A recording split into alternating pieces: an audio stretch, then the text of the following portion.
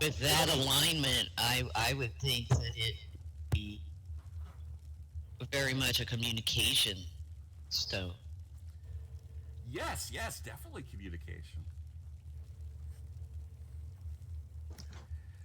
So The interesting thing being that orange is not a personal color for me that I could wear and look good in it. It's not one of my favorite colors. But the sunstones that come to me almost always have yellow and orange and reddish tones to them. It's one of Yeah. the I was times I've been drawn to that color scheme. and we're live, and we're live. Wonderful, wonderful, wonderful. So you caught us in the middle of a discussion about favorite stones and what they mean. We just discussed sunstones, and now we're also talked about citrine. So, uh, so that's wonderful. Yeah, so we believe it's a communication stone, so it's a really great stone there. So hey, let me. So, Prefect Corvus Umbra, why don't you go ahead and continue this discussion we started? Sure. One of the stones that I've always been attracted to was turquoise, amethyst, and the jasper stone. It took me a while to realize that turquoise was actually a stone for Sagittarius, and I love how valued it was amongst the Native Americans because they used it into a lot of trade and they used the energy of the turquoise a lot. Another stone that I like the amethyst. I don't know why I'm attracted to amethyst. I end up feeling a lot of amethyst. I think it's maybe because my favorite color is purple, and that might have something to do with it. But it really resonates me, and it helps with your spirituality and your metaphysical work. Quartz too. That's clear quartz. That's a great amplifier for any magical purposes too. And then the red jasper, I just love holding it and the power that it represents. To me, it's like a deep red color, and there's just a lot of power to it, and I just love it. I'm sorry, which was that one? The red one? Red jasper. Oh, red jasper. Okay, okay. Well, no, those are some lovely stones. You said amethyst. You said clear quartz. I believe you said red jasper. Those are all very, very wonderful stones. I know that recently I've been dipping my toes into the interesting and really little world of energy grids, and of course, one of the things that that's very common in that practice is to take a pointed crystal, often a clear quartz, and kind of put that in the center as a sort of the beacon, sort of a center for the energy and for which everything else to move through. So I've been certainly thinking a lot about that and doing that with my work, and of course I've also had the occasion myself to kind of create a travel altar. I believe within the school, at least in the when I took it, there was a staff and scroll class, and it talked a little bit about the wizard's kit, which is sort of like a travel kit for you to do magical work with, and it sort of acted as my sort of altar on the road. So I had been putting different stones to kind of keep elemental correspondences, because hey, it's really easy to put a green, yellow, blue, and reddish kind of stone in there, and it's like, okay, you got your elements right there. So playing with those kinds of stones has been really helpful, and of course I've been using clear quartz, sort of the neutral one, the center point, the energy amplifier, and all of that. So I think that's really cool.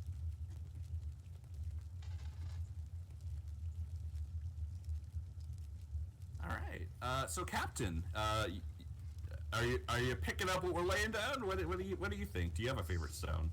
So I I have all kinds of favorite stones. Um, the favorite stone that I have, it's a pie stone. So I've been working my way through these things called the Moon Eye Key Rites, and this shamanic healer sent me a bag of stones, and with it came a pie stone. It's shaped like a circle with a hole through it. It's maybe an inch and a half in diameter and like quarter of an inch thick. Um, and I can't tell what the stone is. It looks like it might be a granite or maybe a marble. Um, but for like specific stones, this is just because of the shape and where it came from.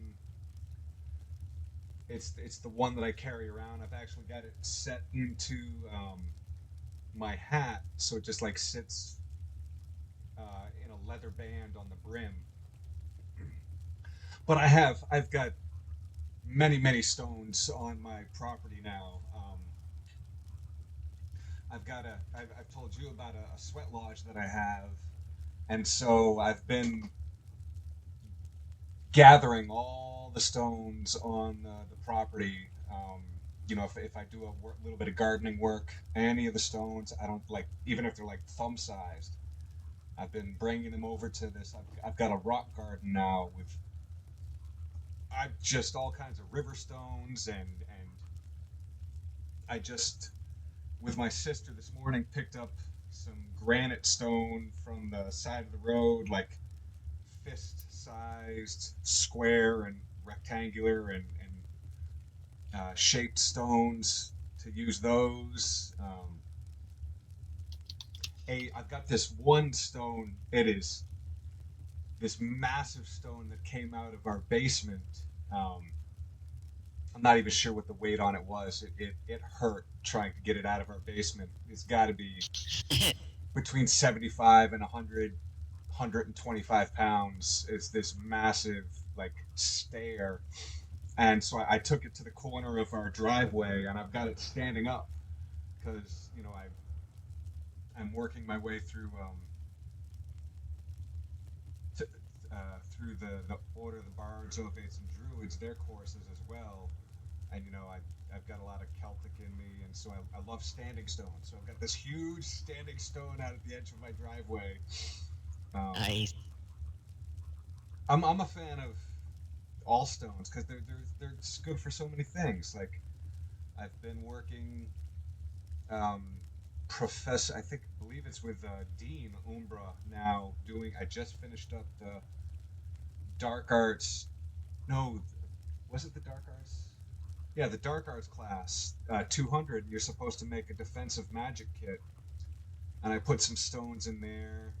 I have to actually write down the meanings of the correspondences to the stones because I forget them. As soon as I read them, I forget them. So I've got like a little note paper of what the stone is useful for and why I've got it in my magical defensive kit.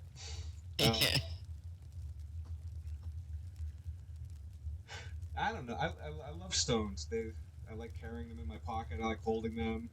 And my son, he's 1 year old. He's got a favorite stone that he was out walking around the other day. He picked up this one stone. He picked it up and he started chewing on it.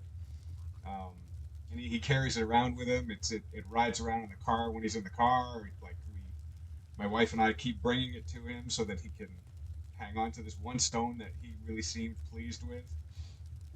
Nice. Yes. It's the best kind of pet. Right? A pet rock, man. Like it doesn't mess. It doesn't go far. It's pretty. It's always there. Always listen. Exactly. Yeah. What more could a young man ask for in a friend? It's true. It's true. And is always ready to defend you. Yes. Yeah, that too. That too. Oh man, that's really wonderful. Yeah, it sounds like you've given Rocks and Stones a great number. A great amount of course, being of the Stones Lodge, I have a great love of standing stones and sort of stone monuments myself, and it sounds like you've been working a lot with stones, and I love that you got to teach them while they're young. You get the kids interested in rocks and stones, so I think that's really cool. Heck yeah. In my own local community and sort of corner of the world, there was a lot of the magic hubs were sort of very interested in stones. We had a number of metaphysical shops, and of those, a good number of them were very stone centric, which I thought was interesting. And some of them unfortunately ended up closing due to some combination of COVID and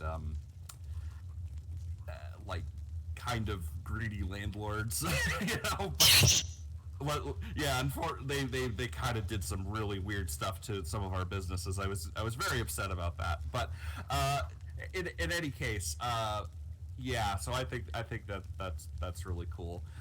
There's a lot of history all around us in formations of stones and their individual energies and how they're made and all that. And there's going to be a workshop later in the day about just that. So please stay tuned for that. We're gonna get into a little deeper into stones and where they come from and how they're made and all that stuff. So that's gonna be a lot of fun. But I suppose the only one who hasn't shared is me. So I'll go ahead and let everyone know my own favorite stone. So a stone near and dear to my heart is called a moss agate. It's a beautiful little green stone, and it was I really like it for a number of reasons. Of course, green is my favorite color, and it's if you want to use the sort of chakra model, of course that's associated with the heart chakra, so sort of emotive and so it's very grounding, very centering, very nice. I like to have it near me. The very first pendulum I ever had was actually made of the stone, and that's kind of where I think that my love initially came from, because my first pendulum was a moss agate. But I think it's just a pretty little stone, and I like it. But I like a lot of different stones. Of course, I'm a Capricorn. I was born in January, so my birthstone is garnet. So that's a lovely little stone. I'm very fond of petrified wood. I think it's really cool that something that used to be part of a plant is now rock. It's essentially fossilized. That's always been fascinating to me, and I like having it nearby because it's a little piece of the forest you can kind of put in your pocket and carry with you, and I just think that's cool. But there's a lot of really neat stones out there in the world, and I have a great love for many of them. But those are a couple of my favorites, and thank you for telling me about yours. There, as people were talking, I do have another favorite stone. However, it doesn't like me. Oh no! I have purchased this stone 3 different times, and all 3 of them within a week vanish. Just vanish. Petrified wood, which is, an entire argument over whether it's a rock. It's a rock now. It was wood, now it's a rock. They're both earth, it's fine. I love how it looks. I love the energies of petrified wood. And I cannot own it. And I'm like, has anyone else ever had that kind of thing where there was a stone they were just fascinated with, and it refuses to stay in their vicinity? I can't say that I can think of any rock that has rejected me like that. Although I will say my grandmother has had a similar experience with some plants. Specifically violets, I think African violets, that they always tend to wilt and die very quickly after she owns them. No matter what she does. Yeah, and she isn't a bad gardener. Like I've never, I never thought of her as a particular black thumb, but African violets in particular have that experience. So I think there is something to be said for that sort of energetic pattern, because I've seen it firsthand in my own family, and yeah, it's really interesting. It sounds like I accidentally cut someone off, so please go ahead and speak up and say what you were thinking. I'm sorry if I jumped over. No, you're fine. I actually have the opposite. Venus had bought me some moldavite, and I accidentally rained over it, so I kept it in like a little tiny jar. and it's so tiny, and I'm always scared that I'm going to lose it, but it's odd because I always find it no matter how many times the jar gets knocked over, it gets spilled out, it's just always there. Nice. Another reaction I've had with stones is bloodstone. What I'll do is when I get a new stone, I carry it around with me and get to know the stone. Bloodstone makes my arm ache depending on which side of my body it's on. I felt like I was having a heart attack at work one time and realized it was the stone. And luckily, I worked with a friend and I went, "Take it. It's trying to kill me." Because I changed it to the other side, and that side, you start getting the pains in your shoulder and down your arm. And I was like, "It's trying to kill me. Take it away." I can't handle or work with bloodstone. It's bizarre. The stones are fascinating. Everybody's like, "Oh, it's a rock." No, there's so much to them. I'm really looking forward to your workshop, Prefect Mason. I love stones. Well, glad to hear it. Stones are pretty fantastic. No. But yeah, no, those are that's some interesting stories. Actually, I forgot to share another stone near and dear to my heart, and in fact, it is quite related to some of the work I'm doing for the Stones Lodge right now. In fact, this might be a fantastic transition to talk about stone systems, in the terms of the lodge. But one great stone that I didn't talk about today is the lodestone, which is sort of a naturally magnetic rock, and it's very popular in a lot of magic and spell work. In various traditions, I know hoodoo use it quite a bit. It's popular for attracting money and other things, and it also has a number of associations with, of course, setting goals and accomplishing them, because things are attracted, right? And of course, so I really like the lodestone, both for its look and its properties, but also sort of for the narrative metaphor of the lodestone, attracting things. So. Big fan of that one myself. I don't know if anyone else has ever worked or owned lodestone. What about flint? I love flint. Oh, flint is awesome. Ooh, That's flint. It's so weird that something in nature is able to do that. Flint is cool. Hematite. It has a lot of the same working physical work with it properties as flint. You can make arrowheads out of obsidian just like you can flint. Yeah, obsidian is wild. Now, did you ever see the oh man, the obsidian knife gag? That one's fantastic. I love that one.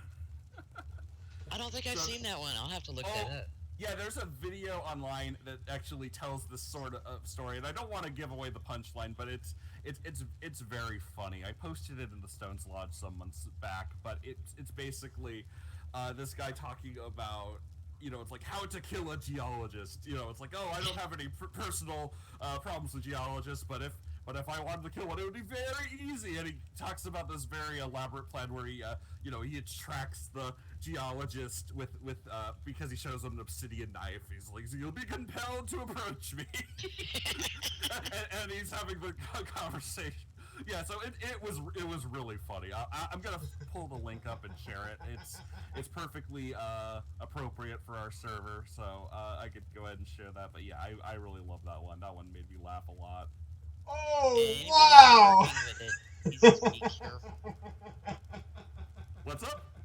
Anyone working with it needs to be careful, because when it shatters, I mean, it was the original razors.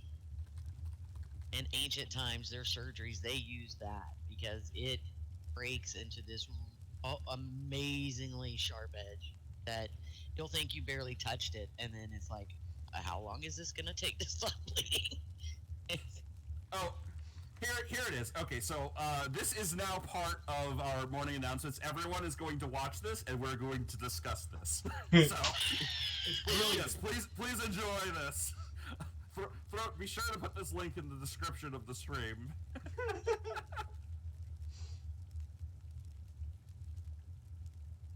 Where'd you send it? You put it in the chat there, didn't you?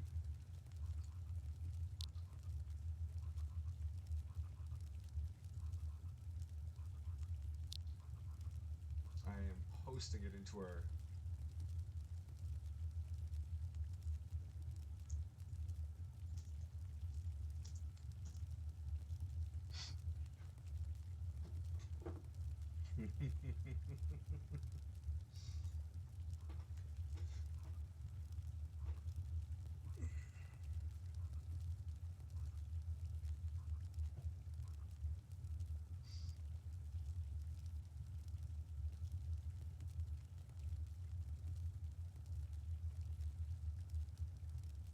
Medea talked about a Georgia gilding stone. Oh. Guiding stone. Oh, it gets me every time. Oh, that's funny. That is funny. Yes, I remember I posted this in the Stones Lodge forum. It was how to kill a Stones Lodge member in animation. And I'm like, I probably shouldn't. We can't let this get out, guys. We can't let them Too know. late. Oh no! Too What have late. I done? What have I done? We now know to watch for bats. That's okay. I have several sitting around my house. I don't believe in having a loaded weapon in my home, but bats are fine. Yeah. Might I recommend a lightsaber for you? Oh, yeah. Oh, you know what? I completely forgot. You know, that's the thing. In the lore of Star Wars, lightsabers, they use a crystal to power them. So The kyber crystal, that yes. That is a Stonesian weapon. That is, yes. That is. Stone's Lodge. I mean, you say, oh, it's like a plasma sword. It's fire. No, it's powered by a crystal. Haha. Yup. Oh, it's a light sword. Hence lightsaber. Yep. Yep. No, I think that's really cool. That's really cool. I got a couple replicas and I had to stop myself from getting a lot more of them. Oh, you know what? I gotta tell you about, the pool of weapons is, it knows no class or social station or lodge of the school, but I can tell you there are people who go through phases like that. My brothers did. One of them is a Taurus, and would be in Stone's Lodge were he in the school. The other one is, I want to say, Libra? So air. But yeah, they had a little period of time where they would constantly be buying weapons and replicas for movies and anime and television, and they would buy those like wooden practice swords. They would just beat each other in the backyard. They were in their 20s. I don't know what to tell you. They had money for the first time in their life, and they started to buy strange things. They couldn't help it. I just kind of watched, and I'm like, wow, okay, well, I guess this is what we're doing. The way I was raised, pocket knife collection. Oh, my grandfather had quite a pocket knife collection. Actually, I ended up getting a lot of knives from him after he passed.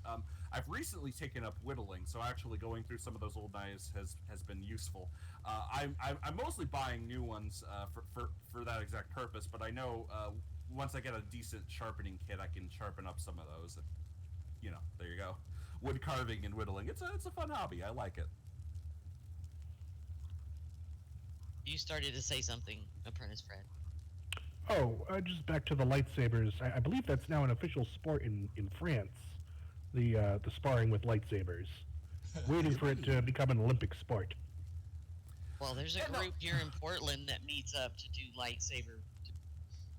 Oh, they're all over. Yes. And then there's other groups that actually set swords on fire and duel with those. But that's fire players. That's nutty. Now I've heard of Muggle Quidditch. That where they would Oh no! They set up on those brooms and they do the sport there. But I've never heard of lightsaber battles. Now I guess it's technically just sort of a slightly fantasy aligned to science fiction, I suppose. It's HEMA. Version of fencing. Historical right? European martial arts. Yeah. Oh yeah, it's HEMA supported. Okay. Oh, their regalia is totally on for the movies, and yeah, they take it very seriously. There's rules and everything. I was like, okay. Yeah, I'm not as informed about sort of the deeper intricacies of Star Wars lore as I would like, but I do know that there are like specific forms and like lightsaber. What I guess you'd call it martial arts, where like one has a different focus than another, and one's better at this or that. And there's a lot of stuff like that. It's interesting. Like I remember during the prequel trilogy, I want to say it's Count Dooku is the character, the one who has the sort of bent lightsaber. You know, it's sort of like a saber. Curved hilt? And and they kind of go, and there's a whole forum dedicated to that. It's sort of a duelist, for taking down one-on-one opponents, and it was super specialized for that, and that's why his particular lightsaber is bent compared to other characters. Yeah, there's 7 forms in canon. Excellent. The knowledge we gain at every move. Yes. I was just impressed that I knew that. I was like, oh, I know a thing. Right. I'm like, wow. But yes, 7 forms. That's. Woo. And I mean, like, realistically, for a human that is not a Jedi to do most of the forms doesn't really make sense. You're not going to leap 20 feet in the air or do a 30-yard roll or something, but it's still, at least philosophically, interesting to note that there are those 7 distinct styles. Well, not with that attitude, you're not. Yeah, I know. Oh, but no. No. What do you mean I can't deflect bullets? Oh man. So we're about 20 minutes out from our first event after our announcements. So I guess I'll leave it to everyone here. Do you want to keep the old ball rolling for what we're doing now? Give more people a chance to show up, or do you want to move on? I would like to see if we can. Go ahead. I would like to see about doing a quick 10-minute break so I can go refill my water. Oh, that's a good idea. Yeah, let's reconvene in 10 minutes and see how we feel then. I was going to say, let's split the difference. Let's do 10 of. That gives people time to log in, but also keeps us moving a little ahead of schedule. Yeah, Sure. I think that's perfectly fine. And we'll catch up at the break. We have a break at our, what is it, 1, 2? You're the one who made the schedule. You should know.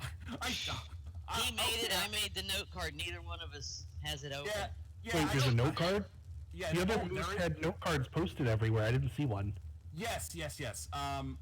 Yeah, the break is at 1 p.m. Yeah, see, right here, this little, right here is the note card giver. So if you see this little button, you can press here. It'll give you a note card, and that'll have our full schedule there. My apologies for for not catching everybody up to speed on that one. That was my fault. But yeah, so we have a break at 1 p.m. So we'll, even if we do get a little ahead of schedule, we'll catch up then. Perfect. That'll work. I'll be back in a bit. Yeah. Yep. Be back in 10 minutes. Yep. See you in 10.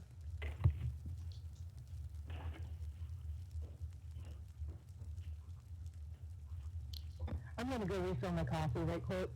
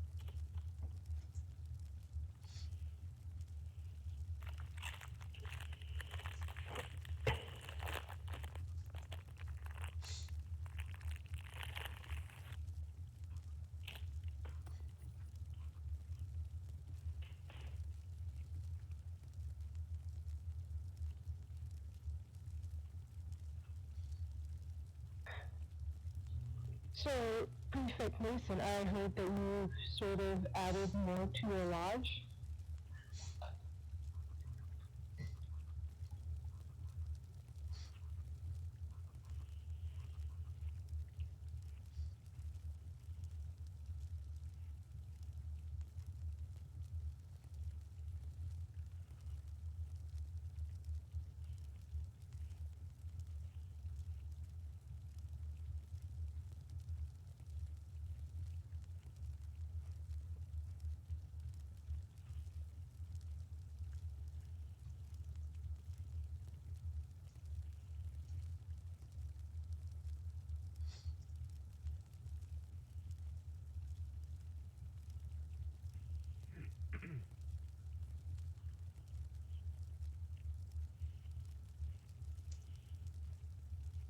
Sounds like he may not be here at this moment in time. I am back.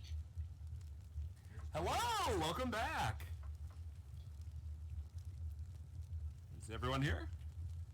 I just saw Venus come online. Would somebody be kind enough to teleport her here? Oh, of course, of course, of course.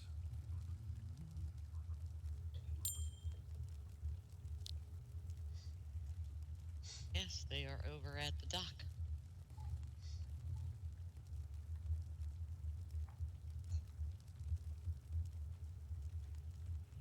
Good morning, Perfect Venus. How are thee? It's a fun day. Hello, hello, hello, hello. It takes time to.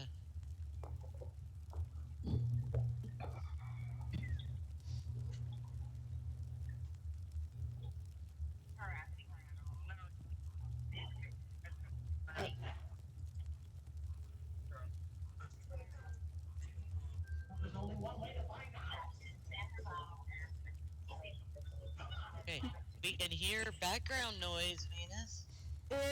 Sorry.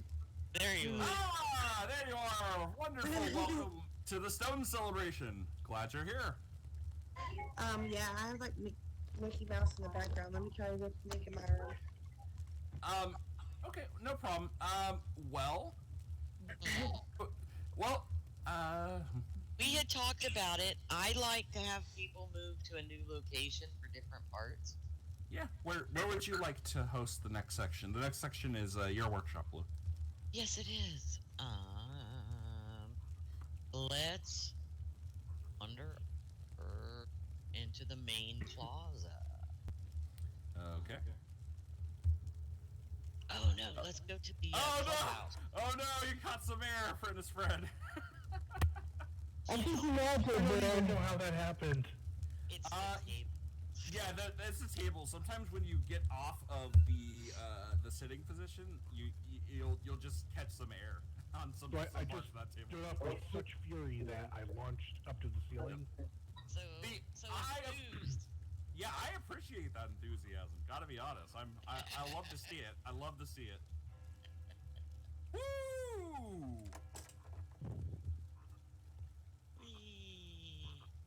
Be jumping around. Yes, I always make if one of the checks I do on my costume, on my avatar's outfits. It's if I.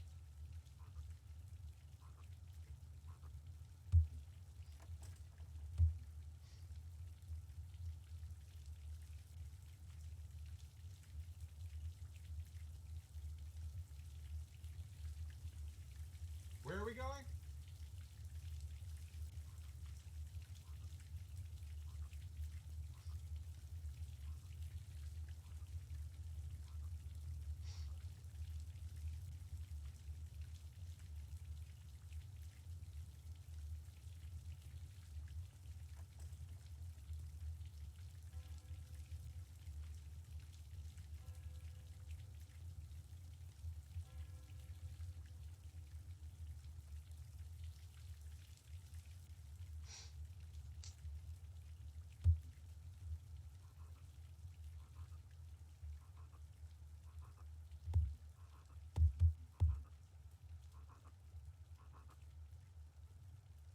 Okay,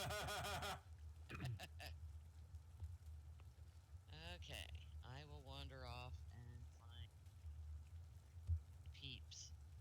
Okay. We're Because coming. that's just one of my things. I don't We're like. coming. Can we just teleport them all? We're coming. That's too easy. That's too easy. Yeah. I'm sorry. That's Yeah. Yeah. Captain. Ah, wonderful, wonderful, wonderful. Where do I find a robe? I don't hate my current outfit, but I don't know what to do about a robe. Now the one I'm wearing now, this was a gift. I forgot exactly the story. I can find that out for you though, if you want one just like this. They were going for kind of a Harry Potterish motif. So there's if you just want a robe in green, red, blue, that kind of yellow. I'm waters, so blue would be helpful.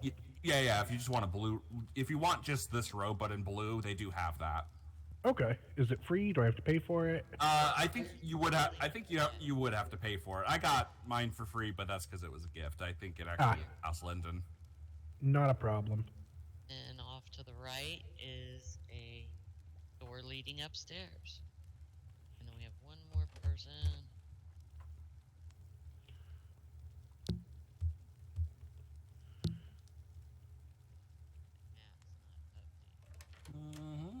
Map's not updated. Mac, any chance I could swap seats with you? Swap seats with me. It's Captain Mac and Rose. Change places. Well, actually, this is one of those chair spawning tables. So as more people sit down, you're going to probably shift position anyway. Okay, cool. I wanted to face the pictures so that I'm not in the picture when I take it. Also, where'd all the lights go? I'm not sure. Okay, but that's not just me. I'm not sure because okay, because I know sometimes sun position on the sim changes erratically. But yeah, it just kind of depends. Okay. Oh. Did I loot you? There you go. Perfect. And background noise is the bane of Moot.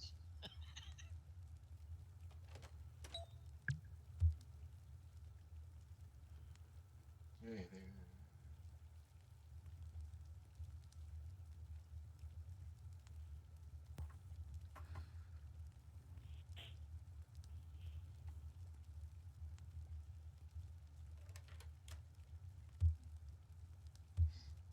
I'm forgetting to do my processional walk. Walk 10 steps and 10 steps and here.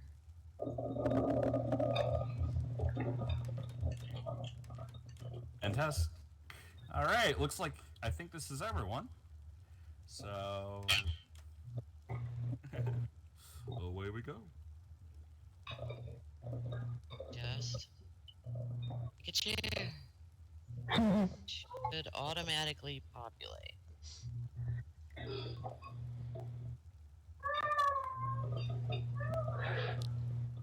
Right click and sit.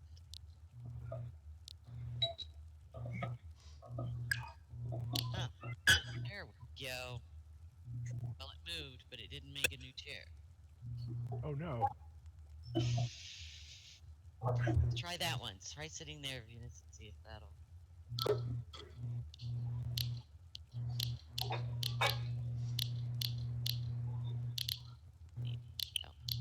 Thingies here, my thingies. Blue, since you're presenting, do you want to just stand in that open spot? Yeah.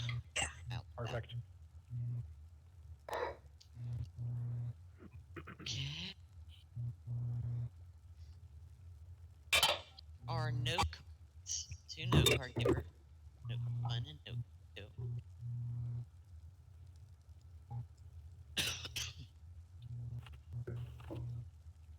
See, that's mine.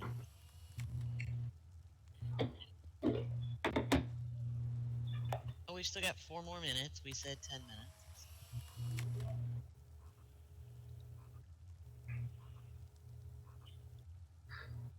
Getting into each other. Well, you know what? Prefect Venus. When are you there? Are you on mic? Yes. Well, I'm gonna go ahead and put you on the spot now. No, I'm teasing. But when we were talking about everyone's favorite stones before you came in, I was curious if I could hear that. Do you have a favorite rock? Why do you like it? What's your favorite stone? Oh. Like, it really depends on what I'm going for. Like, I wear, when I can, a serpentine, but usually my 10-month-old steals it away from me, so I don't get to wear it much. I am a fan of rose quartz and have been since, like, the beginning of my path. Just for the, the self-love, sometimes you need a little extra. But,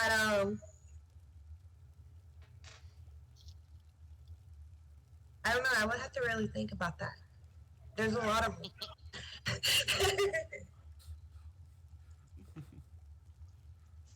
That's all right. Not a problem. I just thought we had a lot of really interesting conversations this morning as we were kind of asking around about everyone's favorite stone, and I didn't get a chance to ask you, so I thought that would just be something fun to do while we let everyone get here and we get ready for our next workshop. Totally. Like, I love crystals. So, for, like, you can even ask Corvus, like, that is my thing right there. She even bought me a book one time that was a book of crystals. Because I had it before. Yeah.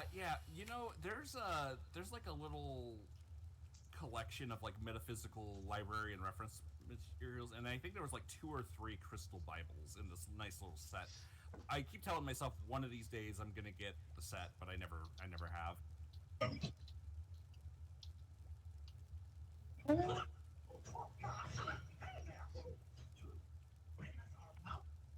Yeah, like I said, it all really just depends on what I'm looking for and what I'm wanting to achieve in my certain part of my life. Well, I think that's very wise. So no, I mean, you gotta always use the right tool for the job. So I think that's but yeah, rose quartz. That wasn't an answer we got today, and I think you're right. You definitely sometimes you need that, and yeah, I need to dig up one of my rose quartz. I haven't worked with it for a minute. Like above my door, I have a selenite, tourmaline, and a citrine. Oh yeah, we did have a talk about citrine earlier. Yeah, citrine was the bell of the ball. Let's say it was a hit today.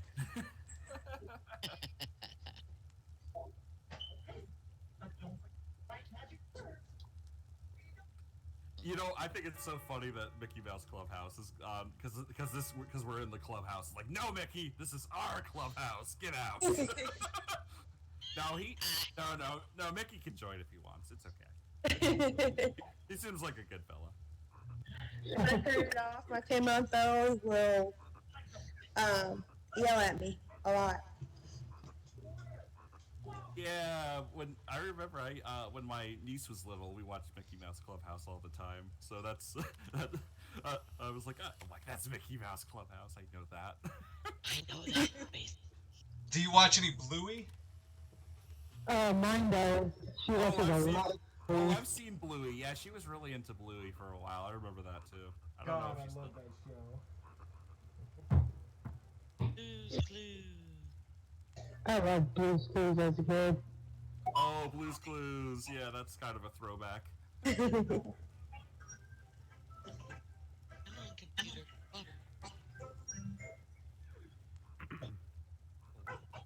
Okay, my computer froze. So. If you lose me, I'll be back. That's quite all right. You know where we'll be. The little spinning blue circle saying you have clicked too many times. You don't have to worry, Blue. It's not like we could have the workshop without you. Point. You're kind of holding the keys to the car here. Yes. I has the power. Yes. Yes. Use it wisely. Use it wisely. All right, Provost. So he's talking about having our own agency and exercising our power, but doing it wisely.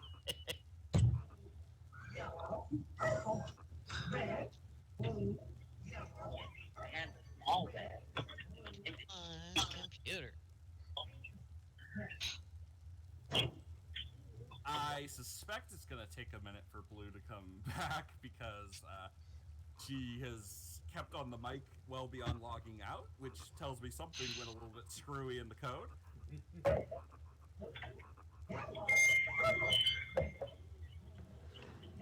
It sounded like dial-up for a moment. Oh God! We were talking about throwbacks earlier. I don't want to go that far back. No. Nope. That sound still haunts my dreams. I remember the wide-eye look of my aunt's godkids when I had to explain to them when I was a kid and in school. We used encyclopedias instead of the internet because it was faster. Oh. Yeah. I remember I was a kid. I must have, 7 or 8 years old. We got a new computer and it came with a free multi-CD Encyclopedia Britannica or Grolier or whatever it was. Yeah. The encyclopedias on CD-ROM. Yeah. Yup. And I'm just like, I thought these were on books, and I never really had to use a book. And for a while, I'd see, on TV, buy your encyclopedia sets, or it's a point of privilege or a badge of honor to have an encyclopedia set at home. And I'm just like, that is not efficient at all. I never had. No, I remember. I never really had the joy or privilege of using an encyclopedia in a time before it was accessible either online or at least on a CD. Yeah, I didn't have a personal set, I don't think, but I do remember, going to libraries and stuff. Although I do, as far as encyclopedias are concerned, I do remember my brother telling me recently that when he helped one of his friends move, she just had a single encyclopedia volume in her library and he's like, these are heavy and you don't need these all. Why do you just have E? Oh, not like a single edition, a single letter. Oh no. Yes. Oh no. Had E in her library. It's like, there's no way you just need E. And you keep in mind that is like a very important vowel, like E. So usually in these encyclopedia sets, E is like 3 volumes. I think she only had 1. Oh, that's not helpful. Not even slightly. I mean, I can see like if you have the Futhark runes and maybe you have a Thurasaz rune and you just hang on to that rune with you because it's important to you. But I fail to see how that's applicable in like an encyclopedia where like the E is specifically meaningful to you. I don't. Well, I'm actually thinking about it. Like, if you want to take like a chaos magic approach, it's like, okay, well, you compare the Latin letter E to the rune, and it's like, well, we have to get the message across. It's yelling, it's screaming at you. Therefore, metaphorically, you make a poppet, and then you just beat that poppet over the head with the E encyclopedia, so the message gets sent in. So it's like, E, E, E. There you go. Today is brought to you by the letter E. Bam, bam, bam. Oh, no. Oh, no, that's not how those children's shows work. I'm so sorry. No, it's ha ha ha. Hello. How you Hello. I'm back. doing? Wonderful, wonderful.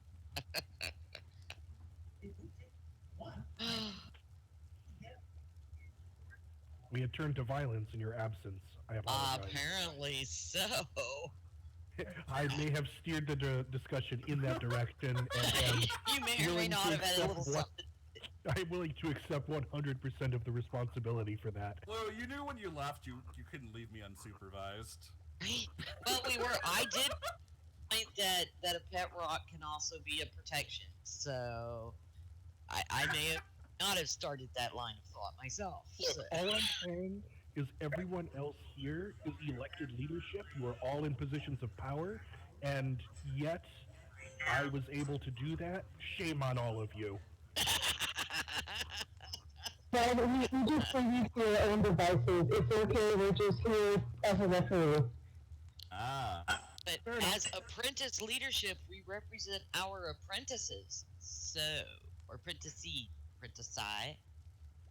Actually, Provost answered that at one point. It's apprentices. Why would it be anything else? I don't know, simply because I like to say put an I on stuff. Fair enough. Because octopus is a single and a plural, but I like saying octopi just to see who gets twitchy. Oh, like rhinoceri. Yeah. Exactly. Creating new words is a duty. The teachers of the future. Are you laughing because you said duty? I am. Oh no. Wait. Oh no. This is even Everything's worse than fine. I thought. You are the apprentice leadership. We are, right? Yes, No, actually, okay. I was singing the theme to the Lego song, the Everything is Awesome song, while I was rebooting, so it kind of took me down a deep place. But I am. Oh no.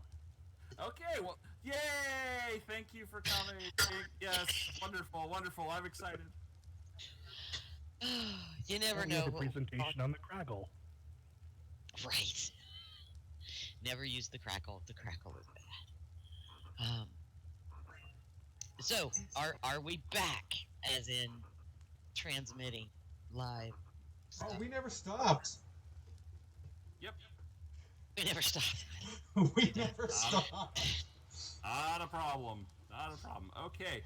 Well, we're live. We're all here. We're ready to learn and enjoy this workshop. So let us know. Awesome. Thank you. This workshop is kind of an introduction into seasonal cooking, seasonal recipes. There are, for those who are here on live, there are workshops. The information that is in them, I will get posted into the photos and files on Gray School's website.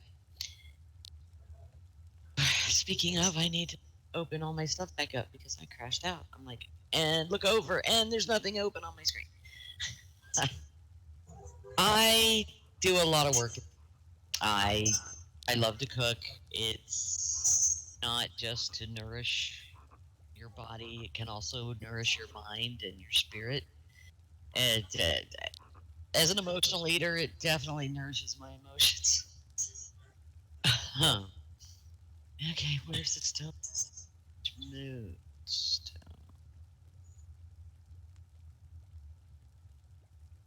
I've lost it. It's food can be wonderful. It can be horrible. It can be so. You can express so much through food.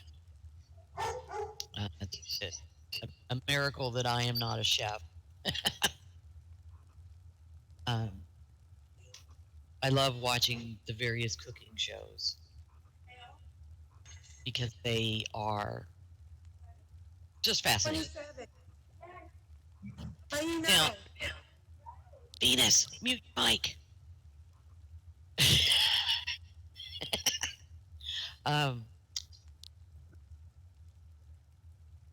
Cooking with seasonal food helps you connect with that time of year. And right now, it's technically the middle harvest. For me personally, it's the final harvest. The is the last day to harvest food that you're eating. For me, anything that is still on the vine or still on any of the plants after the 31st, that all belongs to nature. That belongs to the bugs, the birds, the deer, the deity. You know, it's a very old thing. If you eat anything, harvest anything after the 31st, then you're taking away from deity, and it just seems like a good cutoff for me because by this time of year, those of us who like to preserve food with canning and dehydrating and all the various ways to save food, you're pretty exhausted at this point. You've had your corn harvest, you've had your wheat harvest, you've had your oat harvest, you've got apples, grapes, berries. It, you're just really kind of done with the cooking at this point. When I want to do something extra special, such as for tomorrow, which for me is one of the New Year's Eves that I celebrate. First is the beginning of the new, and I like to create special recipes.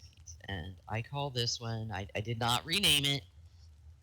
It's one of my personal recipes. It's Samhain apple bread pudding. I just kind of want to walk you guys through the process of getting more meaning for a recipe. And what I do is I find a recipe, something that is interesting, that sounds like something I want to have for that particular event. And for me, the end of October is very much about it's the end of the apple harvest. I do a lot of apple and a lot of pumpkin because the pumpkins are ripe and ready to cook, and the apples have just finished up, and you've got that little bit of fresh apple left that you just aren't up to putting in jars or freezing or dehydrating. And it's like, what can I do with this? I can make bread pudding. And you write down your ingredients. Standard recipe. Oh, look, this is a good recipe. You can just get someone else's recipe. And just having the fact that, oh, apples, that's harvest.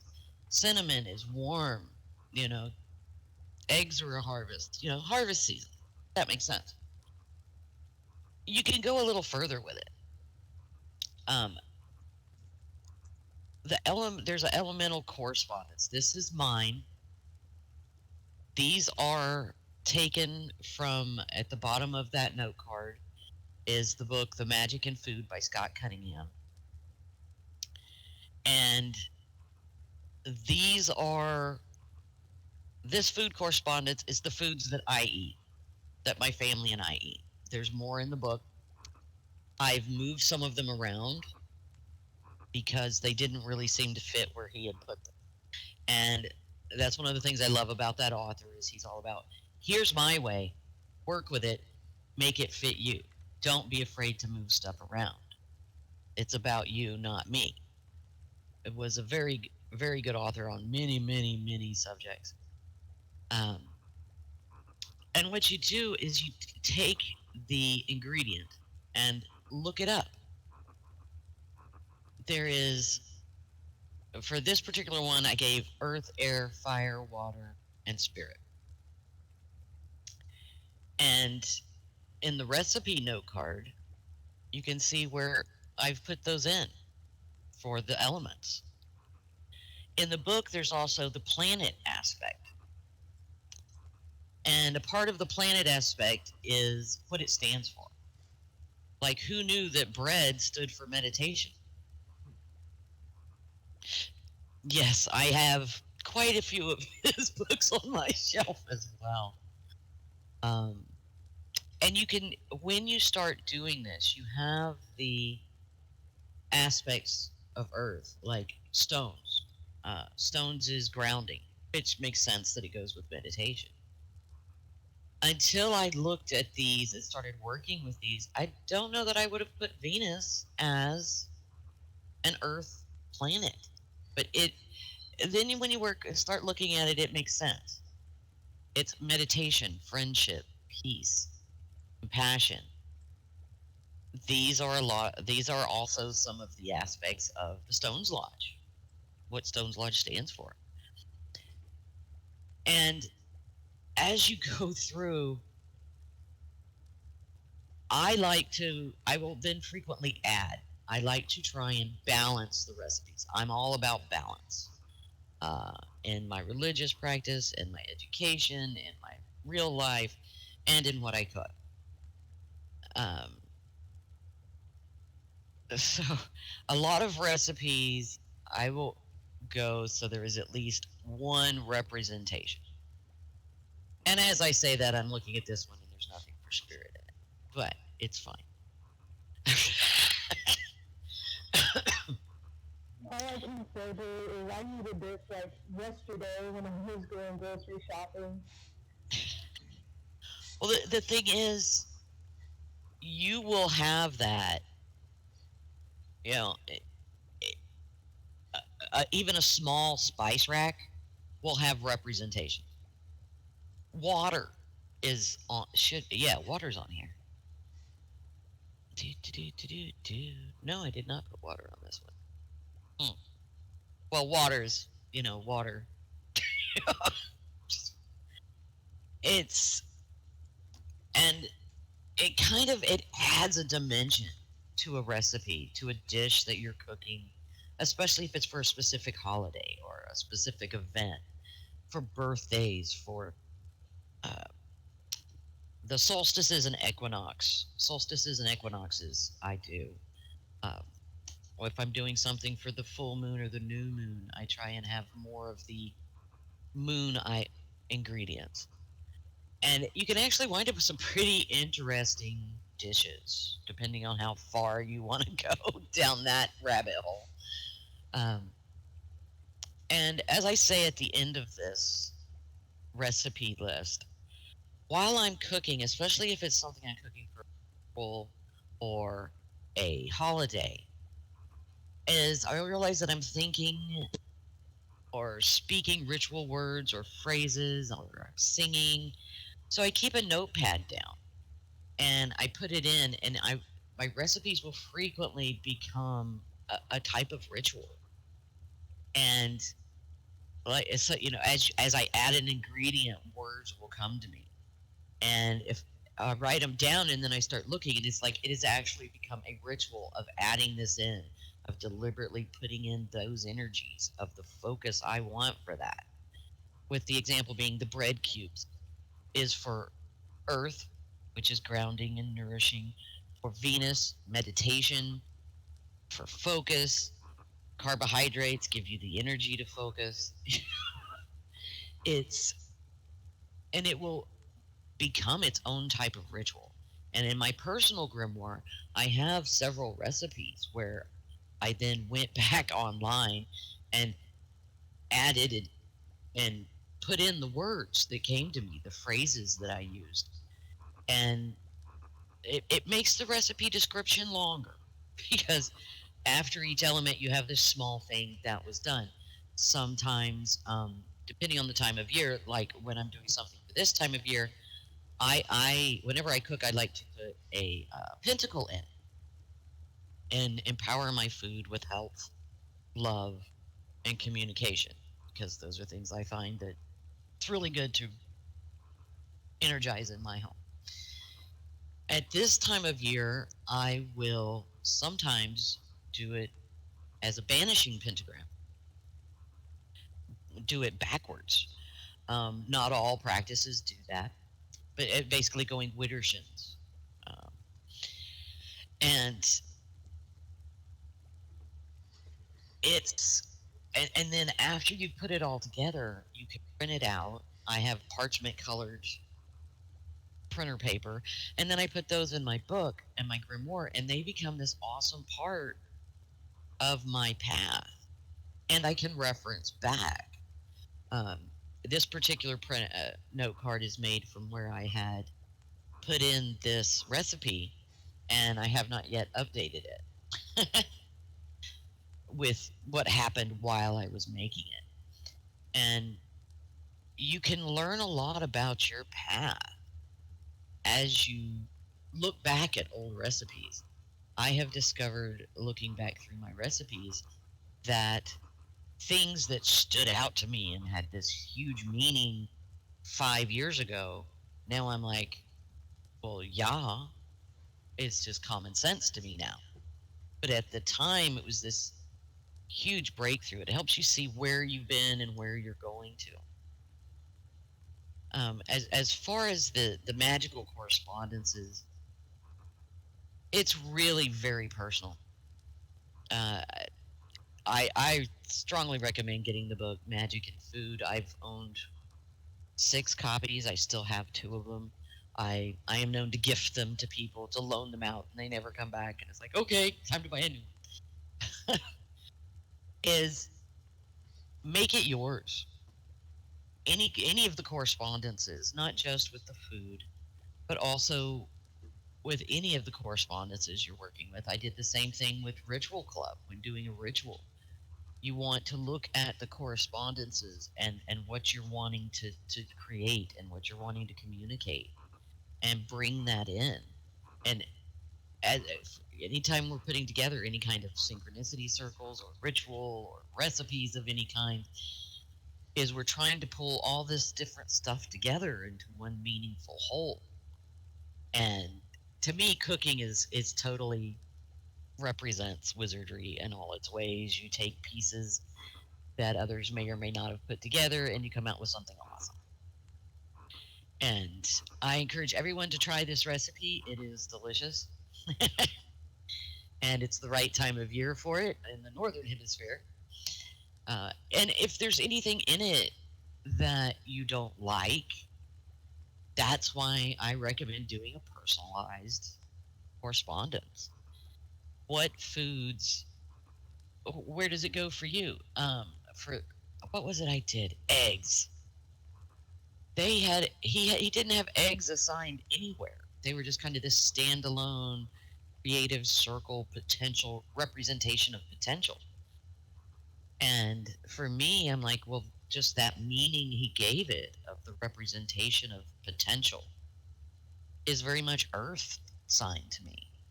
And that's really what the Stones Lodge represents to me is potential. And just it's an amazing word, the word potential. Is make it yours. What works for you? There's a lot of other foods that are in the book that aren't in this one because we don't eat them, and I saw no reason to have them on my list. And there's a lot of foods that aren't in that book's list. It's such a huge subject, food and edible things that are given birth to by the planet, that it can be a lifelong study.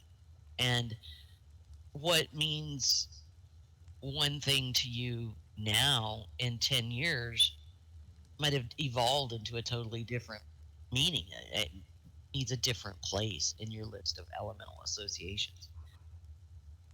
And one of the things I love about this particular process is it brings in astronomy, can bring in astrology, can bring in you have food allergies. Not a worry. Don't have it on your list. And then when you're looking up a recipe, you go, oh yeah, I can't use that. And you can find replacements. A lot of people, like, well, I have no eggs. Well, there's 2 things you can do to replace eggs. And that is flax and chia seeds. If you get chia seeds wet, they become, I call it gelatinous because I don't know how to say the big long N word. Mutagenesis. They make slime. Thank you. That word. Mutilaginous. And you can replace eggs with them. And you can add a little sugar and cocoa powder and you have an amazing pudding. Just that. Blue wants chocolate pudding. Okay, I have not been eating so good on my diet. Let's make chia pudding. 15 minutes later, you have pudding. It's fine. And it's good for you. Your doctor goes, yay for you. I just encourage people, play in the kitchen. It's very easy to get into a grind of, oh, it's time for dinner. We need to eat. We're hungry. It can be more than that. And it doesn't have to be hard to have it be that. Something as simple as you're stirring the food and putting your intent, because you're cooking, you want this to provide health for your family. You want it to nourish them. Make it deliberate. Focus on it. Um, One thing people have said is, how do you take wizardry into the everyday world? How does it connect to my real life? Here's one of the ways it connects to my real life. It only takes a few seconds to take a breath, focus on wanting everyone who eats this food to feel nourished and loved, and stir my food. That's it.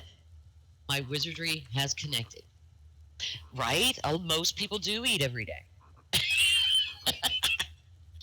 So, and that was a question that had come up, that a lot of people are like, how do I connect these two? How does my wizardry connect to real life? And that's something I'm going to start trying to bring to my interactions with everyone here.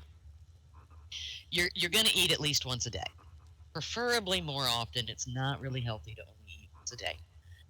And it is very easy to include a little bit of wizardry and magic into that. And it's no it's like a breakfast, mid daisies, Wednesdays, yeah. The 8 meals of the day. 11 seasons, that's it. You missed 11 seasons. That's between second breakfast and lunch. It's a beautiful way to bring it in. And you know you're trying to meal prep, make up muffins. Bananas have gone bad, make banana muffins. As you're stirring the dough, put a little, strength and happiness and grounding. The energy to get through the day can be infused into that. And then every time you pull one out of the freezer and pop it in your little lunch bag and then have it for your mid-morning snack, that's coming back to you. And that brings that magic into your workday. Um, I'm very food focused. I come from a family of foodies. uh, and by that I mean biscuits and gravy and breaded fried pork chops with roasted potatoes with butter and food, real food. Um, does anyone have any questions about magical cooking? I don't have any questions, but I think you put that beautifully towards the end there. How you can bring the magic back when you're eating your, Japanese meat. That's just beautiful in my opinion.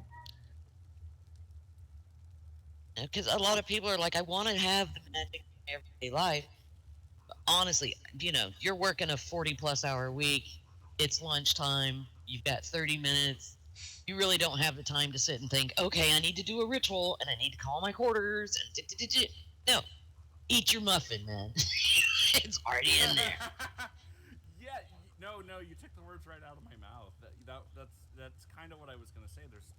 There's a very strong theme or a recurring motif, especially with apprentice wizards, where they'll ask their teachers. It's like, how do I live a more magical life? How do I get that sort of magic and awareness into everything that I do? Because they have this very strong sense of a divide between the magical and the mundane, and really the answer is exactly what Blue kind of elucidated here. It's you have to bring magic into the sort of things that you're doing anyway, because wizards, while we are very powerful and live fascinating lives, we're still people. We still have to eat and pay bills and everything else, Do so, laundry. yeah, so if you're not going to bring magic into those everyday things that you're going to have to do, then you're just kind of letting that time sit and not do anything for you. And it can be very helpful on rough days to, yeah, I'm food oriented. What can I say? You're sitting there at lunch and you're like, okay, 4 more hours. I can do this. And then you pull this out and you're like, oh yeah, my magical muffin.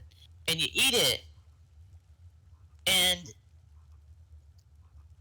you remember how you felt when you created it, the energy you put into it, and you feel it coming back into you. And it takes you out of that stress of the moment, but without doing anything that's going to hinder you coming right back. You're going to sit there, you're going to enjoy your muffin, and then you're going to get up and go back to work feeling, and you'll feel better. You'll have more energy and be able to focus better again. It gives you that moment of time. I don't know. It's just kind of a magical moment. I have a question. Yes. What is more important for cooking magically? Is it balancing the ingredients, or is it the intention as you are creating what you're making? The intention as you are creating what you're making. Thank you. If, and you know, especially because if what you're creating is, you want to make sure that there's elements that support it, that empower what you want it to do. And if you don't include elements, like if you're wanting, like for meditation and me learning that Venus is assigned to Earth element, which I was surprised,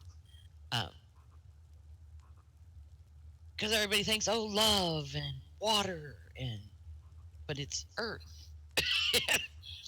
If you were focusing for water, um, if you're in a drought and you're trying to focus magics to get water coming in, you're like, okay, I'm going to make a soup, and you would want to have more items from the water element chart to focus more on that, so that it would support what you want and what you're charging this with. And I don't know how that there's a time limit for how long it will hold a charge. My food usually doesn't last that long. Oh, nice. Yeah, and then there's the whole astrological. This can become, you can get to where it will take you days to figure out a recipe if you're not careful. Um, there are, the internet provides so much information, and so many people have studied the elements of the earth, and it's there's so much to learn, guys, in so little time. But I encourage you guys to try this, even if it's just infusing some scrambled eggs with love, with calm. It did make a difference in my children. For those here who have kids, it did make a difference when I gave them and started infusing food with acceptance and love and security, and just kind of infuse it with a mom hug. And it's just amazing how much it touches people. All humans eat. It doesn't matter what their politics, what their religion, what country they live in. Everybody eats, and everybody shares food with others. And that's the end of my workshop. Well, I've got a question. Well, it was wonderful. Thank you so much. Hang on, Did you have hang on, Prefect Mason. I got a question. Yeah, Blue, Vice Captain Blue, can you hear me? Yes, I can. So I heard you mention using Widdershins. How do you incorporate Deosil and Widdershins into your cooking practice again?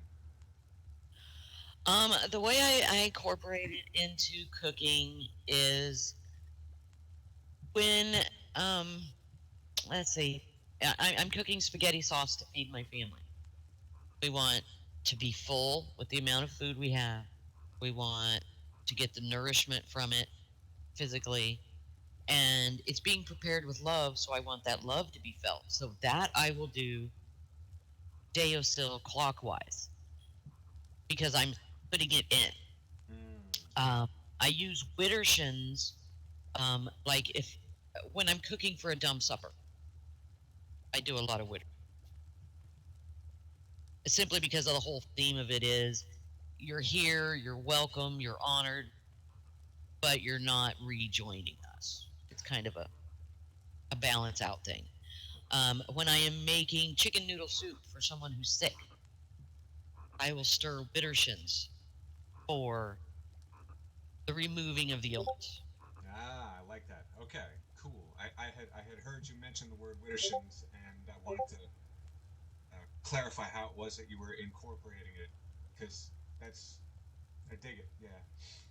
Yeah, it's more of a, if I try to use positive statements. And sometimes, even though it's a positive feeling, it's preventing something or removing something. And that's usually when I will Widdershins,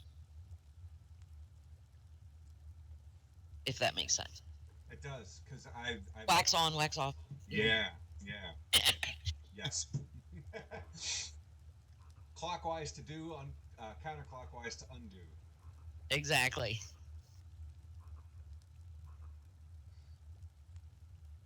So yeah, Prefect Mason, thank you. Back to you for. No problem. No problem at all. Yeah, no, I was just giving my sincere appreciation for the workshop. It's very educational. I'm not much of a cook myself. I'm just like, I'm just sitting here. It's like, how do I infuse my Charleston chew? Okay. Let me tell you how to infuse your chicken nuggets in the microwave. Fair enough. You're going to eat some chicken nuggets. So, take 5 chicken nuggets. Place one on the north for earth. Place one on the right, air. Place one on the towards you for fire.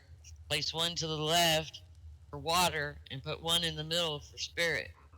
Now microwave them. You're infusing your food with energies and whatever, I need to feel better, I'm hungry and weak. Put them in the microwave. Twofold. One, you've infused it magically, and two, you have them far enough away from each other that they'll cook perfectly in the microwave. Huh. You can cook magically. No, I could definitely see that. And nachos is even more fun. Yeah. Oh, I bet. No, I'm just thinking about like seasonal cooking because I'm trying to think. Like I know, I saw some ingredients being bought, so I know one of the seasonal foods of the household is about to start being cooked. That's going to probably be cooked from now, probably through the end of the year, maybe even early into next year. So we're hitting that seasonal stop off point, and. Oh yeah, Halloween begins the eating holidays that don't end until after Valentine's Day. Yeah. I mean, if you're Irish, it goes through March. Yeah. Point. But true. At the very least, it goes through March. But yeah, I won't let doctors do my A1C until July. No, you're not allowed. Oh, you got no. Halloween and Thanksgiving and Christmas and New Year's and Valentine's Day and Easter and you're not checking my blood sugar till July when the veggies have been out a while and I've been eating salads. Oh man. You don't have to cook from scratch and do this big huge meal. You can make a peanut butter and jelly sandwich with intent. You can carve anything, any kind of sigil or symbol you want into your peanut butter and then slap those 2 slices of bread together. Very true. Very true.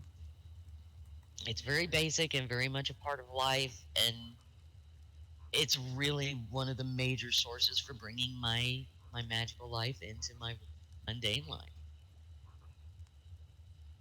Plus, it's also fun if somebody keeps stealing your food out of the office refrigerator. That's undoing as well. Unbinding any constipating foods they might have eaten. Nothing dangerous. Oh, jeez. Oh wait, that was my out loud My apologies. Never ever act against another. It's not appropriate to a wizard. That is unwizardly conduct. Yeah. Well, we call it go school for a reason, bro.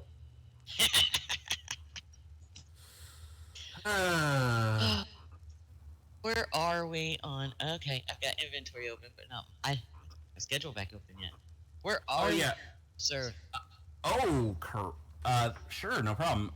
We are going into the 12 o'clock, which is Rock's Rock with myself.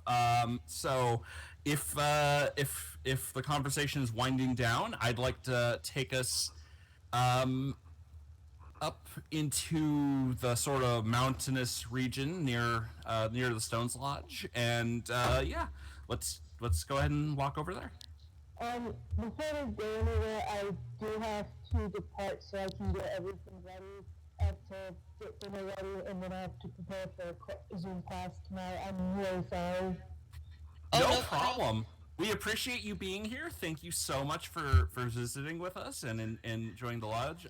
And even if you're not able to come back, we appreciate having you as long as we did. I'm happy to be here, as always. Y'all have a wonderful day. You as well, and have a wonderful dinner. Thank you. All right. Oh, there's a door here. Wall and door. My. I know. It came out of nowhere. It just jumped out. I just keep hiding. Yeah. So over across past this bridge is the Stones Lodge. We're in this section. And actually, that works out quite well because we're going to be offering a tour of the Stones Lodge after this workshop to anyone who wants one. That works.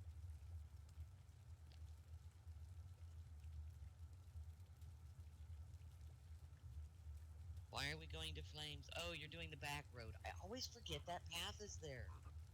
Yeah, I'm pretty much just walking about, enjoying. Which is good because it lets everybody see the different things that are going on.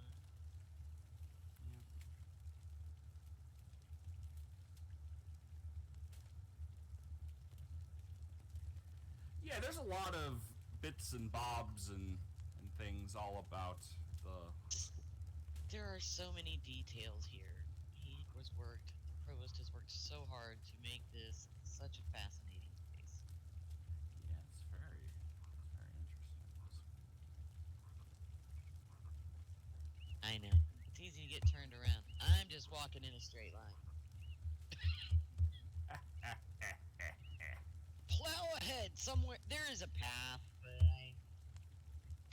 I am as directionally challenged in Second Life as I am in Build. Turn me around twice, I'm lost forever. Oh dear, yeah, that's relatable. And yes, I am one of those people in the elevator that pushes all the buttons and leans out and pushes my car fob to see where it beats. And this is the Winds Lodge, alright. Wrong. Well, the other side is mountains right up against the castle, so... Nice. Oh, we had talked about the thing. It's fine. Yeah, here we go. This is the stone circle we have over here, and then yeah, here we go.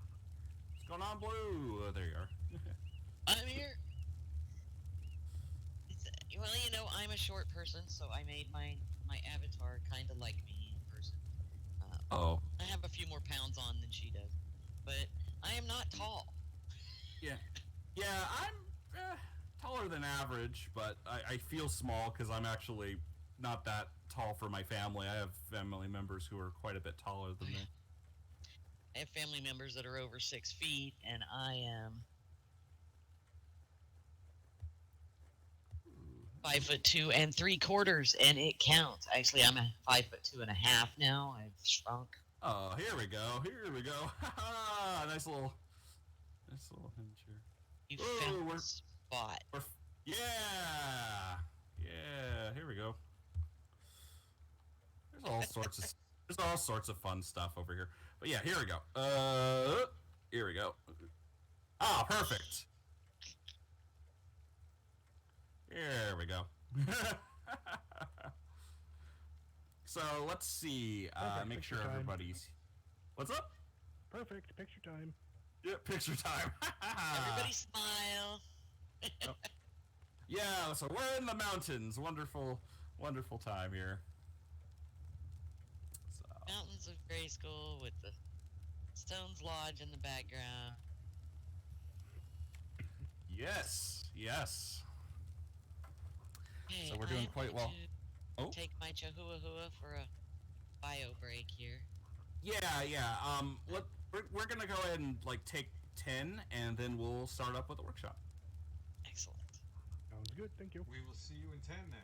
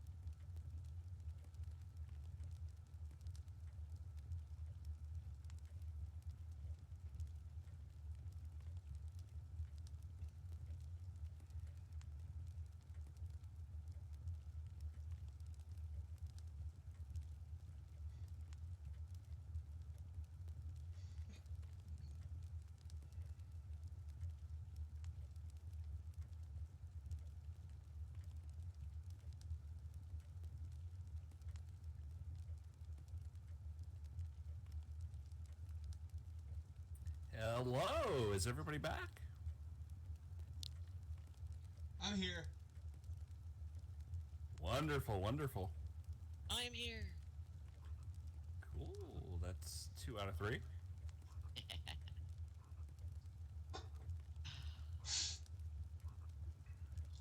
Has anyone else noticed that certain times of year, different aspects of magical practice just seem to fall out to you and kind of fall in place? I've heard a lot of people talk about that. I mean, there's, seasonal associations with the big wheel holidays, and that carries some of it. Is that sort of what you're talking about?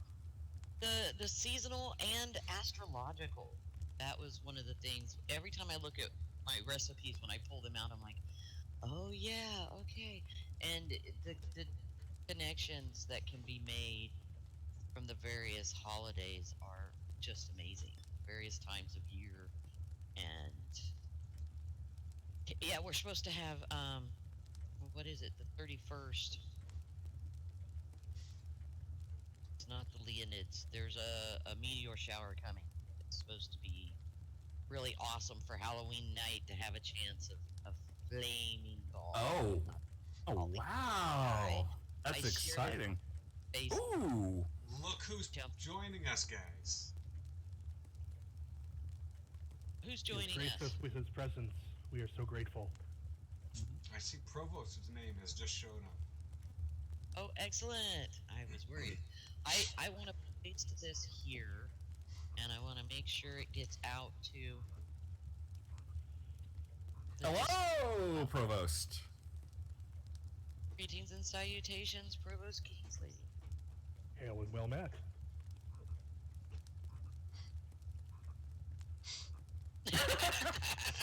Well, we're strange people. What can you do? Given the topic of the workshop, it's not strange at all.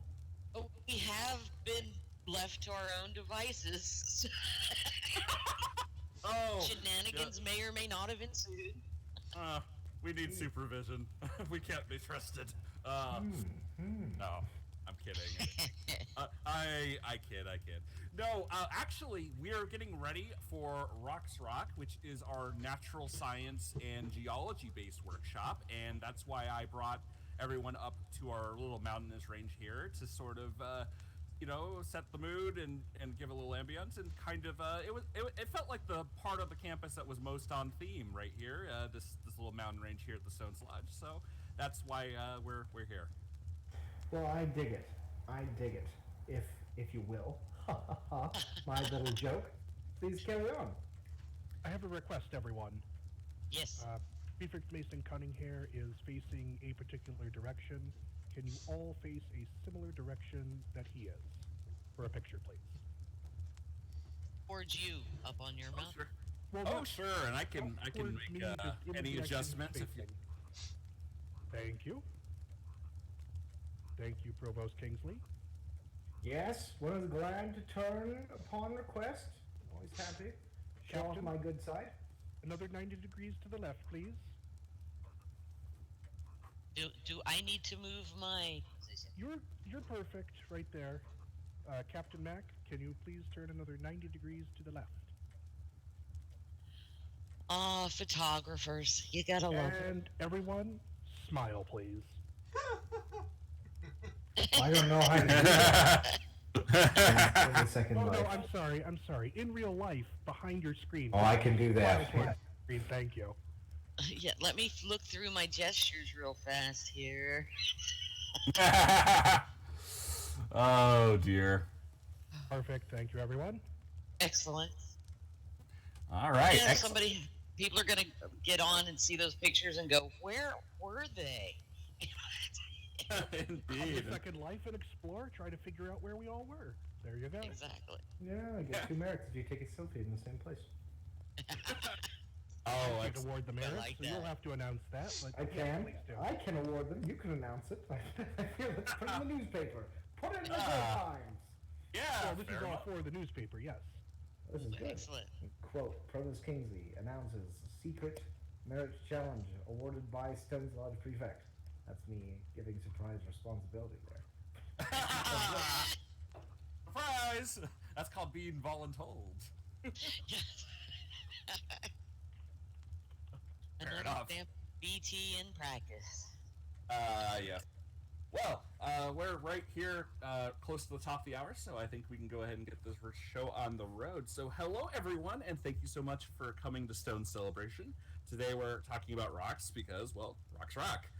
No, but seriously, this is a workshop. We will be covering some fairly basic earth science or natural science, which you probably learned in school, but may have forgotten about. So this will be a small refresher. So don't expect to get a fascinating career in geology off of this workshop alone, I'm afraid, but we do carry on. First, we're going to talk about different types of rocks and stones. Then we're going to talk about where land masses come from. And finally, we're going to give a small overview of why you should care, what makes rocks and minerals such a great love of magical people, since this is a school of wizardry after all.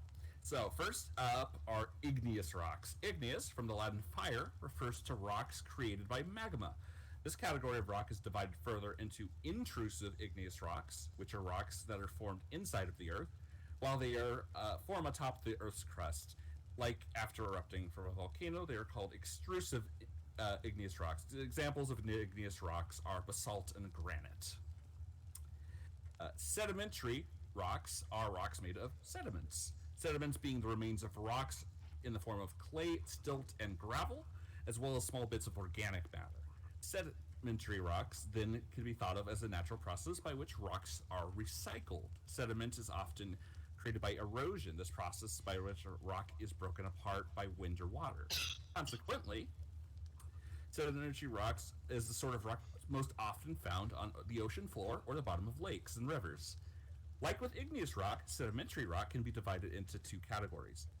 Detritus are rocks made of organic or inorganic material. Really great examples of this might be coal, since it's made from plants. Chemical sedimentary rocks are, of course, rocks formed with chemical compounds in the environment. Good examples of sedimentary rocks are sandstone and limestone. Metamorphic rocks are rocks made of sedimentary and igneous rocks transformed through natural processes over long periods of time. Marble and slate are some solid examples of these rocks. Marble itself is transformed from limestone.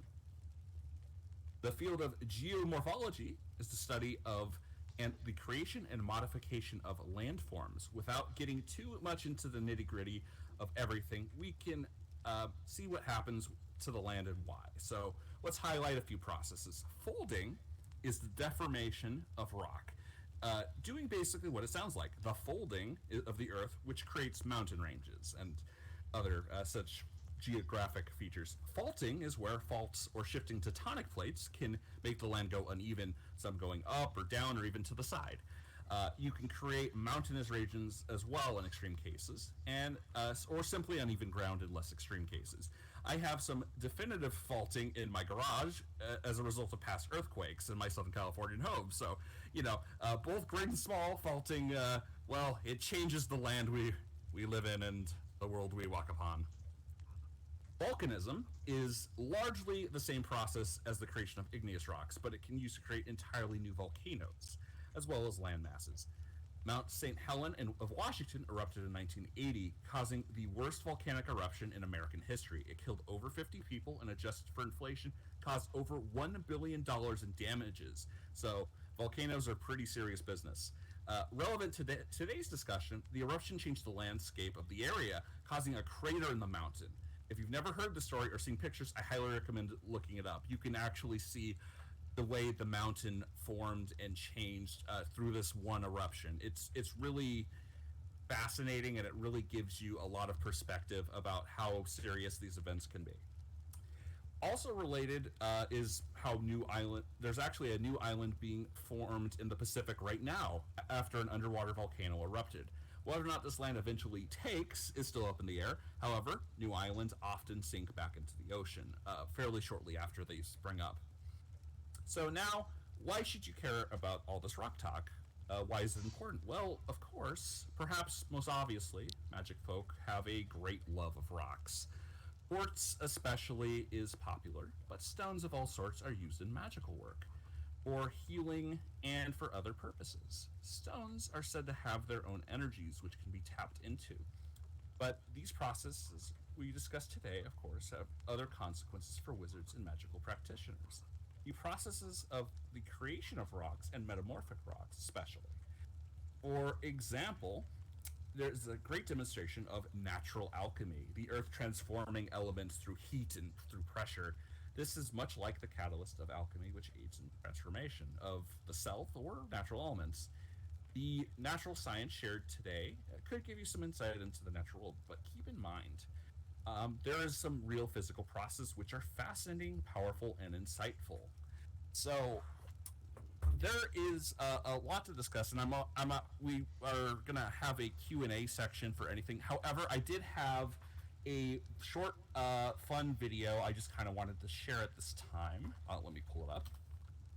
This is from a initially sort of bonus material from a podcast. It's a Dungeons and Dragons podcast, which isn't really relevant to the content base, but just so you know, the character, its perspective it's sung from is a yeah. So the character is a dad whose son got whisked off to another world, and he becomes a druid of the group. And but of course he was a geologist and worked in a museum. So the song is sort of a rap about the field of geology and his museum, and of course titled Rocks Rock, which is also the name of today's presentation. So I hope. So I'm going to go ahead and turn off my mic. Go ahead and enjoy this video, and after that, we'll open up discussion. Excellent. Hello, everyone! Welcome to the San Dimas Museum of Natural History. SDMNH represent!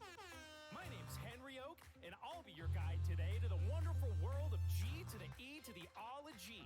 Now I know what you're thinking. Geology? Who wants to learn about boring old rocks? Well, did you know that rocks are actually super cool and interesting? Let me tell you all about it. From the pebbles on the beach to the cobbles in the streets, every stone that you can see will teach you rocks rock. And if you want to learn the history of Earth from the present to our birth, you gotta study rocks. And if you're a great geologist, you'll learn where hidden knowledge is and get into good colleges because of rocks. And if you want to save the planet, then you gotta understand it. Know your geodes from your granite, now let's talk rocks. Who can tell me what a rock is? No one? Come on now, take a shot, kids. Look it up in the dictionary, and you'll find the definitions vary. Noun, any natural material, hard or soft with a distinctive mineral composition. Now here's a question, what is a mineral? I'm glad you asked. It's a chemical compound, not a liquid or gas, but a solid structure at room temperature that occurs in nature, like arseniosidorite or allophane or amethyst or anethase or analorite. Now that you're hip to the basics, Professor Oak is gonna put you through the paces. Pokemon reference, oh that reminds me, there's a Pokestop at the gift shop behind me, so don't forget to get yourself a Geodude when you stop in to get yourself a Geodude. Anyone? Cause it's a reference to the video game Pokemon. Oh, here comes the chorus. From the pebbles on the beach to the cobbles in the streets, every stone that you can see will teach you rocks rock. And if you want to learn the history of Earth from the present to our birth, you gotta study rocks. And if you're a great geologist, you'll learn where hidden knowledge is and get into good colleges because of rocks. And if you want to save the planet, then you gotta understand it. Know your geodes from your granite, now let's talk rocks. Rocks are a window through time. If you don't believe me, this'll blow your mind. How old's the oldest rock? You think 100 years, a million? Then a boogie, the greenstone belt is 4.28 billion. That's old, even older than your mama. But like mama's DNA tells us the saga that led to her birth, rocks tell us the story of how the earth formed and all of its glory. How? Well, let's take the NGB. Get up in that greenstone and you'll see putative fossilized microorganisms found deep in the chert. They support the supposition that life began at the bottom of the sea in geothermal vents, even hotter than this beat.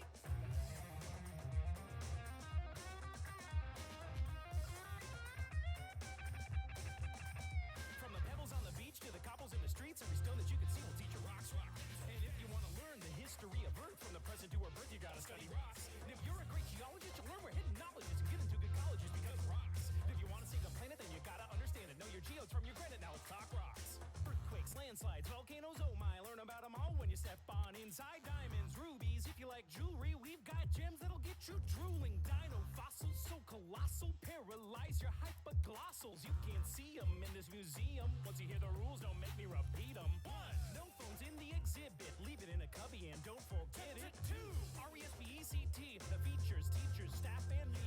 3. Save the best for last. Talking rocks is such a blast. And geology's for everyone. So rule number 3 is have some fun. Rocks just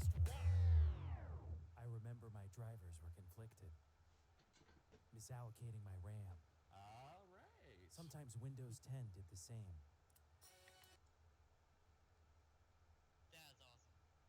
So I hope you enjoyed it. You are all, at least, amateur geologists, so be aware of the trick with the obsidian knife and the baseball bat. You are now all susceptible to it. Provost didn't know about that one. Yeah, that's a throwback. Believe me, it's oh so very funny. That's a throwback reference to this morning. Believe me, if you were here the whole time, you'll be rolling. Yes, oh so very funny.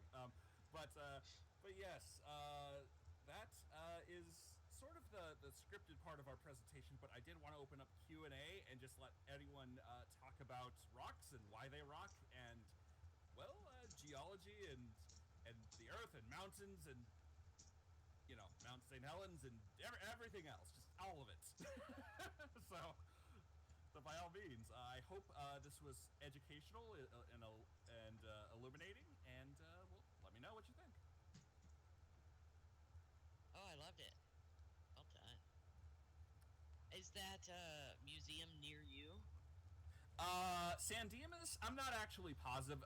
This is, like I said, this is actually a fictional character, podcast. But I'm not sure where that is in relation to me. I'd have to look that up. I've heard that name in some of the sci-fi movies I watch. But... Yeah, I've never been to that museum. I've been to several natural history museums in my area and the greater Los Angeles area. But never to that one specifically. Of course, I've also done La Brea Tar Pits, which is technically a geological exhibit because it's many fossils there. That's a fun museum. Keeps on giving, as I understand it. Oh, indeed it does. The tar pits are just fascinating. It's I don't know. I remember one of the fun things when you go there is you actually get to feel the weight of the tar. There's like this lever you get to pull up on and get to feel how sticky it is, and actually like what pulling the tar is like, and it's like, wow, you could really see how so many things got caught in the tar there. It's impressive. It is very much so.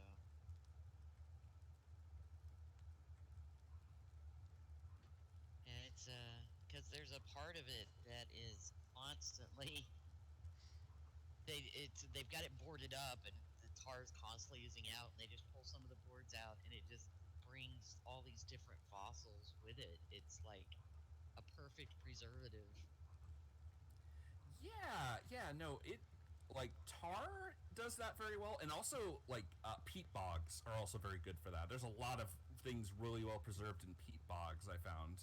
So there's a lot of fossils coming out of the sort of like the Celtic countries, that have a lot of those peat swamps.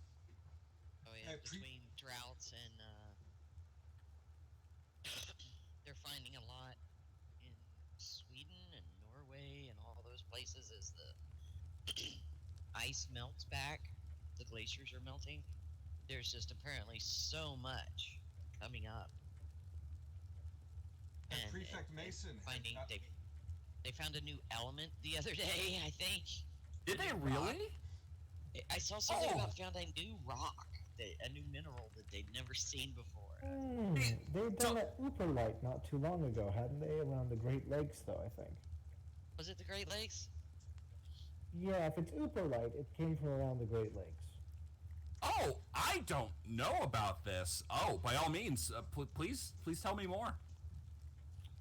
Uperlite, something like that. It's a mineral that under UV light glows bright orange. Kind of cool. It glows?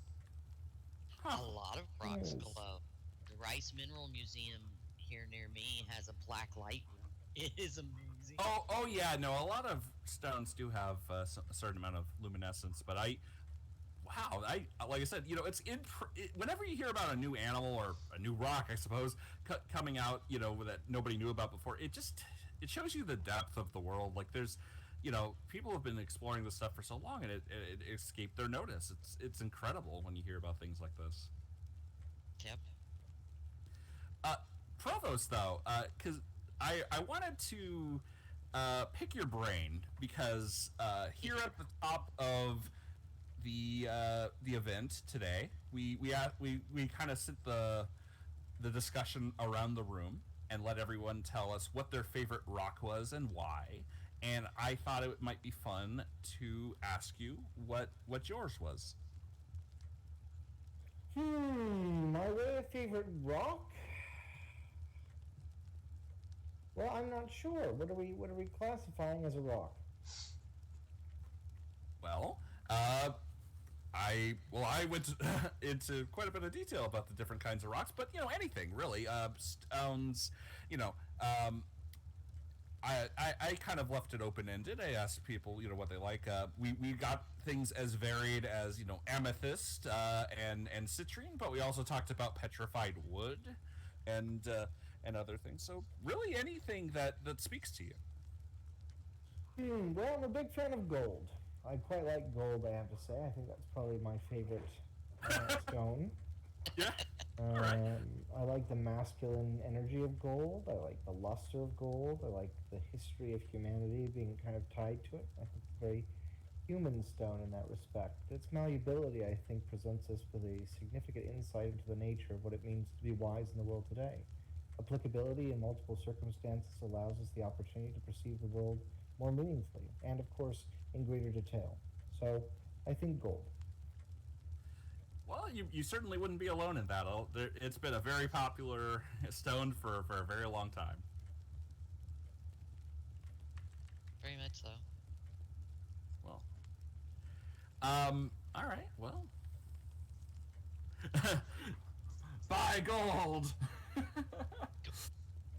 I have That's always quite let good, yes. pyrite, fool's gold, Oh yes, Gold. yes, Cool. yes. That's very beautiful stone. Yes.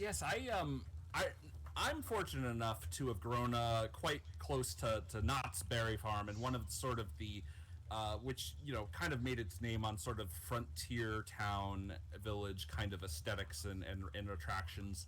And one of the things that it still does to this day is gold panning, and so I've gotten to pan for gold several times throughout my life, and that was always an interesting experience. You get the kind of plates of sand and you shift it and you go through wires and you get little specks of gold, get to bring it home. It's not a lot. You're not gonna make any money reselling it, but it's fascinating as an experience. It's interesting. It's a fun little keepsake. I always enjoyed that quite a lot. And that helps you realize what people went through to find gold, and still do to this day. Oh, When indeed. you do the panning, it's just like, this is way too much work. Oh yeah, no, absolutely. Well, it depends on where you are. True. I happen to know a few good places around the United States where you can walk away with a good $300-400 at the end of the day if you're patient. That's the thing, right? It's a patience thing. But it's really, you gold pan to test to see if a river is gold bearing, and then you set up a mine or a slough, which is like a big gold pan. I was once into gold panning quite a bit. My grandpa and I did a bit of that in the in days of yore now. Oh, well, that's really cool. Yeah, I was went through the sort of public education system in California, so gold came up a few times. I'll just say that much. Yes, I imagine. So could this possibly be an apprentice's practicum that they do? That, like you had said, Provost Kingsley, you'd like to start funding some of this research. Well, all gold would be a direct property of the Grey School. Big, but yes, of course. Well, You no, have to do absolutely. that. If you're financing a student to go somewhere and pan for gold, obviously the gold would belong to the school. Well, I think then yes, this is definitely. I'd be more than happy. I think it's a very cool thing to do, frankly. And again, I think that there is, even if it may be in jest, I do think that there is some value in experiencing the world like that. There's something to be said, sort of like fishing in the same way. There's a patience required to that kind of thing, and an eye, and a subtlety. And again, as I say, gold is more than its luster. It's more than its shine. It's sort of an untarnishable, which is a noble metal, which is an interesting thing, and it's an interesting philosophy. I think aqua regia is, you have to have gold in that, and that's the base for most alchemical potions and things like that. So it's an interesting thing to be sure, and you can eat it in a certain quantity. So that's always fun. Yes, that's right. Edible gold. I've seen that on because I saw a video online where they're like, oh, let's make the most expensive ice cream sundae possible, and they added like edible gold on it, and they used like very expensive bourbon, and they kind of built out all the stops, and it was quite interesting to watch. It's just like, yeah, it's an ice cream sundae by the end of it. It's like, it's good, but like, is it that good? I don't know. Well, you'll have to try it. Report back to us, please. Yes, let us know. There's a place in Seattle, Washington, kind of hidden away in a back alley. And it's a bit sketch on the way there, but it has a pink door. It's called the Pink Door, I believe. And it has trapeze artists who, do crazy things above you while you eat. It's quite fancy. And one of the cakes they serve, the chocolate boob cake, I think it's called, comes with a golden nipple, which is quite fun. Nice. We were there for some sort of something or other. Arthur and I went there for a date once too. But yeah, it is. It's a beautiful place, and it's got some gorgeous food. The jazz is strange, but apparently it's good. So, good.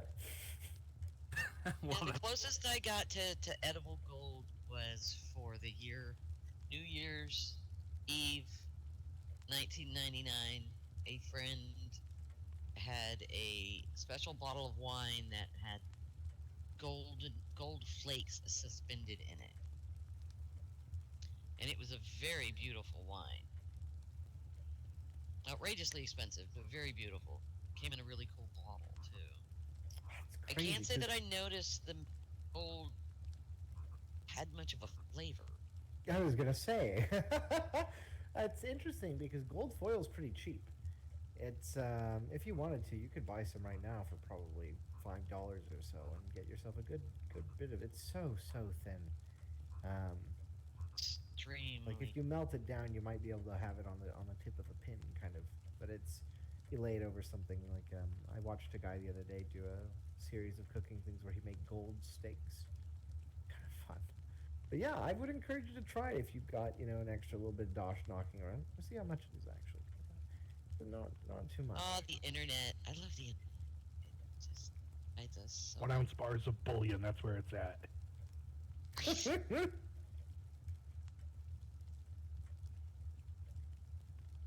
And I have to admit that I did have a bit of a strange mind objection to drinking gold.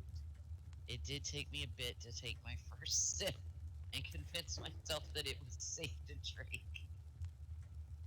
Does it matter if it's safe? That's a cool way to die. I was about to say that too. Yeah, we gotta go.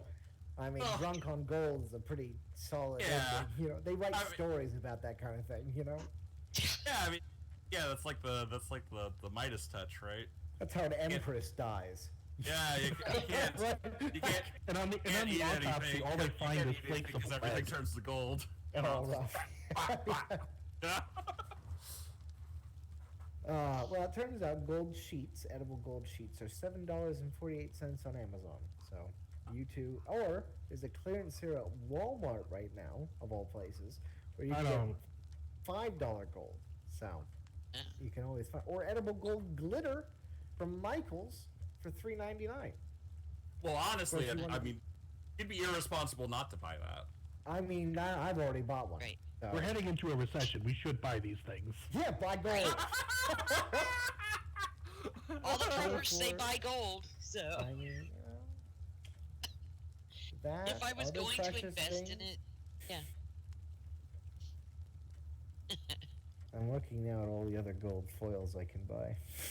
You sidetracked. Oh, boy. Oh dear. Oh You're dear. gonna come over one day and I'm gonna be plastered up in gold foil, like Smaug the Dragon.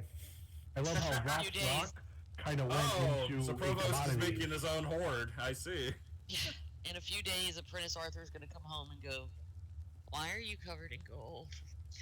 Or not.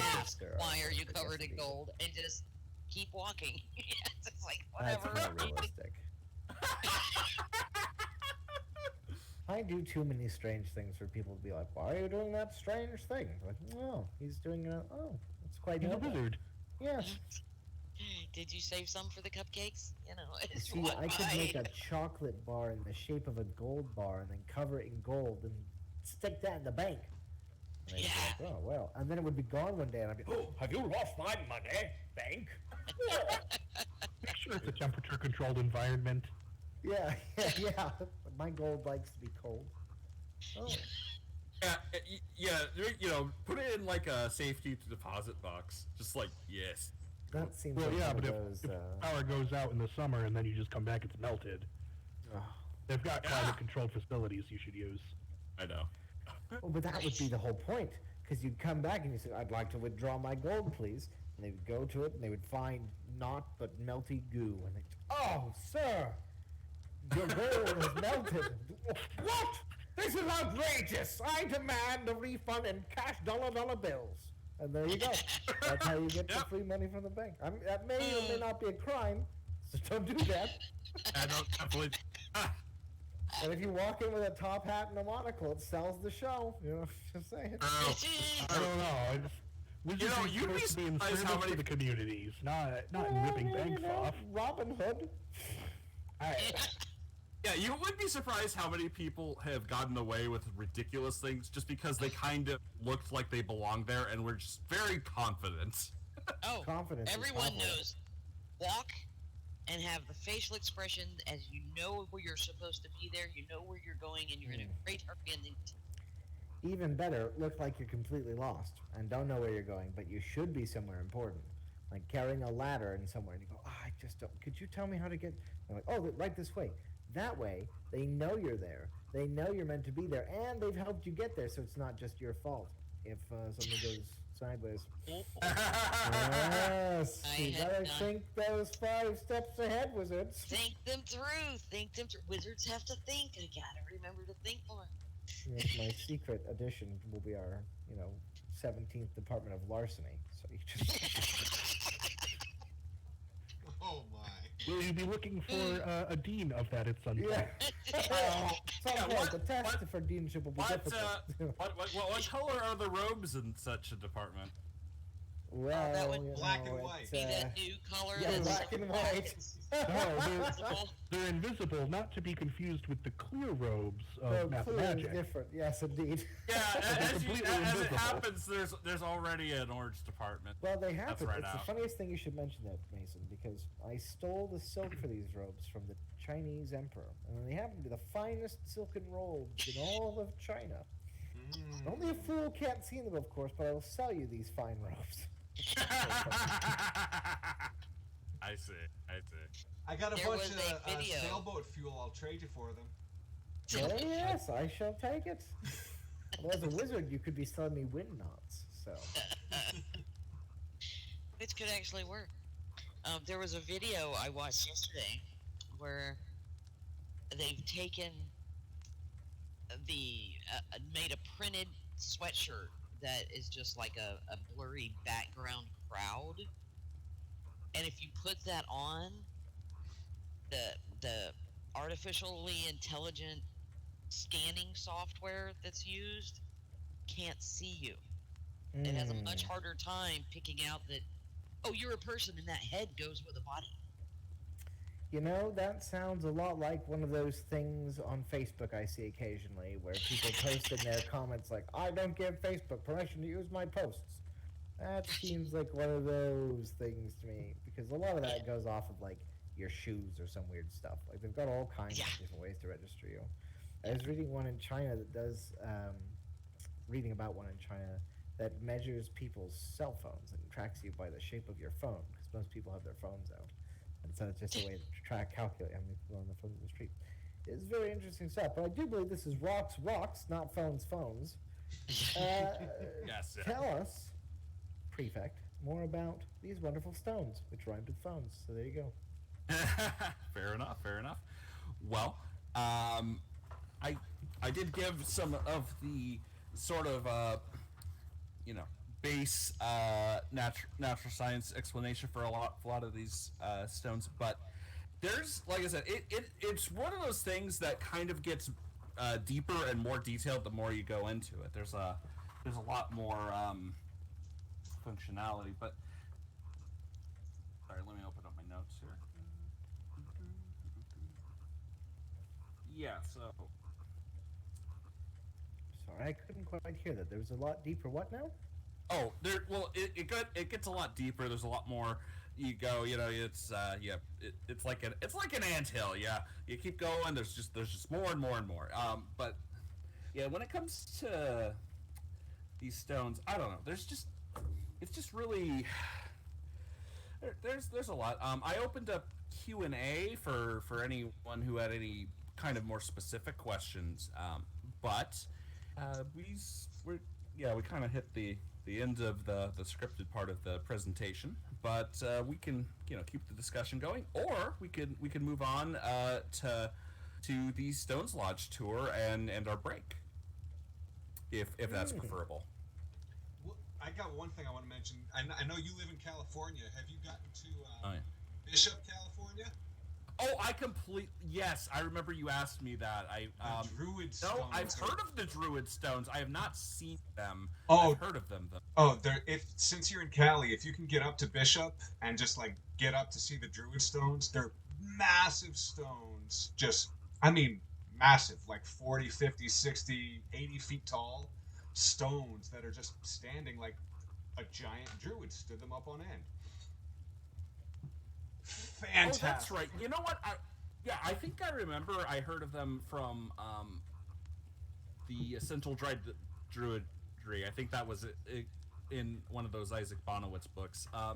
But yeah, no, it sounds interesting. Let me pull up a picture of these. They're fantastic. Druids.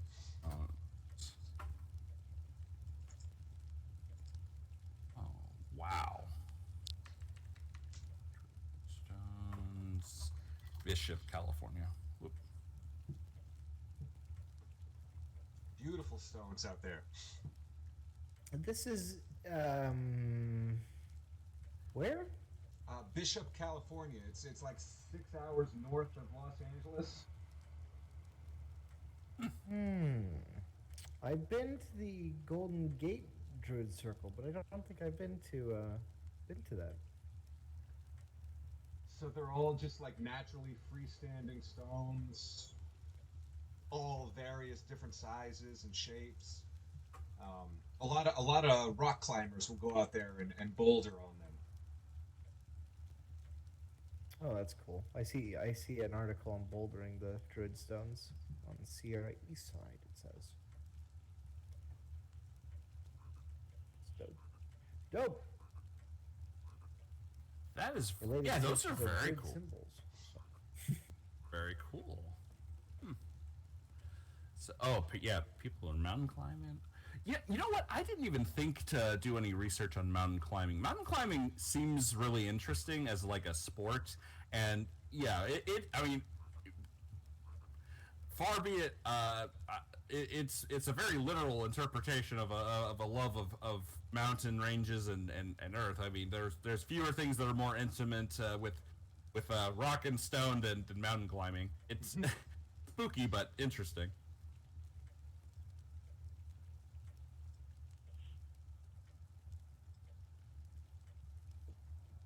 That is an interesting perspective. You think so?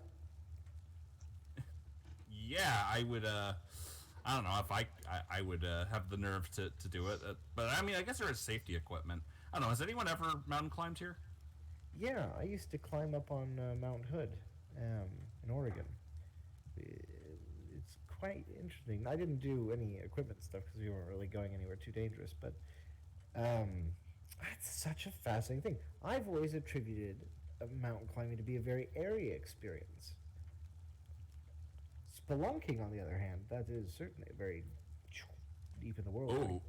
Oh yes, spelunking. Yes. I have not had the occasion to go spelunking, but I have looked into it a little. I know there are like guided tours, and to do it in groups, or you obviously could do it yourself. But there's you can get into some trouble if you're not careful. But yeah, spelunking. There's a place in Eastern Oregon, I believe it's called the Ape Caves, which is pretty cool if you get the chance to head up that way. There's also ice caves in Eastern Oregon as well, which are kind of cool to explore. We've got a cave system probably an hour and a half from us, so 2.5 or 3 hours from Whitehall. Howe Caverns. It's very commercialized, very touristy, but it's quite the experience. That's pretty cool. I'm gonna have to do that. There's a cave somewhere out in the grounds too. You could try to get into. It's a little small, but you're welcome. It's safe though, like. Well, what is safety, really? I mean, am I gonna get buried and nobody's gonna care? I mean, there will be people who care. Oh, okay. Yeah, that's all that matters. Yeah, that's all that really matters. Will they be able to get you? I mean, it's the intent that matters. They'll remember you. Yeah, we'll miss you. We'll miss you. Okay.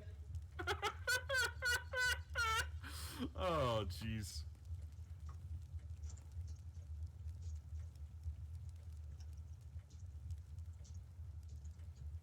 Well, very good. What is our next jam on the slam, my man? Well, yeah. Well, actually, we're right in position for it. We have the next coming up is going to be hour or so break. But before we let it release everyone to do that, I was going to offer a guided tour of the Stones Lodge to anyone who wants it. I would love to go on the tour, please. All right, so let's go ahead and walk down here, and I will gladly guide everyone around the Stones Lodge and show some of the many interesting things we have here at the lodge. Alrighty. Gotta find my way off the mountain here. Yes. Holy moly. Jump in its Yes. Yeah, we should have taken the helicopter up there. Or the blimps. Oh, hey, I'll be right back. All right. Cunningham, question for you. Yes. Can you maybe point out 1, 2, maybe 3 spots that you'd like a picture of? I can't promise they'll all make their way into Gray Matters, but having a larger collection is helpful. Sure. Like I said, I'll show you all the points of interest, and you can choose from them whichever ones you like the best. Yeah, I mean, I'll take a picture at each stop, and then as I'm going through making the article, I'll pick just a few of them. Yeah, so I'll tell you all the points of interest. Did Provo say he was coming back? He said he was. I don't know if he's gonna. He said something about the helicopter, and then he went, "Oh yes, that," and he said he'd be back. He's a wizard. Who knows? Yeah. But my apologies. Sometimes I have to step away, and I don't have time to say I have to step away. Oh no, okay. that's perfectly understandable. So being a caregiver, sometimes you just go. Well, that's the beauty of these virtual environments, that you have that freedom. Yeah, I do understand. Plus, it's always fun to just leave people sitting there and everybody run away. So. Honestly, Mason, I love your office over here. Yeah. That would be a beautiful picture to have. Oh, we'll get there. We'll get there. So since everyone, we're just kind of at a little stop point, I guess I wanted to just get some feedback. How did everyone like the last presentation? Oh, I loved it. It was awesome. All right, I'm glad. I enjoyed it. I think the video link was fun, but also helpful. I liked how the discussion just kind of went free reign towards the end. That happens a lot. And that's fine. That's what I like about these. I see we had an hour booked for that workshop, and I mean, realistically, it could have been 30 minutes or even bookmarked for 20 minutes if you wanted. Yeah. Unfortunately, that I'll take the blame for that. I probably should have done a couple more. I should have done a few more test runs and see how long the actual events run. Yeah, and that's okay. I just, like I'm looking at the schedule now. Each of these things went significantly shorter, and now we have a 1 hour break. So it's just a lot of break in what's like a 6 hour Yeah, event. I don't know about others, but I tend to talk fast when I get so. Yeah, I see. There's the provost. Hello, Provo. Oh no!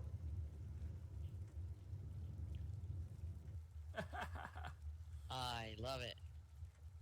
But yeah, as far as scheduling, I mean, you could have, and not necessarily that you had more to put, but you could have made a slightly busier schedule or shortened the length.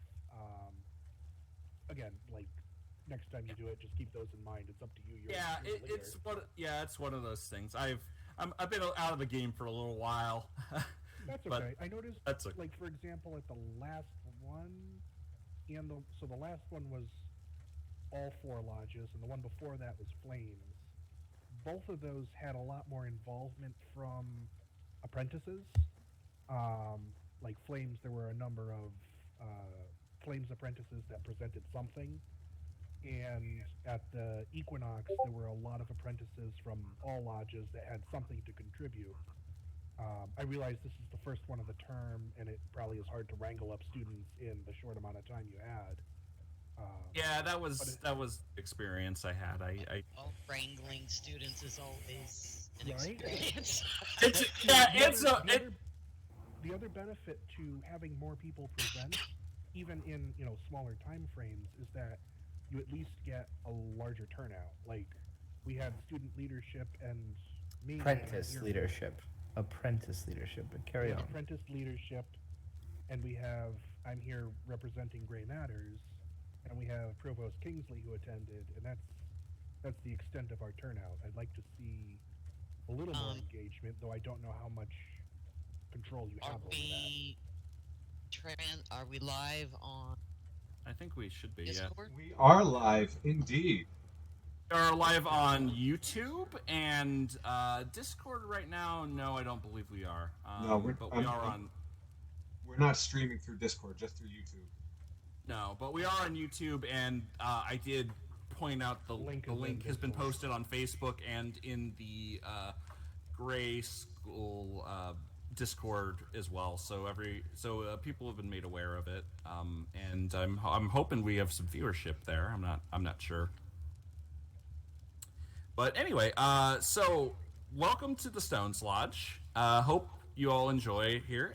So right in this exterior space, we got our little garden beds and our benches. I hope you enjoy that. So we have some plants growing there. I wanted to point out over here in this corner, we have a green man and a cornucopia. So that's sort of a nod to the patrons spirits of the Stones Lodge, the Green Man and Demeter or Ceres. So they're there, and just sort of in spirit. And from there, just wanted to point out we have our little window over here to my left. What's up? We have a little window over to my left, and of course that'll play a part later, but we have that out by the garden, so we could bring your vegetables over and bring them down. But right here we have our room. So this is sort of our opening. Oh, hello. We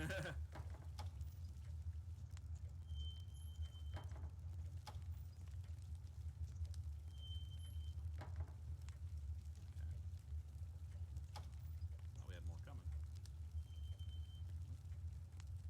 Okay, I guess it's just us. Oh, where did you go?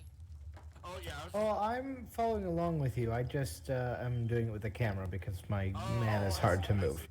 Oh, that's no problem. That's no problem at all. So as you get in here, we have our little rug laid out. I have a jackalope on the wall there, and a fun little creature. Now behind this door, you'll see this cabinet, and I have a few consumables for anyone who wants. So those are some seasonal treats. So you can get objects if you want those. Those are fun little stuff. Fun. Yep. We got some books over here on our shelves. And that's just the first room. I wanted to keep it very open, kind of a free walking plan, just to not overwhelm anyone and when they just came in. So up here we have kind of a lounge area. and of course, on the wall you could see we have some posters of some musical artists. I, of course, put Elvis Presley, the king of rock and roll. Both as a nod as, hey, it's rock music, isn't, haha, that's funny. But also, Elvis Presley himself is a Capricorn, born on January the 8th. So were he in the Gray School, he would be a stone, which I think is kind of neat. Additionally, we have Muddy Waters and B.B. King, who are very influential and important blues artists, which influenced rock and roll music as well. So I want to give a little bit of blues influence. We have our record player and our box of records here, just sort of to give a little thing for the idea that where music and Stones, we're thought of as very serious-minded and no nonsense and goal setters. But I also wanted to say, hey, we appreciate art. I have a bookshelf here, all kind of like manga and stuff here, and over here next to our records, we have a Uzaki-chan manga there, and which I thought it would be a fun little nod, because if you were to look in the the Gray School Discord, you see I advertised a recent Stones meet and greet with a picture of this character, so I thought it would be a fun little Easter egg for anyone who wanted that. So.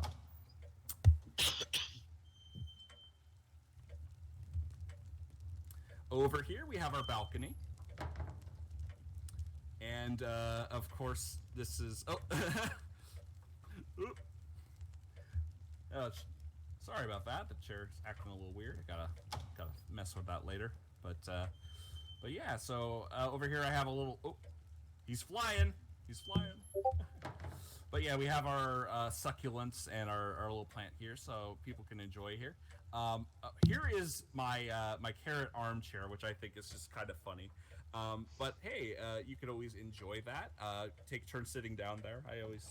I leave that out for anyone who wants to enjoy that. So I like setting motifs of a lot of succulents and a lot of rabbits around here. A lot of things there. So it's a fun chair. I like that one. It is a fun chair. Yeah, that one was a gift. I got that many years ago. I forgot who exactly gave that to me, but that one was quite fun. So if you go back downstairs, there's the lower area of the exterior, which I like quite a lot. Oh, not there. Wrong door. That is... Oh, I got turned around. Here we go. Here we go. So this is the lower part of the balcony. I set out some desks here for people to work. I kind of hoped apprentices would come here and to do a little studying here in World. I thought it would be fun. I got a little mascot here. This is a little wolf plush. I thought, because we have our wolf on our lodge banner, and of course he gives out cookies, which I found rather charming. But yeah, we got more succulents and plants here, and of course an area to work. We also have our little wolf tapestry and some crystals, and this is a fully animated meditation area. So if anyone wants to meditate, they can enjoy this tatami mat here. It allows them to do some meditation. I can focus on the beautiful wolf and the crystals. Yeah.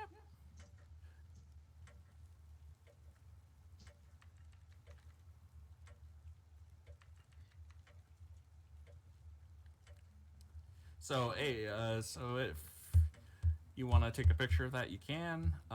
Anyone you want to have meditate, but yeah, it's very good. And I got a picture of it. Oh, wonderful, wonderful. And then finally we have wrong door. The basement. The basement. Yeah. Stop. You found the wall. For balloon. Okay. Fair enough.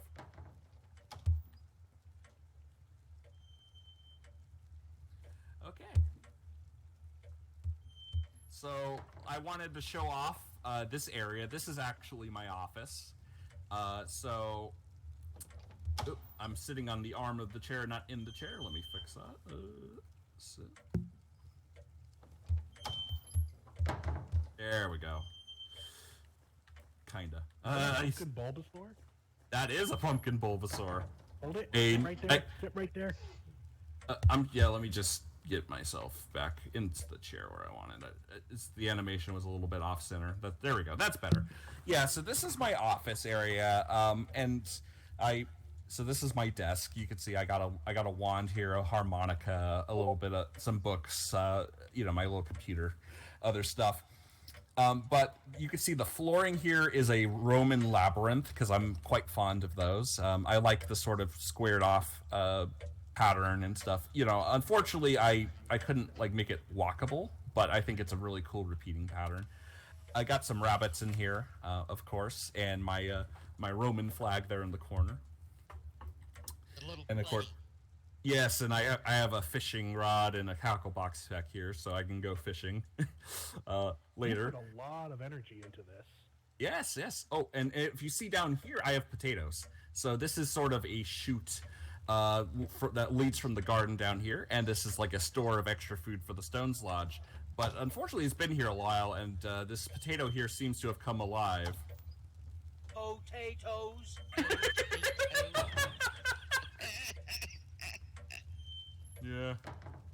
Yeah. Potatoes. So this is a fun area. This is my office, and I hope to spend some more time here during the term. But yeah, I had a lot of fun decorating the lodge, and this area in particular has gotten me a lot of compliments. So this area and the balcony and the lower area, the exterior areas, I've gotten a lot of compliments for. So. I don't know. I hope I did decently. Well, and yeah, that's sort of the lodge.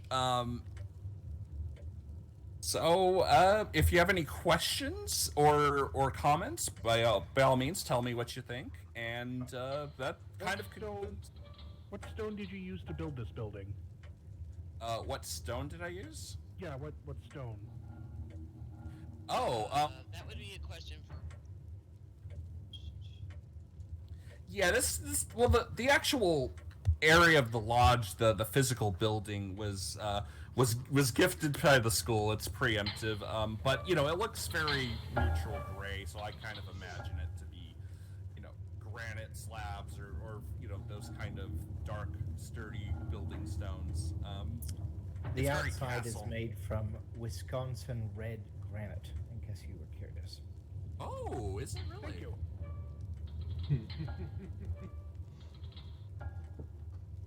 That's very nice.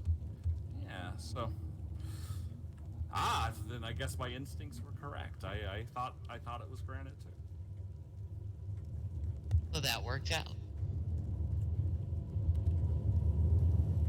So yeah, that's the lodge. I hope you enjoyed looking it over, and certainly I hope to have you all around here again soon, if for whenever you care to visit, or certainly on Stone's Meet and Greets nights. We're going to have another one next month, towards the end of November.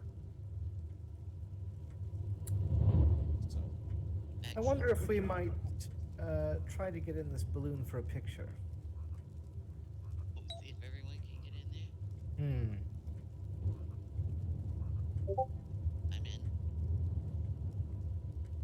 Hold on just a moment. I gotta move the camera.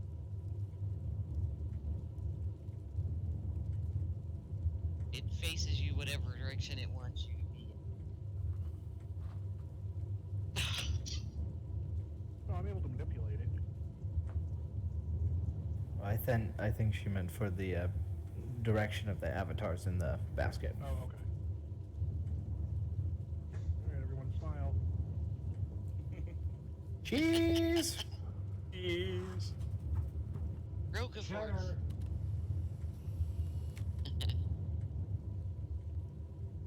Excellent, thank you all. Are you able to get in this basket as well, Fred?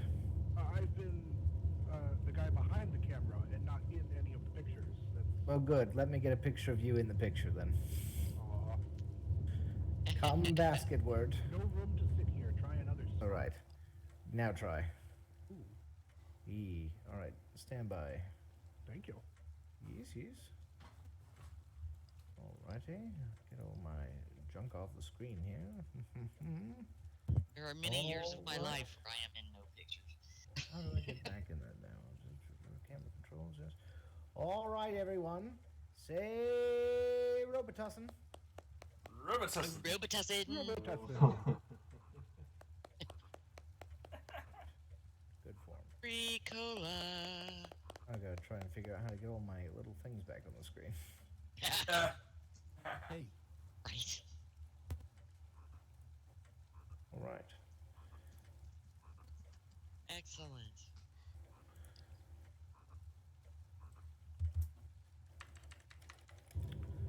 Oh, Oh no! Where are we going? I don't know. Are you the Great Wizard Oz?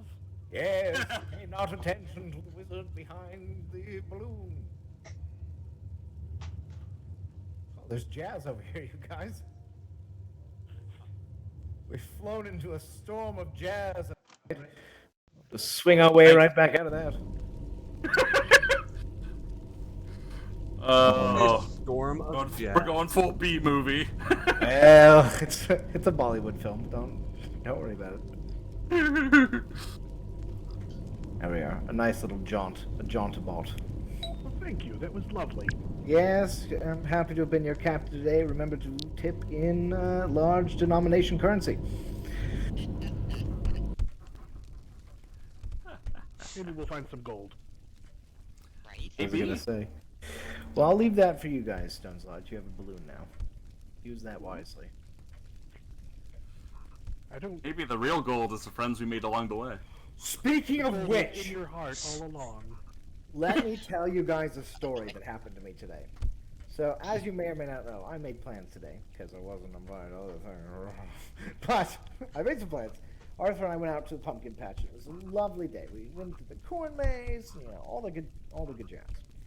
And as it happens, in the corn maze today, as we were trying to find this coupon, we were going in all different ways. We knew the way out, but we were looking for the hidden coupon in the corn maze. And so we had made a few jokes that, oh, well, maybe the real coupon are the friends you made along the way, just like you just said.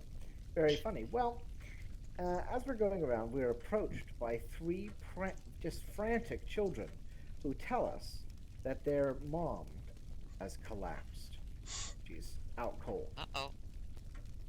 So I was like, well, kiddos, you go left here because you'll need to go get water and things. You tell me where to go. So we go up, and Arthur and I are following the road, and we come across two ladies. One of them is just completely foobarred. She's way out of it. The other one is near on the same level because she's panicking. She's like, "Stay awake, bitch! Stay awake!" That's what she was saying. So it was. She was going at it. It was good stuff, and they were in a tough way. So I came over and said, "Here's some water. Tell me what's happened." We had a brief conversation. I said, "All right." The lady was kind of with it, and I had her put her arms on her shoulders across her chest and asked her to talk to me. Alphabet, how was her day, all those kinds of things, until she was feeling a bit with it. Got some water into her, got her hair off her neck. I had a hair tie because I'm a long-haired hippie. But I gave her a hair tie so she could tie her hair up off her neck. And we talked a little bit until she was feeling better. She was complaining that her fingers were very numb. And it could be, heat stroke, it could be medication. I'm not a doctor, I don't know what that could be. But I said, well, that's all right. Do you mind if I feel your hands, touch your hands? She said, oh, please, So I'm feeling her hands, and they're a little cold. And I said, all right, we'll put these in the sunlight. Do you eat a lot of bananas? And she goes, yeah, I do. I said, all right, well, that may have something to do with it. What I'm going to have you do is I just want you to count back from 10 with me, and you'll feel a little bit better. That helps the mind sort of reorganize itself. And by doing that, you're going to really kind of cement yourself here and now. You're going to be more conscious, and that'll help. So she does, and it did. And in the meanwhile, the kids have gotten back with help, and guy who owns Corn Maze trunked us through the Corn Maze to get us a path out, and she gets on the ambulance and all is well there. Bananas have nothing to do with anything, nor does the counting back from 10. But sometimes having achievable and realistic answers, things that you can think about, they help calm you down. So we did a bit of that. And she was all well. She was all well and good. And, you know, the ladies, they were going to be in a rough way if they hadn't calmed down a bit. So, anyway, they get on the ambulance, and the farmer man, he's like, hey, I really appreciate that. I was like, well, you know, one is glad to be of service, not to worry. We were just out looking for the coupon, as it were. But we've given up on that. You know, we're going to grab a few pumpkins. He goes, well, take as many pumpkins as you want. They're all free. You free pumpkins.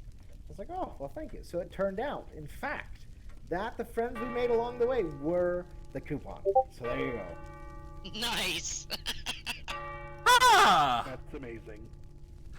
Wow! And magical neighborly pumpkins to decorate High Spire for the season. Yes, and now those pumpkins are out front of High Spire, looking quite handsome. And it just was a good thing I was in the place when I was, because goodness help them, they were going a bit nuts. But calm voice, you know, all that, it was good. It was just a lovely thing. So I thought I'd share that story with you guys today. And the fact that you mentioned that when you did, I was like, oh, perfect. I'm going to share the story now. So there you go. Well done. And yet another example. This it was a focus I brought in towards the end of my workshop. That is another example of wizardry being a part of everyday life. Where Well, that helping yes. people to focus and being of service to the community is very much about wizardry. Yeah. And they were out looking for pumpkins, and oh look, because it's something that's come up in conversation at meet and greets and other moods is how do you bring your wizardry path into your mundane life? Well, the first mistake is thinking there's such a thing as a mundane life. And the second thing is that there's always an opportunity to do something. It's just whether or not you decide to do something. It's like I could have not helped those people. I didn't have to. I was under no obligation to help them. But I like helping people, and I thought, that's probably I could probably lend a hand here. And you know, but that's the thing. That's the thing as you kind of grow in your wizardry, as you do these sorts of things, you just realize that there are a lot of things, opportunities for you to take. And if you choose to take them, and then you have the responsibility of following through with them, then good form. You know, I think that's quite good. But yes, this is the thing, you know, no mundane life, not a thing. Life itself is fairly magical. Wizardry is a utilization of many tools, right? Sort of like a builder's kit of tools for life. And if you're keen, if you're clever, then you'll be able to use those tools to give yourself the leg up in opportunities that you wouldn't have otherwise taken. And then you construct for what others perceive to be a magical life. And in truth, you're just living the life you'd live all the way, and hopefully helping others as you do so. It's quite good. I'm afraid I need my stuff. I'll be right back, because this pipe is empty. I shall return in a moment. Ah. It must have the little wisps of wizardly smoke circling about thine head. Oh, yeah, that's right. That's I have met Provost personally, and half the time when he's talking, I picture him Gandalf. That's just what comes into my head. Yeah, that pipe Minton was just like, oh, yes, well, you know, must have the wizardly smoke circling about. I need to go and do another bit of caregiving oversight here, and I shall be right back. That's perfectly all right. Yes, well, I'm back, equipped, as it were. So yeah, pretty interesting day so far, I'd say. Sort of synchronicitous, if you will. Yeah, well, perhaps things really do happen for a reason. That's good. No, they don't. But you can give things a reason after they happen, and that makes them meaningful, which is an even greater magic than trying to read the heavens for the reason why. So, you know, that's me. But hey. Valid. Okay. Based. Good Yes. Lord. Yes, based. Based and whiz-pilled. Oh, yeah. You killed me! Oh no! What have I done? I can see it now. My article's going to be like, Stone's Moot ends in tragedy. No!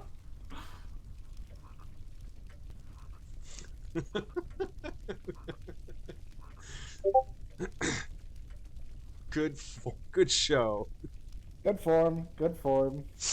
Oh God, I've recovered, but that was rough. That was close. I almost flung myself from the tower. I didn't know if there was if it's worth living after how funny that was. This build is something I'm using now in my everyday life, for sure. You're welcome. Oh man, that's funny. Yeah, it was a cool experience. You know, I met the farmer guy. I got some stuff set up for next year so he can deliver some pumpkins to the manor for me, which is even better than getting them yourself. And I left my card because I always think that's a good thing to do.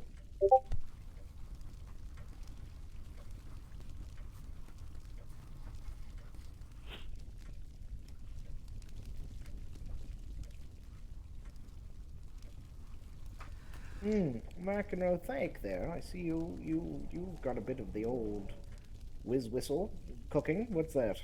That's that's hot chocolate from Blue when she hosted one of the Waters meet and greets, I think, like a year ago. That is some hot chocolate. Good lord. That's got the full... It is a cold day here on campus, it seems. Right? Look at all that steam. Yeah, that is some hot chocolate. Yep. That's good stuff. I used to have a hot chocolate, but that might be on the other thing. Prentice Fred, I called you Frederick there. Would you Which like would this not picture? be incorrect necessarily. Well, I might call you Frederick then, because I quite like Frederick as a name. It's got a bit of the kick buttness to it. I won't lie. Yeah. That's up there with Nicholas, you know. It is almost, but not quite. That's good save. That's wise. that's important.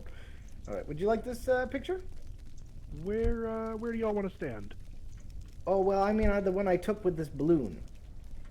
Oh yes. I don't have a good way for you to send that to me. Well, how about through Discord? Sure. Or email. I see you were getting there. Either or. Word is fine. All right. Let's see here.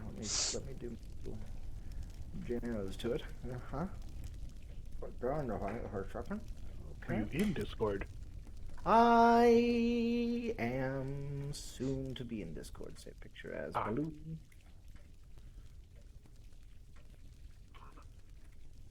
Stonesby. Okay, save. Well, how's everything else going on today, you guys? I'll ask Frederick. Thank you, Stones Prefect. You clearly have a bias. I'm gonna ask the news. Oh, fair, okay. So, tell me, good Gray Matters, what goes? So today is, of course, reserved for the Moot. And then afterwards, I finish writing things up because we're under the gun to get the essay put in for the next edition, which I'm not really sure when the deadline is, but sooner is better. It was yesterday. Probably. Yeah. Well, so I'm still waiting on Dean and Servio to create a sub-forum so we can get things more organized. I don't know if he can create a sub-forum. I can create a sub-forum, though, if you'd like me to, or I can try. Would you please create a sub-forum within the club's department? Oh, yeah, absolutely. Let me do that. I'll send you this picture, and I'll whip it right up. Excellent. And then I will post some threads. Am I able to pin them, or should I request that you pin them at some point? I don't know if you can pin them or not. Let's find out. Let me get this picture majigger first. Balloon, I named it, or stones, or God, this is why I should really keep names on track. Because I've got a couple of different recurring themes for like series in Gray Matters. I've already got a couple I'm ready to submit. I've sent them over to Dean and Servio, but like I would like more structure, and it's hard to do that with one thread. Yes, that's my spirit animal. That. All right. Let me see what I can do here. Oh, thank you, sir. Oh, I can create something. Oh, look at that. Fantastic. Gray matters, and I will even use the gray matters picture. All right, one moment, Oh, my here, good wizard. Mason, are we on downtime right now for the moot? Yes, I was just about to say, if everyone's enjoying everyone's company, you're perfectly free to stick around and chat. But yeah, we're basically on break till 2 because that is as the schedule reads.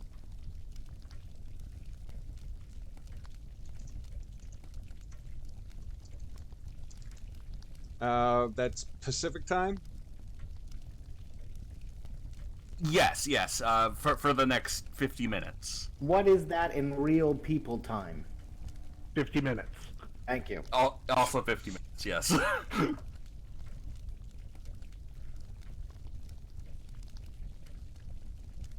5 p.m. Eastern time. Dope. That's enough time for pizza. I have class to teach at 6, though, you guys, so... Oh. Yeah. Which one is that? I'm typing, so I can also talk, apparently. Okay. It's Wizardry 100. Oh, okay. Lesson Were you 5. also doing a wizardly perspective, or did that not... I was going to, but no one signed up for it, so I didn't do that one. I don't have That's time unfortunate. to do it if no one's there. Yeah, it is. Oh dear.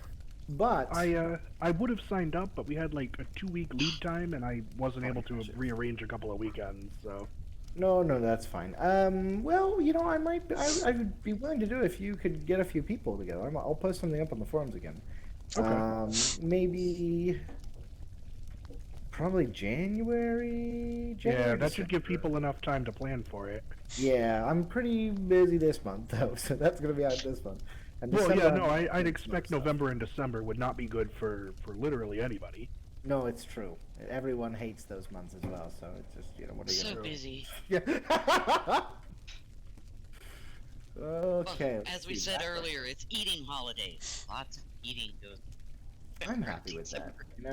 Someone the other day asked me, they were being a bit snarky, but they, are you going to get any taller? I said no, but I do plan to get a little wider, so.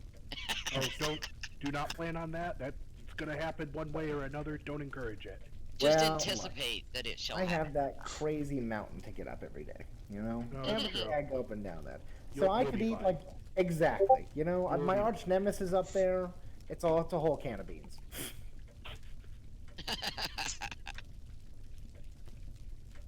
Oh, just wait till you start climbing trees to trim off limbs. That's gonna make it even more. All right, Frederick, would you like comments and reactions, or comments with upvotes and downvotes? Comments with reactions, please. Okay, comments with reactions it is. For 500 Provost. All right, for 500, yes indeed. The icon label for best answer will be a little tag. Turns out. Solved feature pinned. Oh, look at that. Can we monetize this? We can, but we're not going to. You can monetize anything. Yeah, well, that says, would you like to monetize this category? Well, I'm not going to monetize this category. Logged in members. Selected members. Is this for just the club? So I was expecting this to just be for Gray Matters. Okay. And any of the apprentices and magisters were contributing for a way for us to better organize our submission. Okay, well, that's fine. I will do not that just, for you. Not as a place to put the submissions, but just to organize everything. Who's going to edit who's signing up for what essay, that sorts of stuff. Yes, I think I have to add a new badge then. That's what that sounds like to me. But I can do that. Well, I'm excited. I see a robe is on the way to my address. Oh, and I spit on it too before it came there, so it's, You want to know what I did last night? What did you do last night? I sewed all my patches onto my current robe, and so when the new robe, Oh, no. I was just like, oh man, I'm getting impatient.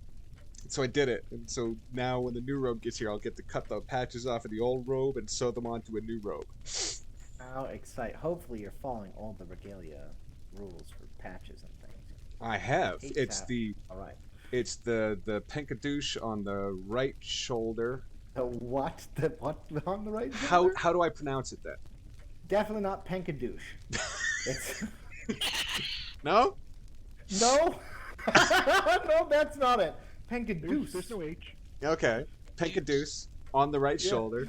I'm writing that one down because that's something I'm going to call somebody. Should I include that in the Gray Matters? It's pretty funny. Oh, If we had man. a little comic that went with it, that'd be pretty humorous. We'd have Yeah. Do Yeah. comics. Anyone here draw anything? I can I draw a can do stick penkadoosh. figures. No, you No. can't. I do also stick figures. Actually, you know what? I'll just have the Pinkadoos in one frame, and then the Pinkadoosh, whatever I think that might Oh be, my in the goodness. other frame. This is, you know. Pronunciation Is that the That's it. That's the whole thing. is that the wizard version of what Mr. Will actually? I think it's something I'm going to call someone in anger one day. Yeah, that's what I was just saying. I was thinking that actually. Yeah, That's we're getting totally heard a wizard. in an It's a argument wizard one day, swear. for It's a sure. wizard. Yeah, it is. It is. Penkadoosh. Provost Kingsley, I don't ever really want to argue with you, but I would be honored if you Yeah. would use that were that ever to occur. Oh, Well, I'll keep that on the Goodness. back burner. You know, I'll have it ready. Thank Oh, you, I've good got sir. I've got a little reporter's hat for the icon for the Gray Matters badge. Ooh, That's Oh, nice. excellent. Oh my goodness. Okay. See, this is why it's fun to hang out at the Gray School of Wizardry. You know, Well, I'll say something for the live peoples or for your newspaper as a good thing. This is an excellent reason to come to these sorts of things because you do get a little bit. You get to talk right with a prefect. You get to talk right with a captaincy. Sometimes an administrator or a faculty member shows up and you can get some stuff done real quick. I think it's very, very beneficial. Plus all the cool stuff that gets presented. Are we doing essays this time? Unfortunately, we didn't get a lot. So that we kind of folded that in with the Bardic Circle. We do have an essay shared by apprentice Sella Nix, but otherwise it's mostly just stories and Bardic tellings. And Apprentice Merquaddle did a video that got accidentally posted to the Lodge forums. Hold on. But I've been restraining myself and Did haven't watched it. you move it for him? I did not know how to do that. Yeah, learning opportunities are just around the corner. One moment while I finish making this thing for the good wizard Frederick. See, we're always learning at Gray School. Well, one would hope. It is a school. That's- That's the whole point. yes, we hope so. Alright, who else needs to get into this? Okay. We'll say, if nothing else, we have expanded the lexicon greatly at this moot. Oh dear God. Yes, we If nothing else, having added 2 great new terms to the wizardly lexicon, I'd say the resounding success. very much so. Very much so. I think I fixed it, you guys. I think it should work now. Excellent. Nope, just kidding. I've broken some other stuff. One moment. Oh dear. Well, any kind of computer program, anything involving a computer program, you fix one thing and then another thing goes, wait, I don't want to. Yeah, it's more like fix 1, 3 break. Oh, now you need to adjust these 3 things. Yeah, if you're a person who participates in online games and sort of always patched things, you always find that really fun thing. It's like, when the developers tell you, we fixed this one thing. Oh yeah, but remember that glitch from like 3 years ago? It's back. Mm. I also like day 1 patches. You pre-order a game, you get the physical copy of the disc, and before you've even had a chance to put it into your machine, they've rewritten the entire thing, and it all has to be re-downloaded anyways. I'll tell you, they need to make certain files need to say, do not delete these files. Because there was a time back in college when I was playing with my roommate's computer, and there was a file that was in the way of what I was doing, so I deleted it, and suddenly his computer stopped working. Oh no. Oh. Configure.sys file. Before it was like not easily accessible. It like you delete that thing and computers just stop functioning. Yep. He was so mad. I can imagine. He was so mad. Well, it doesn't have a picture on it like the other ones do for some reason. But it does exist now, so that's a win. Function over form. Yeah, sometimes that's the way, I'm afraid. It is gray at the very least, so there's Excellent. some you've got to stick on theme. Now, if I could borrow 2 people, or all of us really, I don't mind. If you just go to the club forums for me, all of you presently should see no new topics there. I am reloading as we speak. I found the Gray Matters file. File?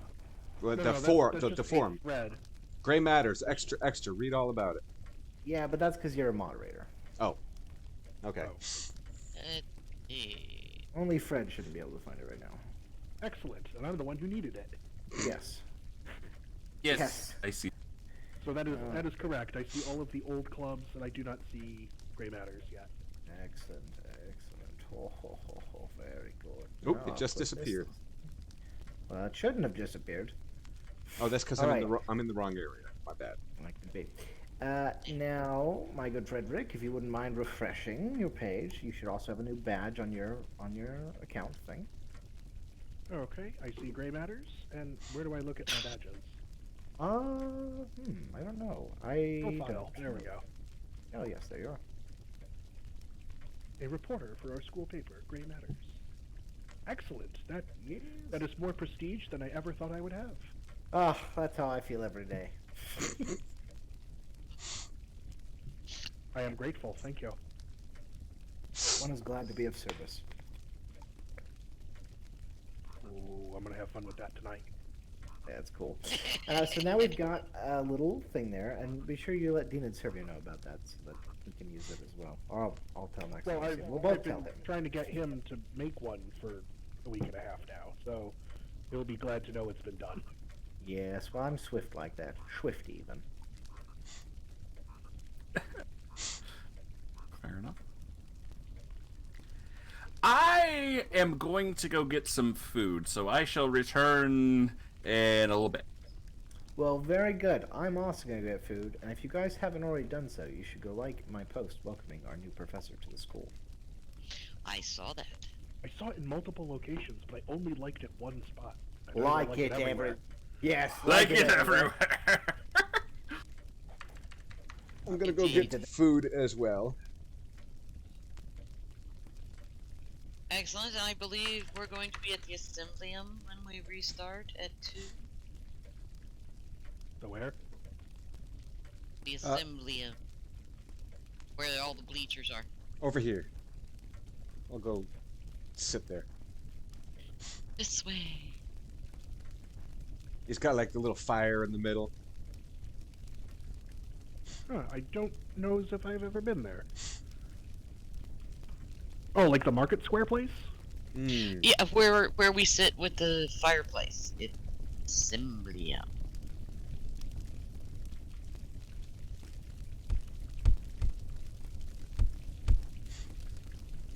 I love the steam that's following Captain McAfee. That's your doing.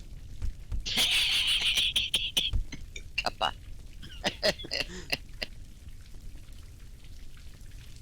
Well, if you ever want to put the cup down, just let me know and I'll tell you how to take it off.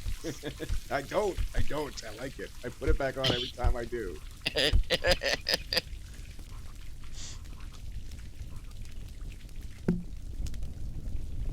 Well, thank you for showing me this. I have been here before. I did not know it was called the Assemblyum.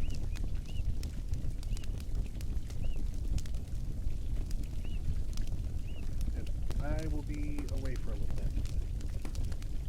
I think we all are going to be. Shall Yeah. we return? On.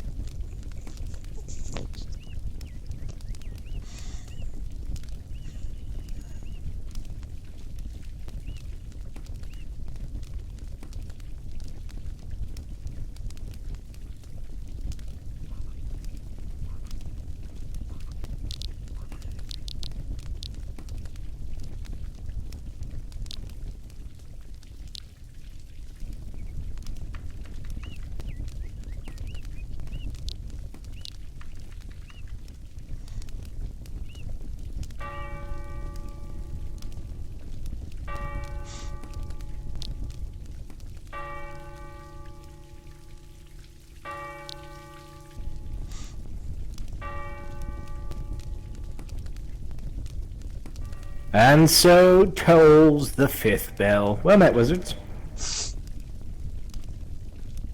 Sniffle at me? Hello. What was that? I am sniffing at you. To you as well.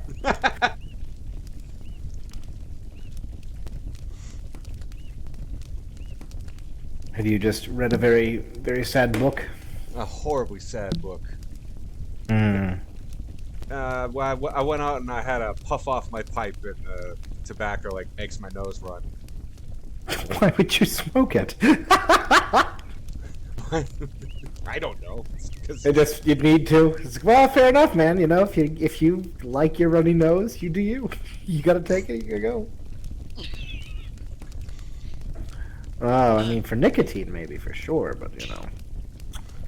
When did you start smoking, Mac and Rothaic? Well, my first cigarette, I was about 10 years old, and That's too young for cigarettes, Mac and Rothaic. Poor way too young. And then I hope you're not giving that to your children as well. How old are they now? 1 and new? No Yes. smokes. Yes, no smokes. You have a new as well? My wife is pregnant right now. You have it in process. Yeah, she's 4 months in, or almost 4 months. Congratulations. Yeah. Congratulations. It's Awesome. exciting. The really fun thing about having kids is we get to not do the things that people did with us as children that we're now as adults going, why in the world did they do that? Like, first cigarette at 10 years old. We know to keep an eye on them. Yes, definitely. We're going to go for a walk in the woods. Oh, no, you're not. All right, let's go. I'm coming with you. It's a family field trip. I got accused of being a very not overprotective parent, and I was like, yeah, no. Agreed. Mason doesn't know where we are.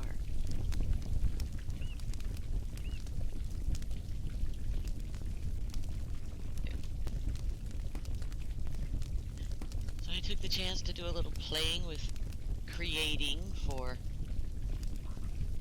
grade school. He told me he wanted to be here. Oh no, he's doing his thing. My bad. Let's go to Prefix Mason.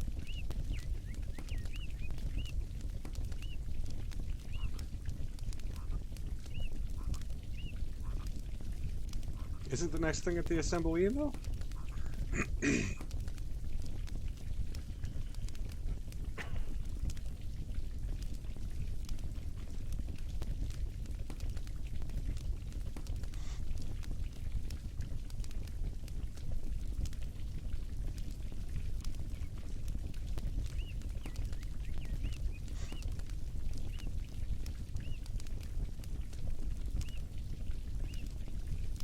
May well. Thought I'd show you to your people.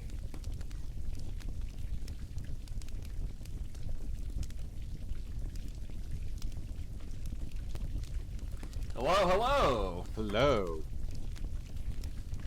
How we doing? I trust everyone had a good break, good lunch.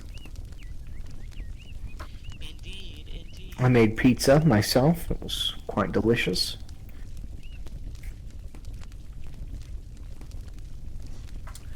I had to throw some at the cat, but that's all right, you know. Oh no! You threw some at the cat? Yes, the new cat. We have a. It's not really. I don't know. I'm not willing to become emotionally invested in this animal just yet, but it is killing all the mice, so that's super useful. So it's become a work cat, and I tossed it a piece of pizza for good form. More cat. Okay, fair enough. I had leftovers myself. Okay. I need to pause my mic for a moment.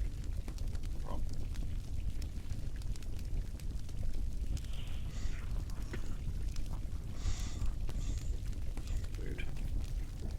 What is this? Is this a? My gosh, what is this? What is what? What the heck is this?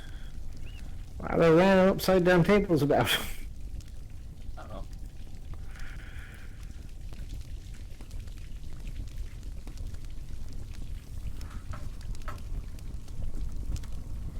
I am back. Welcome back. As I get to finish my leftovers. It was better last night when it was hot. Ah. All right.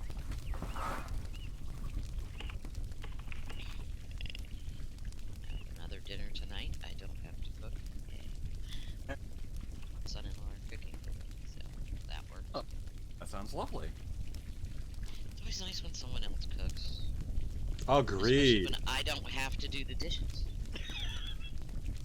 Oh, well, that is not the rule in this house. If I cook, I am definitely not doing the dishes. All right. Well, welcome everyone. Hope you all enjoyed your break. Right now, we're about to start a talk on fortitude and sort of the things that you have to do when things get difficult, and to stand up against the circumstances of life, and all those wonderful things. So I am going to go ahead and host the talk, and then after that we'll probably go straight into any conversation that might elicit, and then we have some other things to share after that. Before you do, I must bid you guys adieu. I'm afraid I don't have time to watch a video. I've got to pop out. I thought we were going to do a little talking, but that's okay. I wish you all the very best, and I look forward to seeing you when next we meet. Oh, well, thank you so much for being here. You as well, sir. Oh, Thank you bye. for joining us.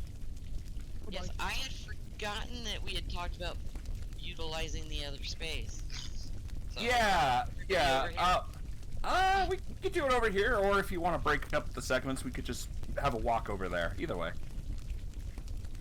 I think we're all here, so. Yeah, we're all here.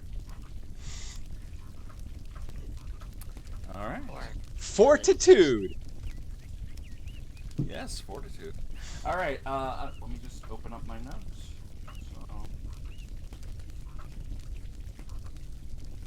So, there it is. Fortitude. All right. Well, thank you so much all for being here. Of course, this information will be newer to some than to others, but I felt wanted to elucidate some of this. So, the motto of the Stones Lodge, translated from Latin, is strength, integrity, greatness of soul. Being a stone to me has always spoke to an ideal of mental toughness. So, being able to keep going in the face of whatever may come. So that comes to today's talk on fortitude. We live in an era where more than ever mental health is a topic of discussion, and we're becoming more aware of it. We're moving on as a society where it's okay to not be okay, if you want to, if you like that phraseology. You can't help but think that's probably a positive thing. Still, as an individual and as a leader, I'm reluctant to overshare. I don't want to give the impression I'm looking for pity or for validation. But I do want to be the kind of leader, friend, and apprentice wizard who can support others. So I think upon reflection, in order to be the kind of person who can support others when they're in pain or when they need advice, I need to set an example and be willing to be a little bit vulnerable here. So since fortitude is kind of an empty word if you're not being tested, at least that's how I feel about it. So I hope this talk isn't overly indulgent, but I am going to share a little bit of my inner world here, I suppose. So I have battled with depression, but I am doing much better. I won't go into a lot of detail other than to say that I have had long periods where I was anxious, I had low energy, I was tired, I was losing track of my time and my goals. I finally worked up the courage to ask for help, and I've been able to improve my life with medication and talking to some people. But there's more work to be done, and I'm really glad to be making some progress. I knew I wanted to apply for apprentice leadership this term because I wanted to serve somebody else. I felt like I could contribute again, and this was a great opportunity to do so because I had greatly loved being an apprentice leader in the past, and I thought this is a place where I could help some people, so I felt like it was time. But what I didn't expect is when I was running to be prefect this term, that I was going to have a lot of responsibilities related to my family life, particularly the worsening of my father's health. My father is schizophrenic, and this is a fact that was hidden from me during my childhood, but it makes a lot more sense in hindsight. Now he has some dementia symptoms, and while he hasn't been diagnosed officially yet with anything, we are working to help him to get the help that he needs. Since we aren't qualified to give that help, we're not doctors or nurses, but my brother and I do take care of him on a bi-weekly basis. We spend 1 week at home normally, and 1 week where we care for him at his home. On the weeks that I am off, my uncle and his partner care for him. It can be stressful and overwhelming, and I think I'm getting better to care for him week to week, though. I come home less exhausted than I used to. After these weeks with them, I am getting better to anticipate his needs. I'm getting better as a caretaker, and I'm becoming possibly more empathetic.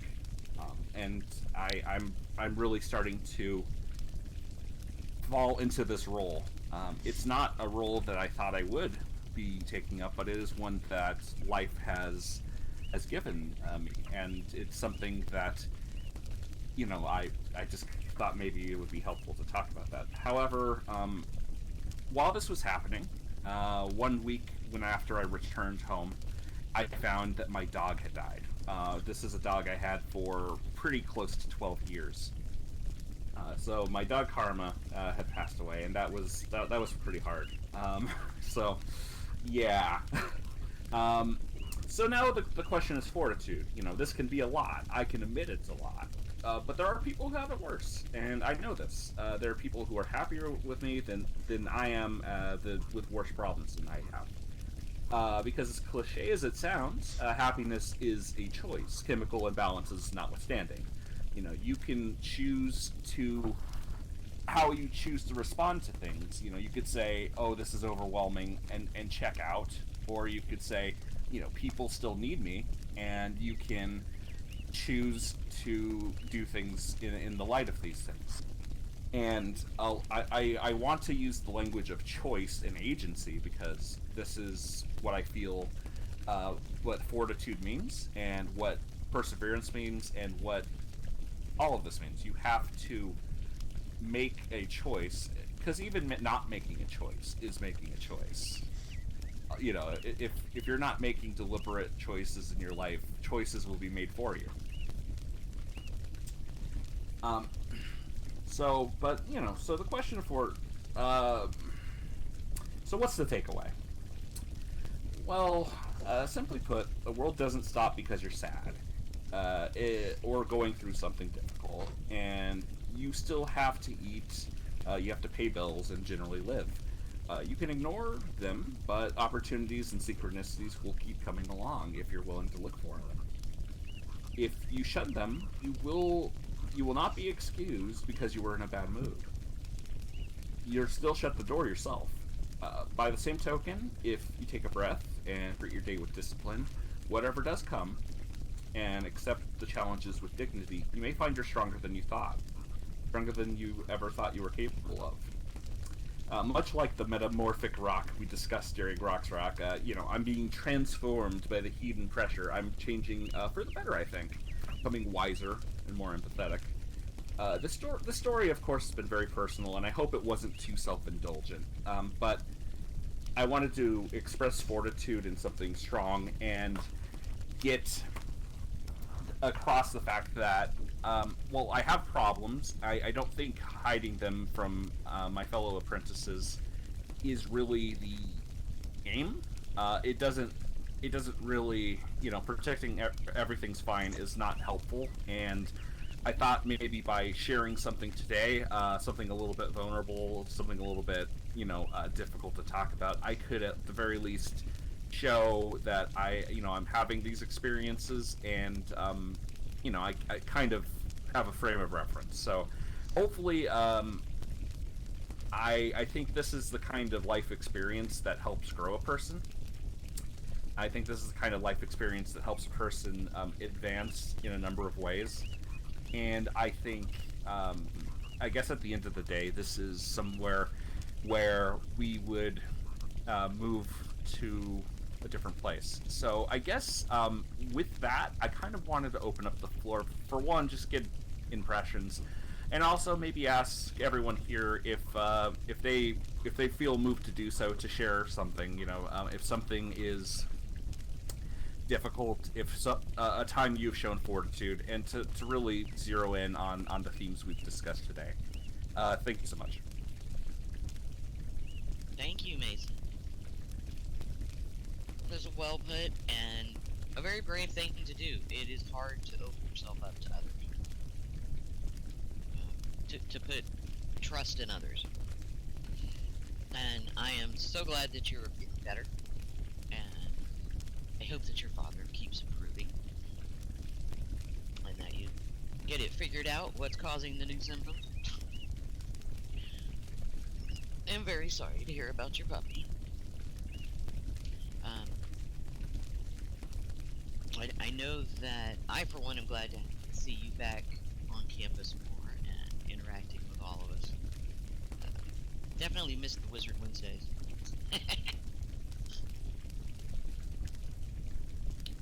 Oh, trying to, but I don't know. Think of a time where I showed fortitude. One basically is being stubborn fortitude.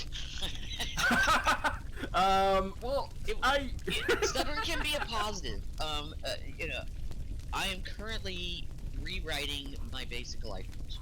We're all taught rules as children, and then we live our lives according to those basic, some say moral values, some are moral values, some are rules. And many of the rules I was taught as a child do not work for a functioning adult. And I am currently deliberately rewriting my rules and kicking out the old ones. And I am being very stubborn about it. And I have to watch myself, because old rules, you're very comfortable with them. Your brain and your body are very comfortable with the old way. It knows it, it's done it, survived. Why don't we just keep doing that? And if you're not paying attention, you'll suddenly go, wait a minute, that's not who I want to be. And over 30 years ago in a job interview, they love to ask you, what is your biggest weakness and what is your greatest strength? And my answer to both is stubbornness. It can be a weakness, and shush. Peanut Gallery goes nuts. It can be a strength. It depends on how you direct it. Where do you point your stubbornness? And I am pointing my stubbornness at becoming the person I want to be, following rules that I approve of, that work for my life and work for the people around me. And it's not easy. It's a very scary thing to do, to look at your most deepest and basic reactions you've learned through your life and consciously decide that you're not going to do something anymore. And they go, we're going to do this. And then as soon as you rewrite your rules, life will go, okay, here's life happening. And you're like, okay, I'm reacting to that. I'm not acting upon it. And then you have to go, well, the new rule. And then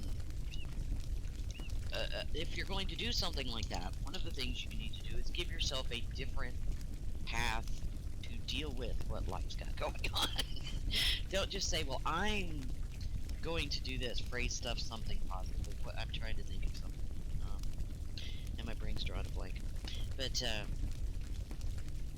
stubbornness, fortitude, devotion to purpose, determination.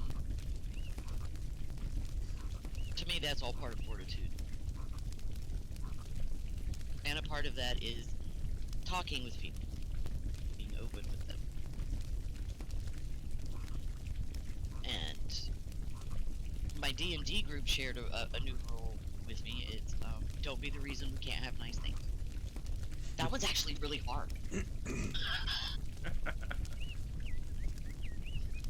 I run up across that one all the time. What's the difference between tacky and cute? It's different for everyone. That's true. That's true. The trick is to find other people who find your cute and not tacky. Would you've ever gone around looking at the season's coming up, Christmas light displays? It is very easy to cross the line from decoration to I can see it from space.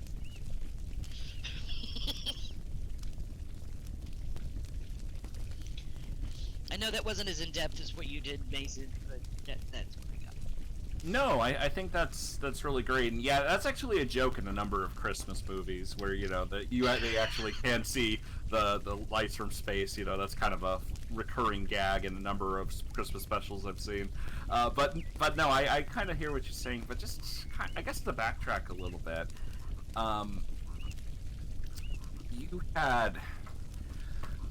you had mentioned a lot, and I think, but what really kind of like hit me was when you were talking about changing your life's rules and sort of the difference between what you had learned as a child and what you're trying to filter out and figure out now. And the thing is, particularly in terms of like moral and social education and children's programming, this is like a no duh kind of thing, right? But when you say it out loud, but it doesn't always come across to everyone, I feel, which is things that teach children how to behave are marketed towards children. The ways in which they are teaching you to behave is how to be a well-behaved child. It is not how to be a functional adult. But there isn't really a point at which they sit you down and say, okay, now here's where you adjust your values because you're an adult now, and being a well-behaved child is not the same thing as being a functional adult. What we as a society decided to do is we look at you on your 18th birthday and say, well, you're an adult now, you're responsible for yourself, okay, good luck, figure it out. That's kind of... Shove them out into the world. Yes. Yeah, that's kind of what turning 18 is like. It's like, yeah, you could do all the stuff you couldn't before, except for drinking for some reason. You got to wait 3 years on that. But everything else, you could vote, you could smoke, just go for it. Go nuts. We'll put you in a tank, give you a AK-47, but you can't have a beer. Yeah. Yeah, so I mean, but that's what turning 18 is like, and it's one of those things where it stuck with me. Like I've been an adult for over a decade, it's like basically 2 decades, so it's like, it's getting crazy, right? It's like, it's nuts. Like, what are you supposed to do? It's something I've noticed, and it's something that I very much agree with what you've said, in as much as that there's a lot to it, and it's kind of what we discussed this morning when we were kind of talking about My Little Pony, right? Exactly. You figure out friendship in this like sterile kind of scientific space, because now friendship is a report, it's an academic subject. Well, in that same way, I think morals and like social interaction can be broken down that way if you have the kind of mind that responds well to that. There could be a lot of merit in that, so I think that's kind of neat. Yeah, it's that's something I'm a strong believer in. It takes a village to raise a child. Everybody needs a tribe. That's one of the things I feel about grade school. It's like grade school is a tribe. It's a tribe of people who come together and want to think and want to be of service to the world around them, and are just willing to think to not just go have information handed to them and go, this is how you shall live your life. No. I have questions.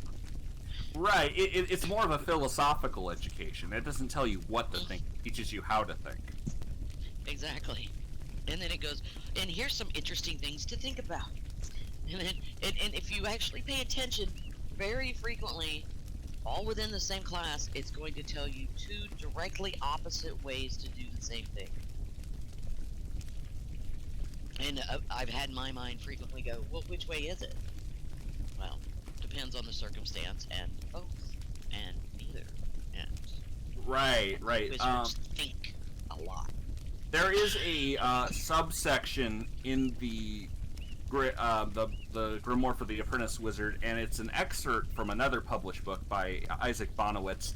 I want to say it's Real Thaumaturgy. I think that's where it came from, something like that. But basically, there's a list of what they call the laws of magic, different from the rules of wizardry. Keep in mind, but they're called these are basically things like the law of non-contradiction, the law of attraction, and these are sort of like the sort of mechanics of magical practice. And so one of them, I believe, is the law of contradiction, which is basically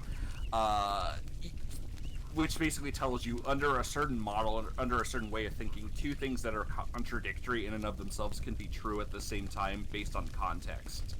And magic functions on multiple levels of reality at the same time. So when you're applying that to like real life and social circumstances, it's a little bit like Star Wars, right? It's like the whole Darth Vader killed your father versus Darth Vader is your father. Well, it's like, yeah, he did kill his father, but he's also is his father. It just depends on how you think about it, I guess. Technically, he did kill his father because it was a different person. He changed. Yeah. But then he changed back, so did he resurrect his father as well? Well, I mean, arguably... At the end, he repented, so... True, but arguably, Luke revived his father. He kind of believed in the goodness in him, was still alive, so in a way, he resurrected his own father? I don't know, we're going down a rabbit hole, I think. I think... but I think you understand what I mean. Just keep swimming. That is wizardly wisdom, I think. All right. Anyone else wanna join in? I'd like to make a couple comments. Prefect Cunningham, first of all, that's a lot of information you shared with us. Thank you for trusting us. I don't think it's too self-indulgent. Personally, I like to get to know people on a more personal level.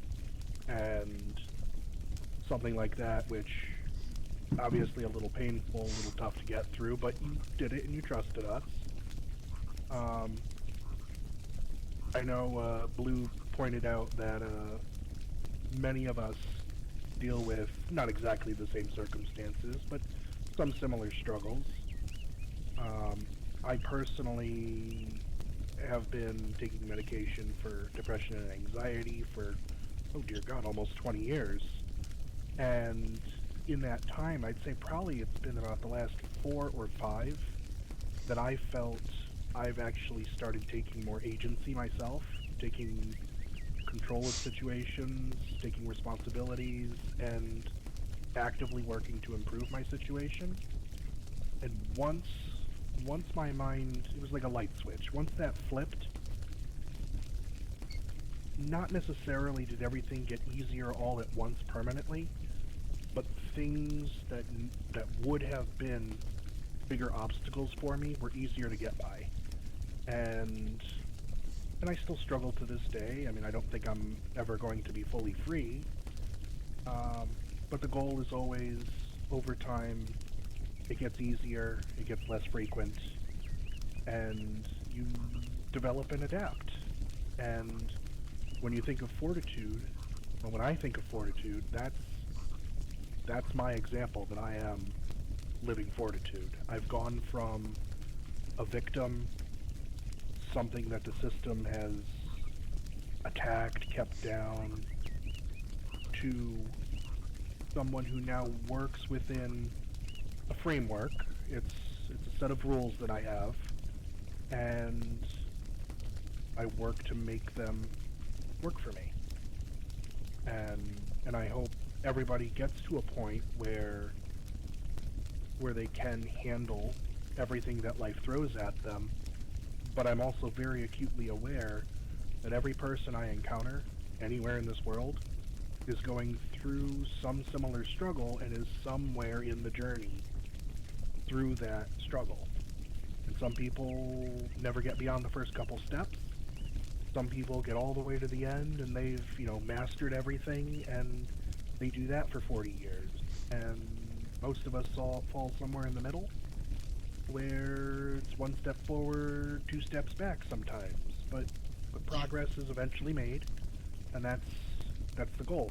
You just keep working at it, because once you give up, you don't make progress. Fortitude is the very act of continuing. Yeah. So again, thank you for sharing.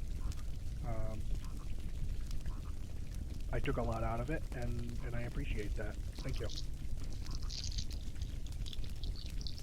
I'm glad I was able to help, anyone in some small way. That's good. It's recorded, so you might help more people than just us. Exactly. Well, I hope so. I certainly hope so.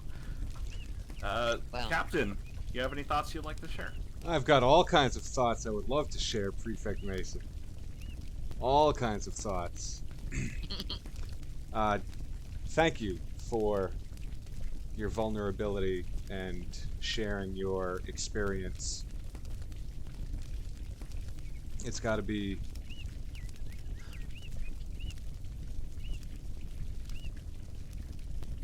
it's difficult when you become the caretaker. well. Hang on. let me use my own words. Yes, my apologies. I appreciate you and your presence and the struggle. Whether you say it's a struggle or not, to me it sounds difficult. Caring for one's father. And you're also prefect of the Stones Lodge. And you're an apprentice here at the Gray School. And whatever other hats you're wearing outside of here. It's a beautiful story that you are writing and sharing with us and leading your lodge. And definitely, there's someone watching us right now. There's someone watching the stream right now, and it is being recorded. And I will try to upload this to the leadership account, the Gray School account. But Fortitude also, Vice Captain Blue, thank you for sharing your experience as well, and your thoughts on Fortitude, and you as well, Apprentice Fred. It is an honor to get to be a part of this celebration of the Stones Lodge, and getting to be here while we talk about Fortitude. And you, Apprentice Fred, you mentioned I can't remember exactly how you phrased it, but if we don't show up, then we're gonna fail, and that's something that I alluded to in one of my papers advertisements to the school in regard to running for captain. Was like the only way we'll fail is if we don't show up or if we don't try, something to that effect. And when things get tough, and they always do, like Blue saying she's getting rid of her childhood rules and learning adult rules, or creating her own adult rules. And I personally know that whenever I think I've got a handle on life, that's when life's like, okay, Yahtzee! Exactly. Like I've got a truck. I just paid my family just moved across the country. My wife and I left California, drove across the country. I sold what I thought was a good truck in California, so that we didn't have to deal with it potentially breaking down in the middle of nowhere. Um, moved to Vermont, and I bought a new truck.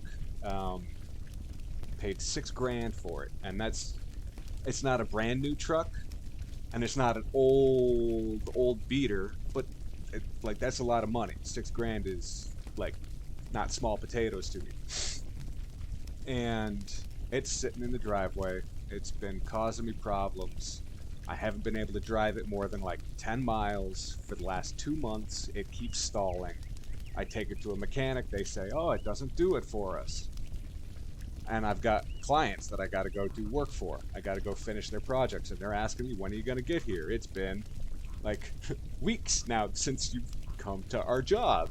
And I've got a wife at home who's pregnant, and she's not able to work because her physical therapy license hasn't transferred to Vermont yet, and she's pregnant.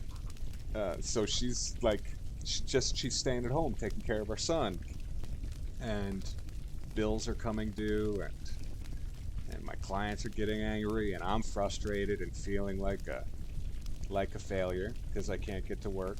And we just had a conversation like the end of last week where we both decided that I was going to borrow her vehicle to go finish my jobs. I roll up to this job in the rain, like it's downpouring, and the property manager says to me, well, today's a great day for you to come do the work, while they had said, if you don't come finish the job, we're going to hire someone else. And there's $3,000 sitting at this job that I got to go finish.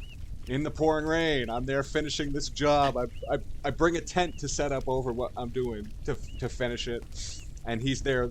This guy's lecturing me about how I got to get my truck fixed and how I got to like show up to do the jobs. And I'm like, dude, I know, like, this isn't my first job, but like, my truck's broken. We just moved into town. It's all this stuff, and got through the day. It was like a 6 or 7 hour day in the rain. Finished the work,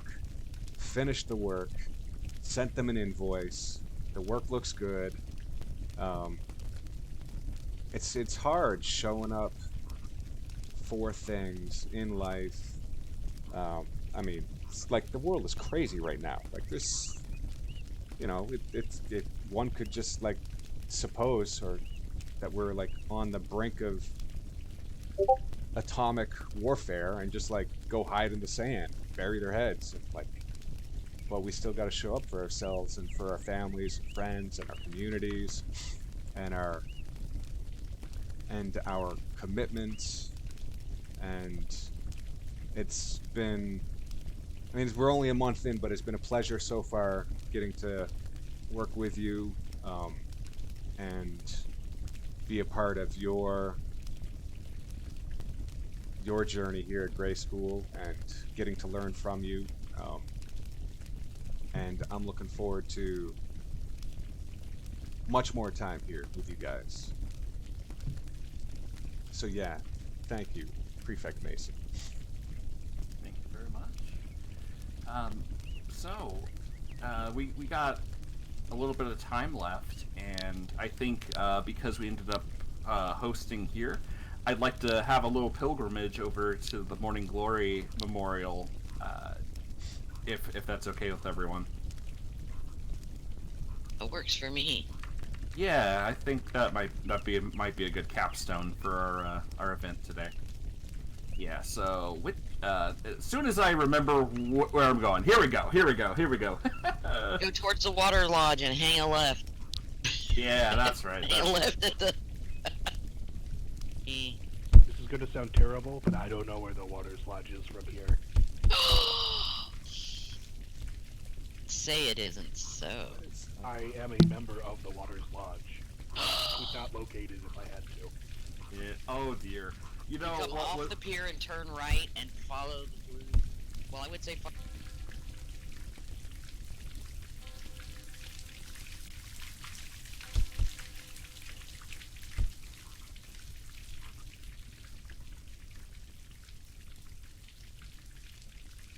trying to spread. Fun is about. Oh, I don't remember that. That was.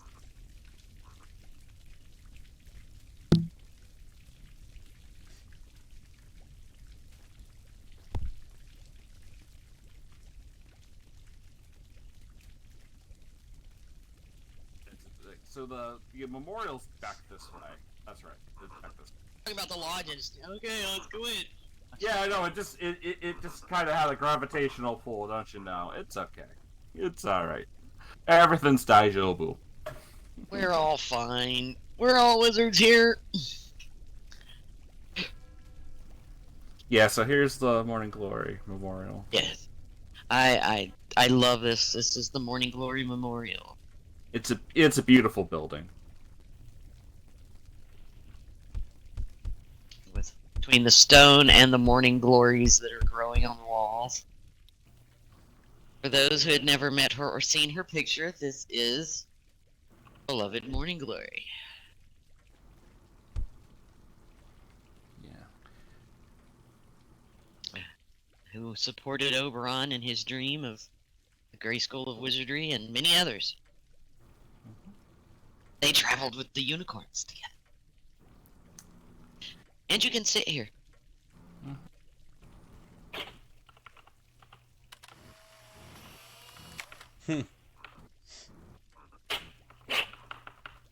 Stop that. Oh.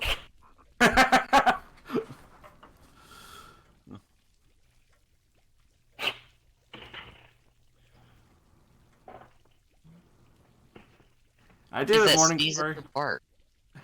What's that? Is that sneezes or barks? So that is my cat, and she has a sneezing problem. Like, we do a nebulizer every night for her. That takes like an hour. And, God, that's really a lot of time. But she jumps up on my desk and starts sneezing when she's ready for dinner, which is at 7 o'clock, and it is 5:45, and you're not getting food yet. Well, it was worth a try. Yeah, it's worth a try every night, isn't it? Yeah, maybe it'll work once. I don't know. Someday you're not going to be paying attention, and it's going to happen. Oh, well, see, what I tell them is they have to wait till 7 o'clock, but if they're not here exactly at 7, and like it's 7:02 they wander back, well, it's too late, I'll have to feed you tomorrow now. Oh, no! Oh, no! How many cats Somehow do you I have? don't entirely. 3 cats. And they are all 3 cats, and they are all very slight variations of the same visually same cat. They're all tigers. Okay. Nice. Yeah, I have 4 cats. Nice. Yes. I have 2 orange tabbies, and sort of like a gray and black God, kind of that's striped tiger thing, and a little gray cat. Hang on, I gotta get some tissues. Be right back. Oh, no problem. Come on, kid. I need to step away with my chi for a moment. But feel free to start without me. Oh, no problem. Yeah. So, have you ever been in this part of the campus, Captain? Oh, yes. I've explored campus top to bottom, inside out. Because it's a wizarding world, like the Grey School campus. I love role-playing games myself, and I always walk around the outside of the maps looking for all the secret treasure and surprises, and have found many things on campus. Yeah, no, I can understand that. You know, that's the thing that I always laughed about, like all the sort of young adult, like magic school fiction kind of stuff, because you know you're watching Harry Potter and there's these kids and they're in their magic class and they're like, oh man, there's a bunch of homework, this is hard. It's like excuse me, if I was learning magic instead of like American history, I think I would have paid a little bit more attention when I was in school. I don't know, I feel like I would have been a little bit more interested in what the teacher was saying. That's how I'm saying it. Totally, completely agreed. Not that American history isn't an interesting topic in its own right, but you know what I mean. It's I feel like if I was in a fantasy school learning magic, I don't know. I feel like I wouldn't have been that upset about having to go to school.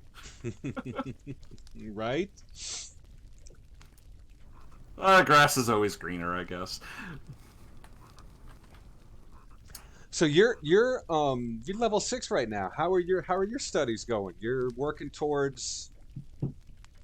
You're not doing your capstones yet, but where are No. you? I think that I talked. I actually had an academic meeting and talked with some faculty members just the other day, and we went over a couple of things. But generally speaking, I have a lot of credits, but a lot of them are not related to my major. I kind of I kind of dipped around and took classes from all sorts of different departments, so I have a ways to go. But I did go through my schedule. I had a full 6 classes, but of the 6, like 3 of them I hadn't even started, and one of them I was like, okay, maybe I could circle back to this later. So I ended up clearing some space in my schedule. I've requested to be put into a couple of classes, which are some of the requirements for my major. So I'm pretty close to completing the classes I'm still enrolled in from previous time. So I'm making some momentum, and yeah, we're doing what we can, but we're doing good. What's your major? I am a performance magic major. So that. Yes, and when I decided I was a lore minor because I rather like storytelling, but although I have taken a recent interest in hypnotism, so I might go psychic arts secondary so I can focus on that. I haven't decided. Now, in the prestidigitation, what's your jam? What is it you like? I'm not super skilled in prestidigitation, although I did take some interesting classes related to that. For instance, there's a class here at Grey School called The Elephant from Denmark and Other Math Tricks. So this is technically, these are all sort of like tricks that are, at least they generally have a numeric or number-based trick to them, and they're all pretty interesting. I'm not especially well gifted at math, but there was a lot of math-related courses on the Second Life campus when they were teaching classes at that time, so I ended up taking a lot of them. I actually am shockingly close to actually getting a minor in mathemagics, even though I'm terrible at math. Good for you. That's fantastic. Yeah, I'd have to double check and see if the standards have changed. But yeah, I actually think I'm fairly close to actually getting one. Dean Xenia will be proud. Yeah, I'm very bad at math. I'm very bad. That's why. That's actually part of the reason why I wanted to take so many, both for the challenge, and they also felt it's like, well, you know what, if we have an apprentice taking these classes who isn't especially confident in their math skills, then we'll know, and they're able to follow these classes, we'll know that they're well-written classes, because this isn't a school of math, this is a school of magic, so they shouldn't be incomprehensible if you're not exceptional at math, Mm-hmm. That is well put. So yeah, so that was quite funny, but yeah, I'm gonna probably be visiting this area a little bit more. I really like it a lot, and Morning Glory, just wanted to tell you, I did a thing today. I opened up. I'm a real boy.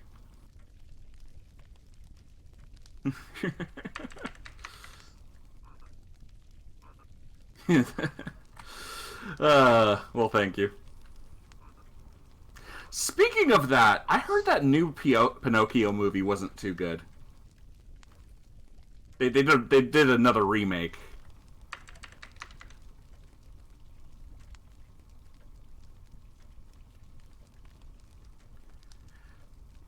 No. It's pretty much ADD. It's just because I said I said, oh, I'm a real boy. You know, I was joking around it, and that's what made me think of it. Now I do. Now, you know what? I should have come prepared. I should have come with a bunch of. I should have come with a bunch of puns. Oh well. What you gonna do? There's always next time. True. I look forward to it. Okay. Well, I am gonna step away for just a minute, but I will be back shortly. Okay, bye-bye. I am back.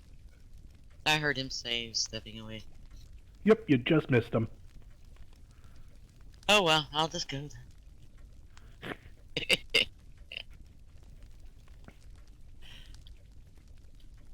But I am gonna mute my mic again.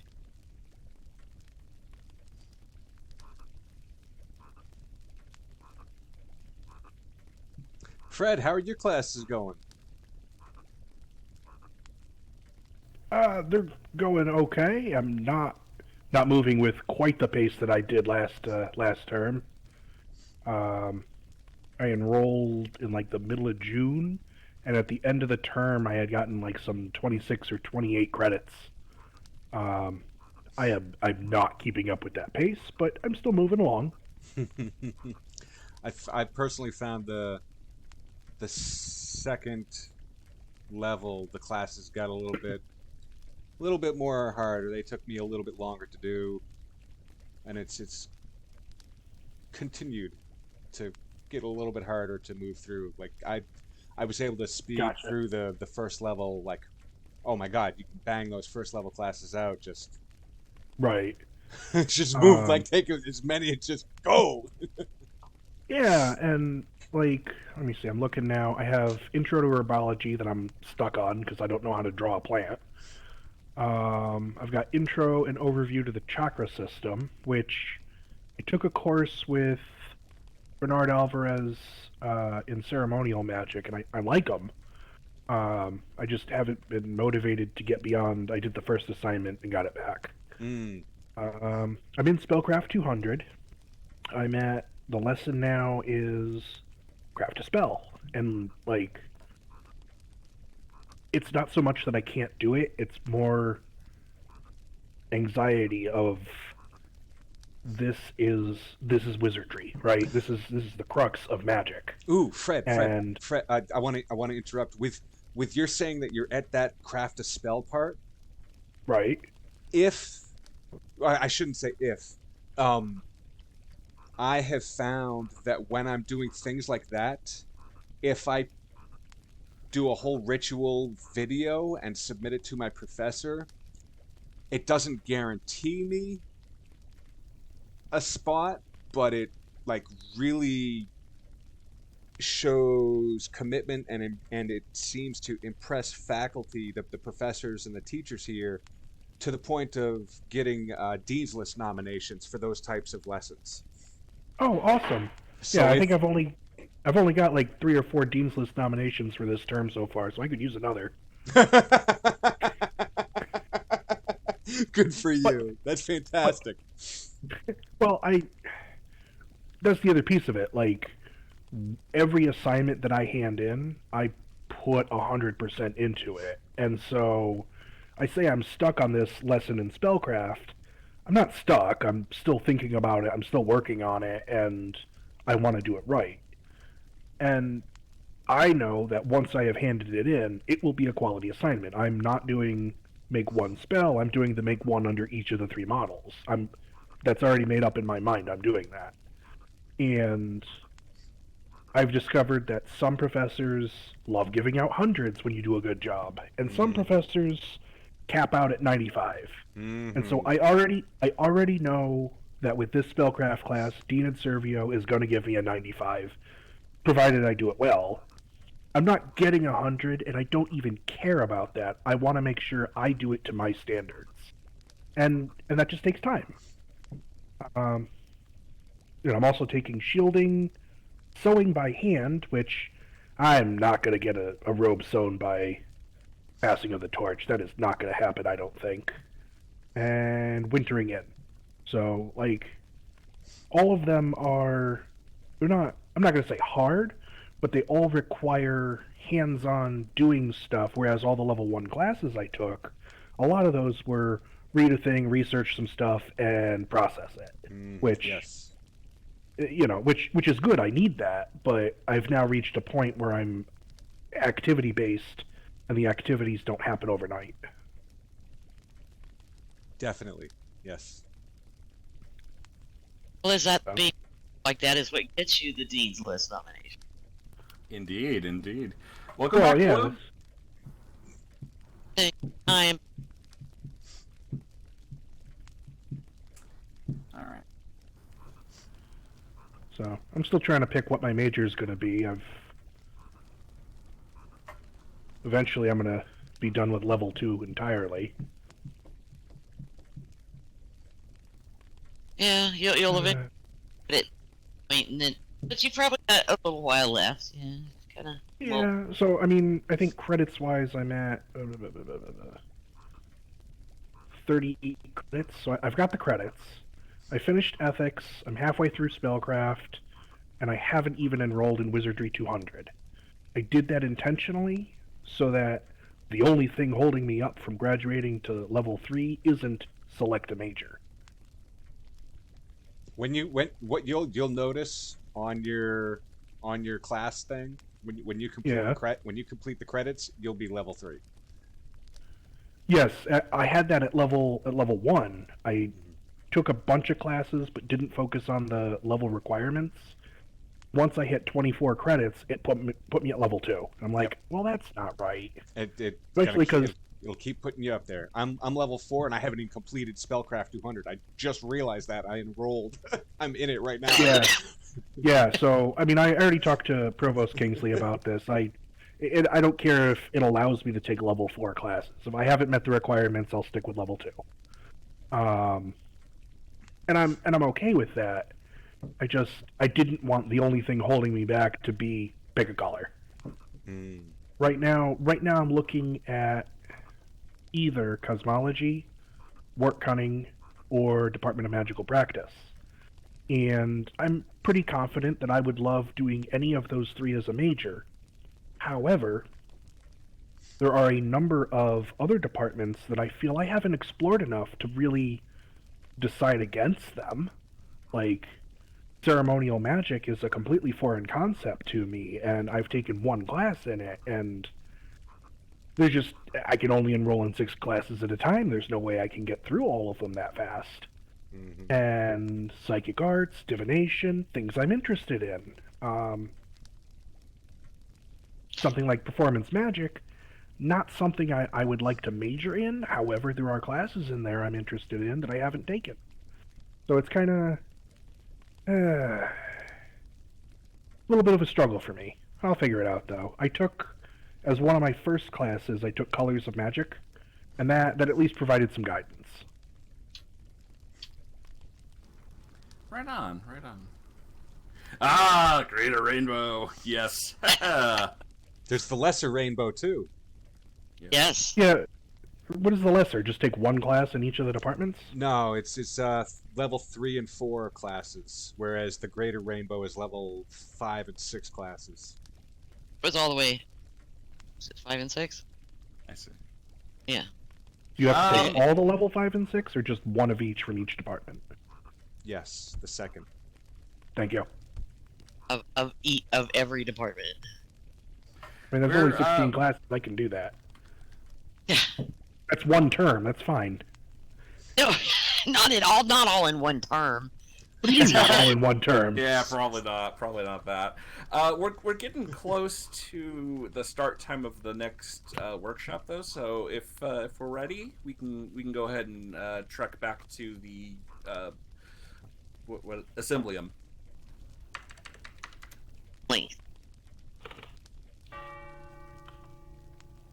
Yes, the lesser and greater rainbow are always options. That's and Well, I have no idea. Are they in addition to or instead of choose a major? Well, You still have to pick one to focus on, but Oh, okay. as a rainbow, it means that you are doing every department. I could see myself doing that, but it's obviously a much larger time commitment than just Yeah. take a major and minor. But I found that really helped me decide on just a few that I needed to seriously think about. Yeah, fair enough. And I do believe each department has so you want to be a wizard. Most of them do, but not all of them. I know cosmology does not. Well, that could be something to point out to the Dean of Cosmology. Oh, I've discussed with the Dean of Cosmology a whole slew of courses I'd like to see. And truth be told, if given the opportunity later down the road, I would help write them. Right? Oh, Grade School loves that. Look at the incoming professor. Yeah, I see there's quite a few professors that are instructors who... For Why am I apprentices. sitting there? Yeah, that came from the student body of apprentices. So... No, I'm trying to sit on the... You can, with these, you can just click on them when you see the chair picture. No, I can't turn. Oh, I hate the camera and everything in here. I'm just done. Yeah, it's not the best. Why did I ever volunteer to take pictures? And why do I think I need 30 pictures? There's probably only 2 gonna fit in the article. Because you want to make sure you have plenty of options. No, that's absolutely correct. Like, I couldn't submit the essay and have no pictures of Provost Kingsley. Like, we need, Right. like you have to. So, Yeah. took a few with him. And, I don't know, it's just a lot. Yeah. Because you want to do the best job you can at everything you do. Well, that's correct. I don't really believe in half-assing things. It doesn't... Yeah. What's the point of doing it in that case? Exactly. Yeah. Understand. Although, I was introduced to the concept of if something is worth doing, it is worth doing poorly. And, well, it's not even a joke. Like, so you should brush your teeth every day, right? You should brush them for 2 minutes or whatever, twice a day. But you know what? If you wake up in the morning and you've got 15 seconds to brush your teeth, brushing them for 15 seconds is a lot better than not brushing them. If it's worth doing, it's worth doing poorly. And I'm working on the concept of good enough. Sure, but... Versus perfect or up to my, okay, I'm happy with Right. the stand. Me, I go like days without brushing my teeth. Till my wife's like, "Oh my God, it's been so long. Your breath stinks." Oh no! I work customer service, so that doesn't really work. I got a 1-year-old son and a pregnant wife, man. It just like it's. I just don't have What time. is this 15 seconds you speak of? I don't even have 15 seconds. There's no judgment on my part. It's just not something I have the luxury of not doing. Yeah, you could have you can't. As a voice of experience, getting me and a toddler and an infant ready to the house for me to make it to school on time.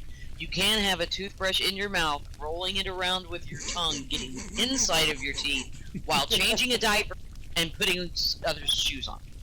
Oh, that's too I much. believe that, but that is not something I would be capable of. You do have to swallow the toothpaste, and you might be a tad nauseous for a I couple thought you were hours. going to say swallow the toothbrush. Yeah, oh, it was close a couple times. I'm not graceful with a toothbrush in your mouth. You learn the new meaning of the word fear. Well, Prefect Mason, are we are we back? Is it what time is our next shindig at?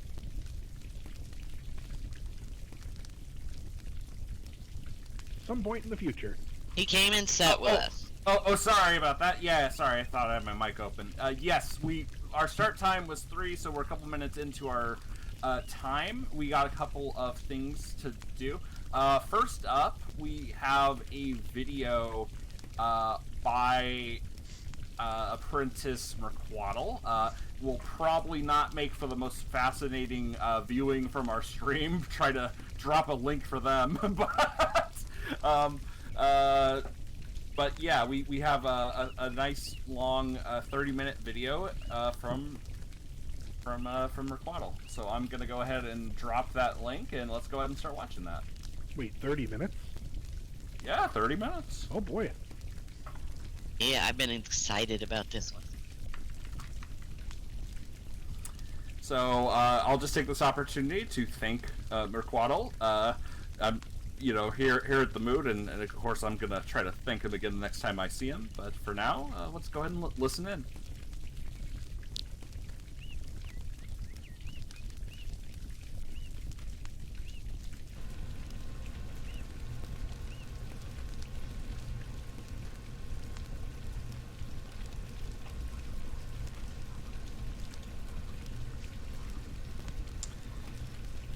Hello everyone. I wanted to say first off, I do apologize for not being there today. However, we are relocating to New York and we are actually on the road right now.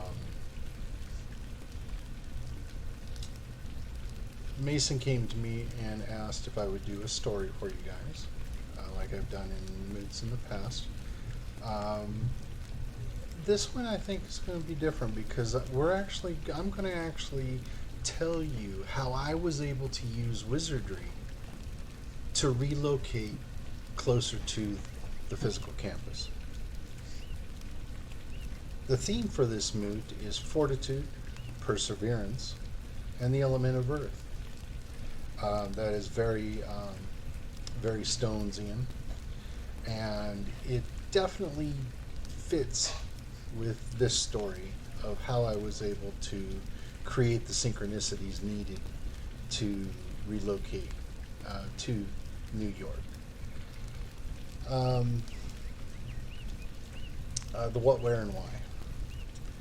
Well, the dream is to relocate to New York when Provost came out and said that Whitehall and Highspire was going to become the seat of the physical campus. I thought, that he may be onto something there.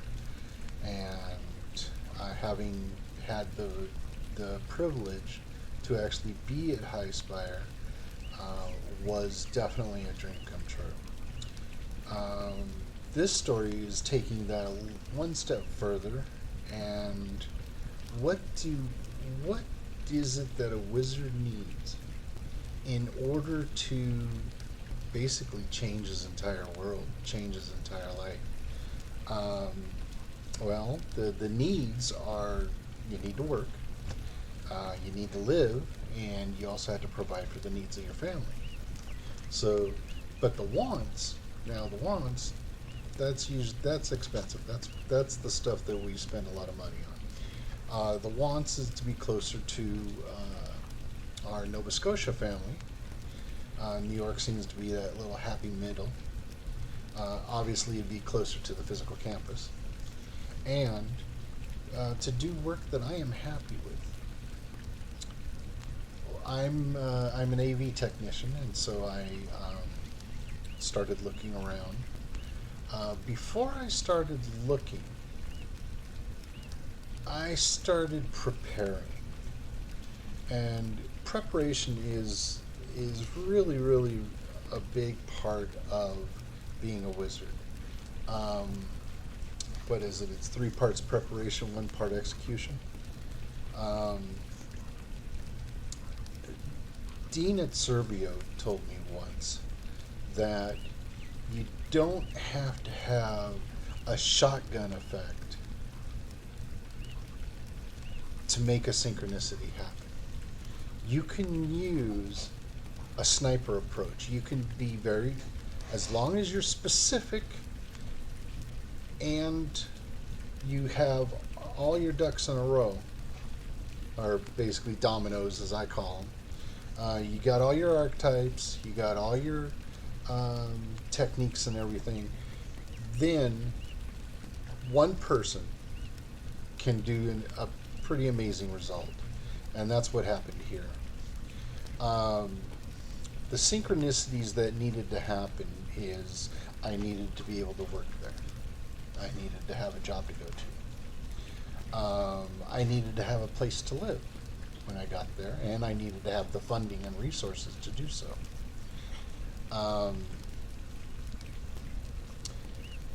When I left my last employment, I had a pretty nice little nest egg saved in my 401k. I've been working for the company for 5 years, and so I had pretty much 80% of the funds needed to relocate. The others came in through other ventures, like I did some temporary employment as an Amazon driver. I got some friends actually gave us money, which was not expected, but like I told her, I ain't gonna give up money. But those synchronicities pulled in.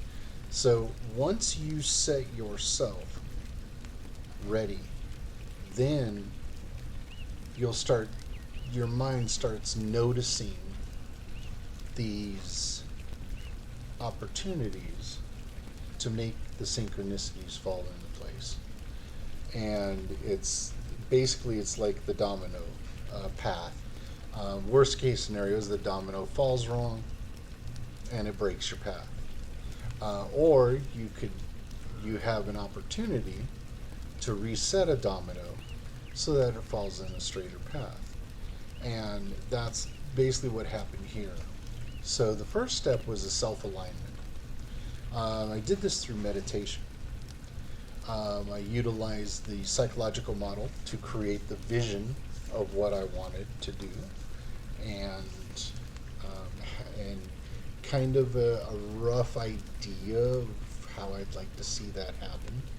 And so I created that visualization in my head, and this is the psychological model. Once I had that visualization, there is a technique called vagus nerve actualization, and what you do is you put your fingers right here under the ear and right behind the jaw. You'll feel a vibration when you talk, and that vibration is the vagus nerve. This is the closest place to the skin the vagus nerve runs.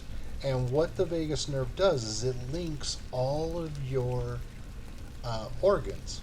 All 7 organs are connected through this nerve. This is one of the nerves that operates your autonomic nervous system.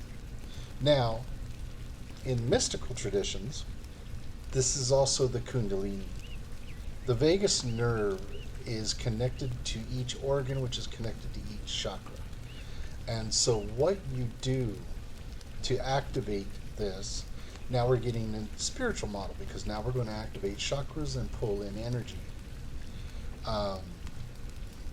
What you do is you focus on your visualization, then start humming, like while focusing on the visualization, you start humming. You're going to get a resonance. When you get a resonance, you're going to feel it in your teeth, you'll feel it in your jaw, you'll feel it in your nose, in your sinuses, and your whole head will feel like it's vibrating, and that's resonance. So now you're resonating this visualization. What it does is it takes the resonance, and now we're dealing with resonance model. We take that vibration and that resonance, and we're taking it down through all of the chakras.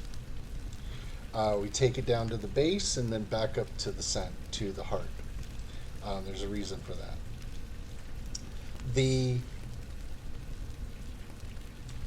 Having the visualization and taking it down through the resonance. When you get to the chakra, each chakra has its own color. You get, you have your vibration going.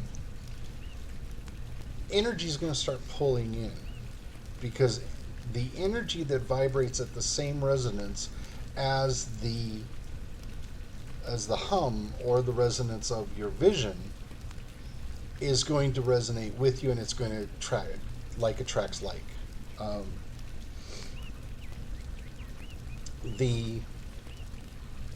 So that'll go through all the chakras, and you'll do that all the way down and then all the way up.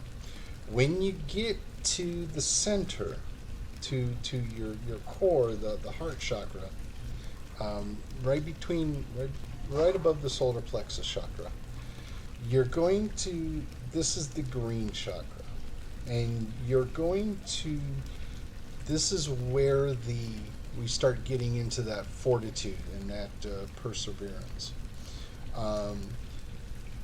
By tuning out anything that is not part of this resonance and is not resonating with this, it'll filter itself out and basically just vibrate away.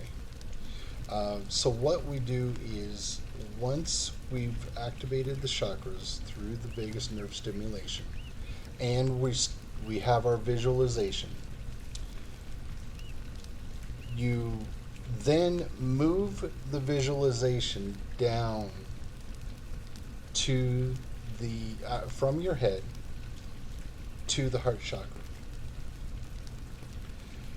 What this is doing is, again, this is, now we're back to the psychological.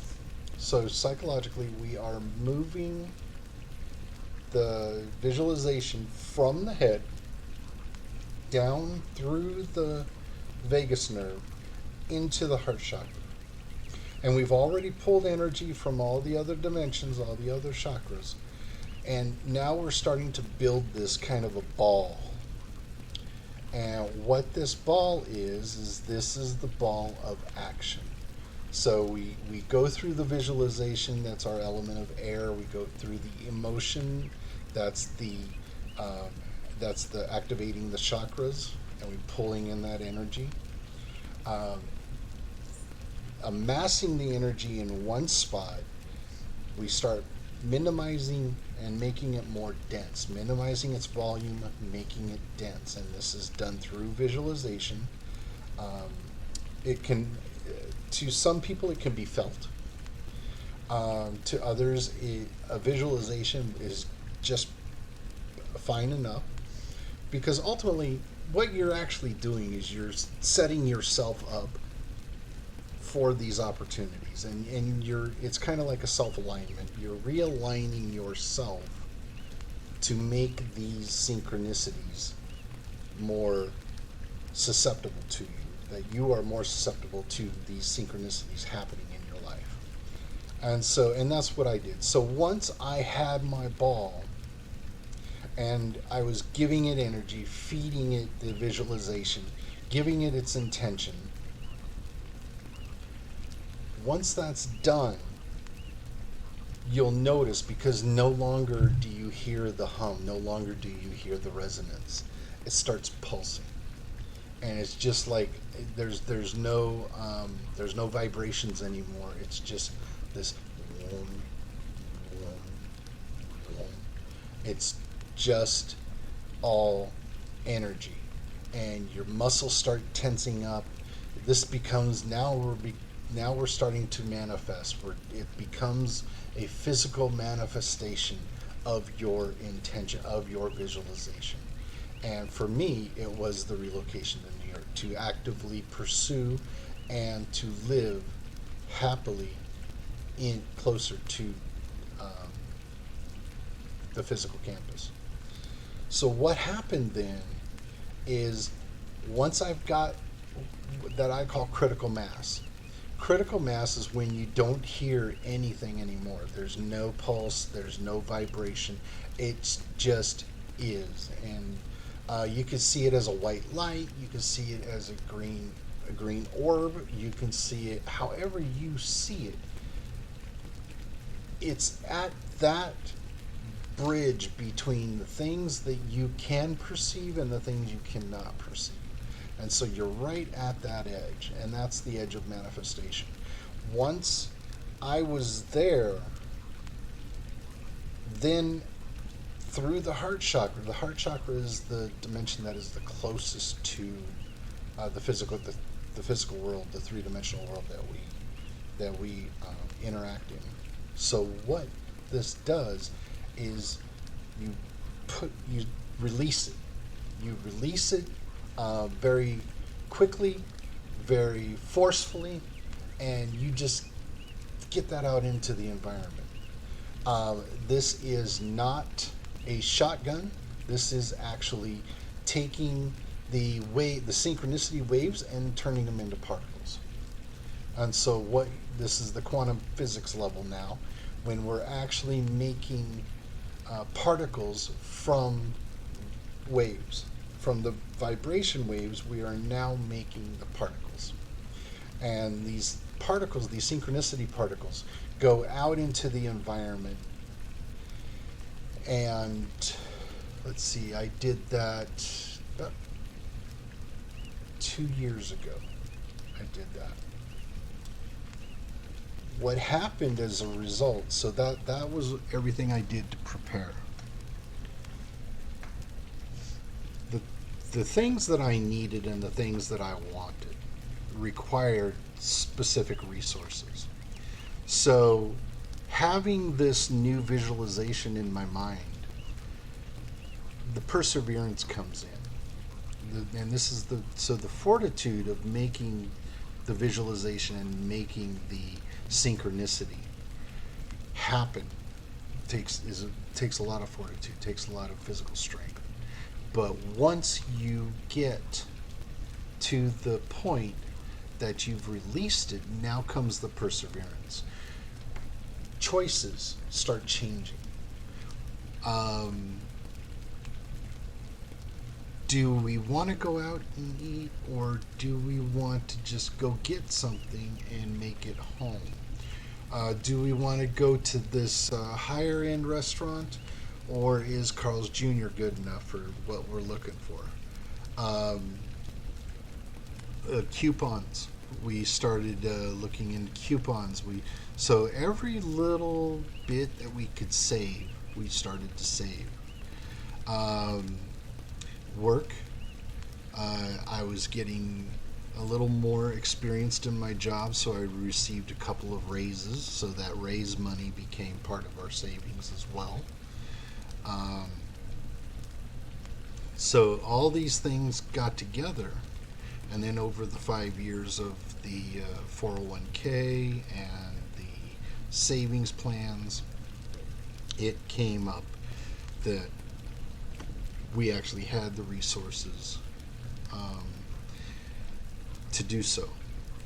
So everything started going. We were like, we were looking at Albany.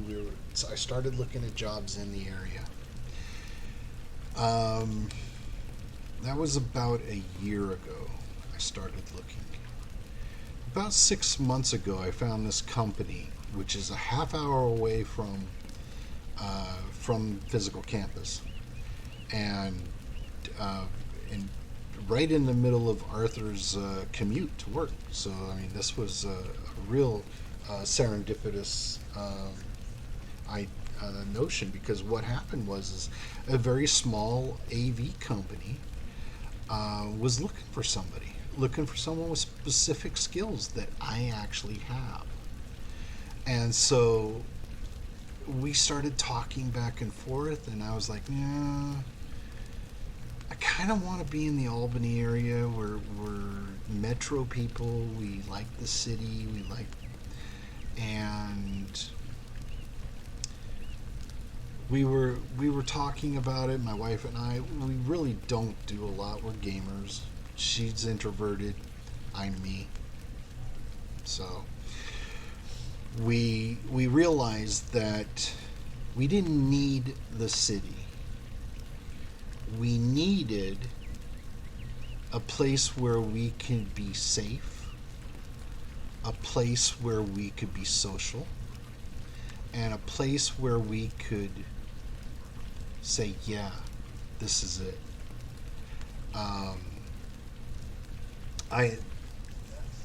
I continue talking. I did some interviews with the company. I kind of backed away from them and said, really want that, but then we realized, no, we really didn't need that. So this last August, I came back to the AV company and said, hey, are you still looking for that guy? And they said, well, it happens. Yes, we are. And now we're starting to see those particles coming back. So we see that my self alignment changed from being a metro city person to being a little more rural, a little more quiet, slower paced. A small AV company, so a very flat organization, not the corporations that I'm used to working in. So it was quite different. And the owner of the company, amazing man. We sat, we talked, we did our interviews over Skype. Microsoft Teams now. What happens is, it comes to find out that not only did I have everything they were looking for, I also had the mentality they were looking for. I wasn't going to use them as a stepping stone to something greater. I was going to use them as a way to ensure retirement. So I'm stepping back away from the ambitions of my fire nature, and I'm going more towards Mother Earth, the home and the hearth. Starting to notice more of the solidity, the firmitas, the integritas. On noticing the integritas, the integrity of this man was so much that not only did I impress him in his number two, he's like, well, we can't seal the deal. And I was like, oh? And I thought, well, there it goes, gone. He's like, no, I'm a relationship man. I gotta shake your hand. I gotta see you, and I want to pay for you to come out.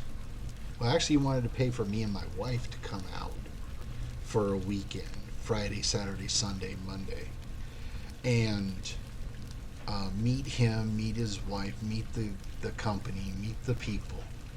And I did that 2 weeks ago on the 19th. That was, let me see here, that was the weekend I went up to High Spire, because I had that Sunday off, so that was the weekend of the 14th. So I was up there the 14th, 15th, 16th, and 17th. And I went to High Spire on the 16th and had that, in the forums I made that mention of that experience. So now that my self-alignment and everything is coming in, he pays for me to go out there, talk with him and everything. I come back home. A day and a half later, he calls me and says, Rick, I'm going to make you an offer, but I need to talk with the tax man, make sure it's okay. And I'm like, yeah. And so on the 21st,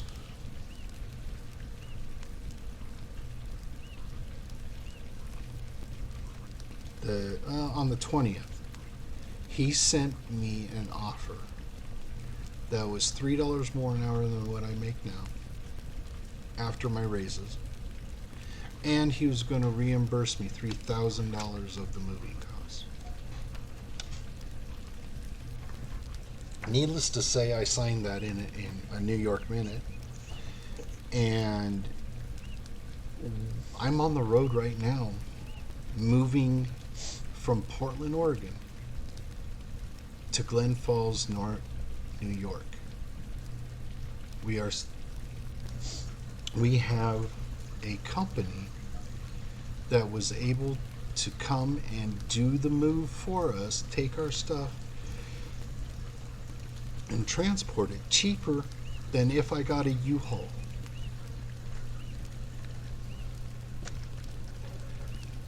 A lot of things are now coming to fruition. They're coming to manifestation. Fortitude, perseverance, and Mother Earth. That is what it's all about to be a stone.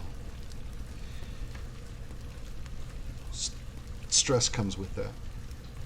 Just FYI. No one's stress is better than a stone. But we hide it.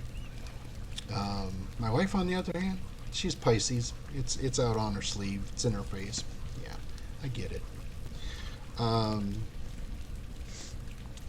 It's been stressful.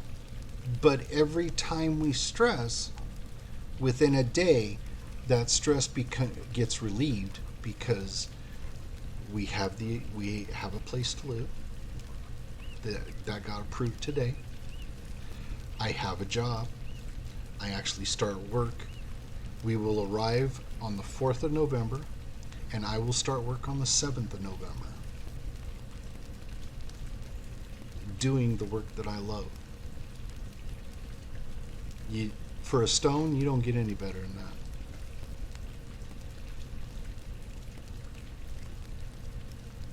I have fulfilled my dream. I have leveraged everything that I have learned being a wizard in all of our departments. Lore, setting up the synchronicities from wizardry, tapping into the energies from psychic arts, being able to create a systematic approach from our ceremonial magic, and being able, through our life ways, to tap into those pools of radiance, those pools of spiritual energy that, and also part of alchemy, I guess, would be in there as well, that makes it happen. And the way it makes it happen is by infusing your intention with the quantum physics that exists. This is what makes us different. We, as Provost has taught me so well, we do not teach by metaphor. We teach by fact. And the fact is, when we take our intention from the psychological model, and we take it into the resonance model and infuse it with the spiritual model, we can do some really, really powerful stuff. And we can change lives. My friends, you have power. You have a lot of power. And I can't think of anything that celebrates stones better than being able to provide for my family, to do the work that I love, and to be able to give back to my community, which is Gray School, physically as well as online.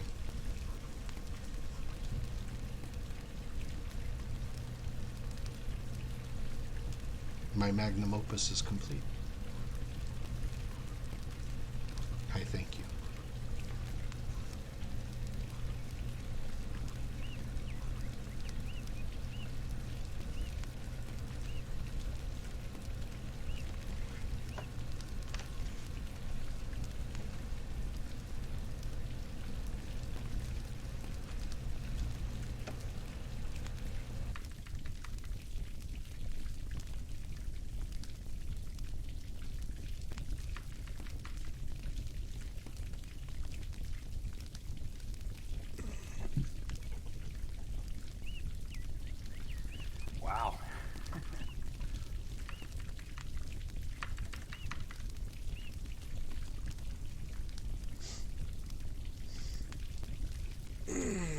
Yeah, that Yeah.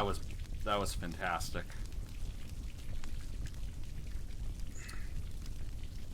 Thank you. It was all I could do to wait.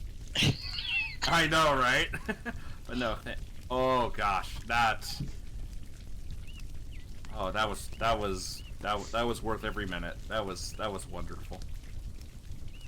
True. Thank you, Apprentice McQuaddle. Well, and safe journeys. Yeah, and They're on the road right now. on the road again. Oh dear. Yeah, no, that's. Oh, gosh. You know, that's the thing. A lot of stories, especially the ones we've heard at Moot, I'm used to, are very steeped in metaphor and very. They're very stories. They're very storyteller. And this one was a little bit more intimate, a little bit more personal, a little bit more, individualized. But he still told it like a real storyteller that I know he is. And Quaddle is just so good at this. I'm always very impressed with his skill and craft as a storyteller and his sincerity. And I concur. Nothing better. I'm like, okay, I'm gonna have to watch this a couple of times because there's a lot of information in there. Yeah. Yeah, he can't. I mean, you could try, but yeah, you'd be wrong. Right. Yeah, you would have egg on your face. I've sat there and have known some of the stuff he's been struggling with and working with and learning, and to see it all come together like this, beautiful. Goosebumps, hair on my arms standing on end. I'm just really happy for him. It's awesome, and a lot of that growth came from grade school. That is, yeah. This information explains what he is. Yeah, absolutely. That's the thing. I understood everything he went over, and it's like, it doesn't matter what you take at grade school, you're going to use it. Yeah, it's not what you learn, it's how you use it, and you start picking things up and applying it, and you'll be surprised and you'll be impressed. There's a lot of wonderful stuff. And apparently the whole fortitude is also a part of blending the wizardly path in your regular life and figuring out how those links work. Yeah, I gave only a little bit of direction in terms of the people I sought out. I told them sort of like a little bit about our theming and what we were doing, but I felt just like with Merquaddle and with Apprentice Next after this, we're really on a very similar wavelength, and it's so cool. So I'm gonna go ahead and share what Sella has shared with us today. But this is going to be a link to a forum post, because there's also some accompanying pictures. But this one is purely audio. There isn't a video. But this one's a bit shorter, running at about 7 minutes. So, but yeah, and she shared a tarot spread and how she uses it. So I hope you all check that out. I hope you enjoy that. And again, I apologize to anyone watching the stream. This is obviously not incredible content, but share the links with them as much as you can. And yeah, I'll see you guys on the other side. Zoom in on the fire pit. Do some fire gazing.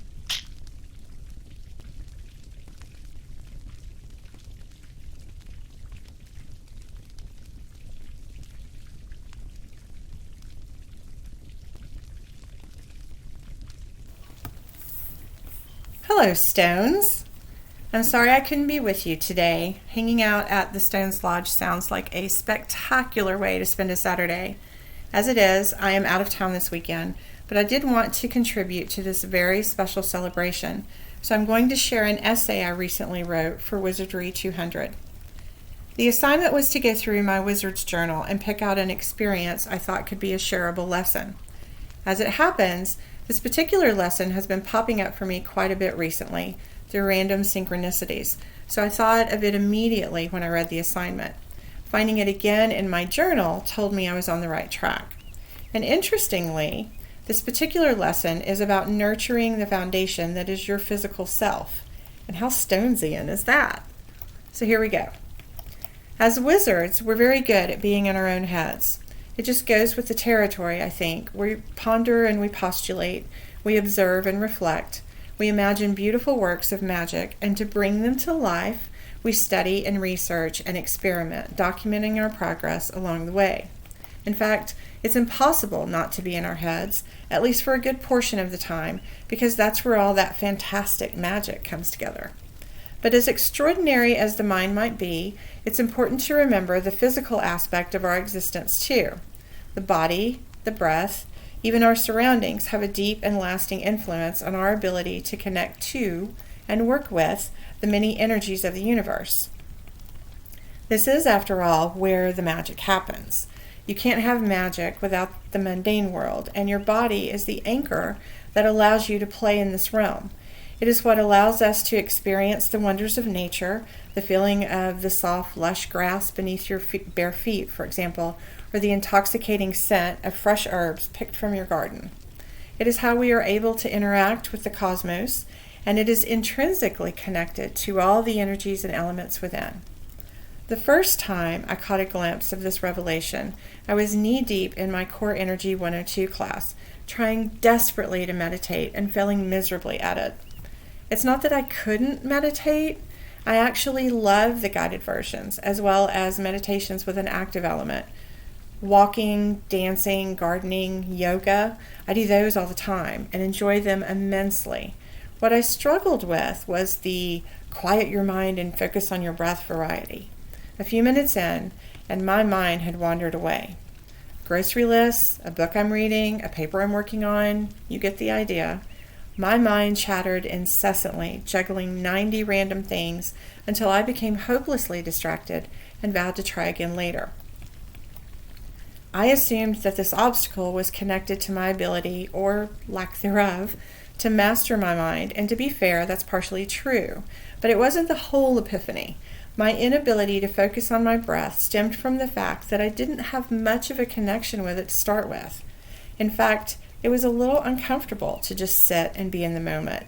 It felt kind of awkward and, truth be told, kind of silly, especially when I had so many other things, other important things, that I could be doing with that time. Grounding and centering, I got. Listening to my breath, not so much. The next time I encountered this lesson was during a yoga session.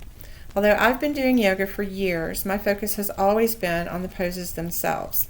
As I stretch into plank or pigeon, my mind is able to wander as it pleases, shuffling through all of the input of the day and weeding out what I no longer need.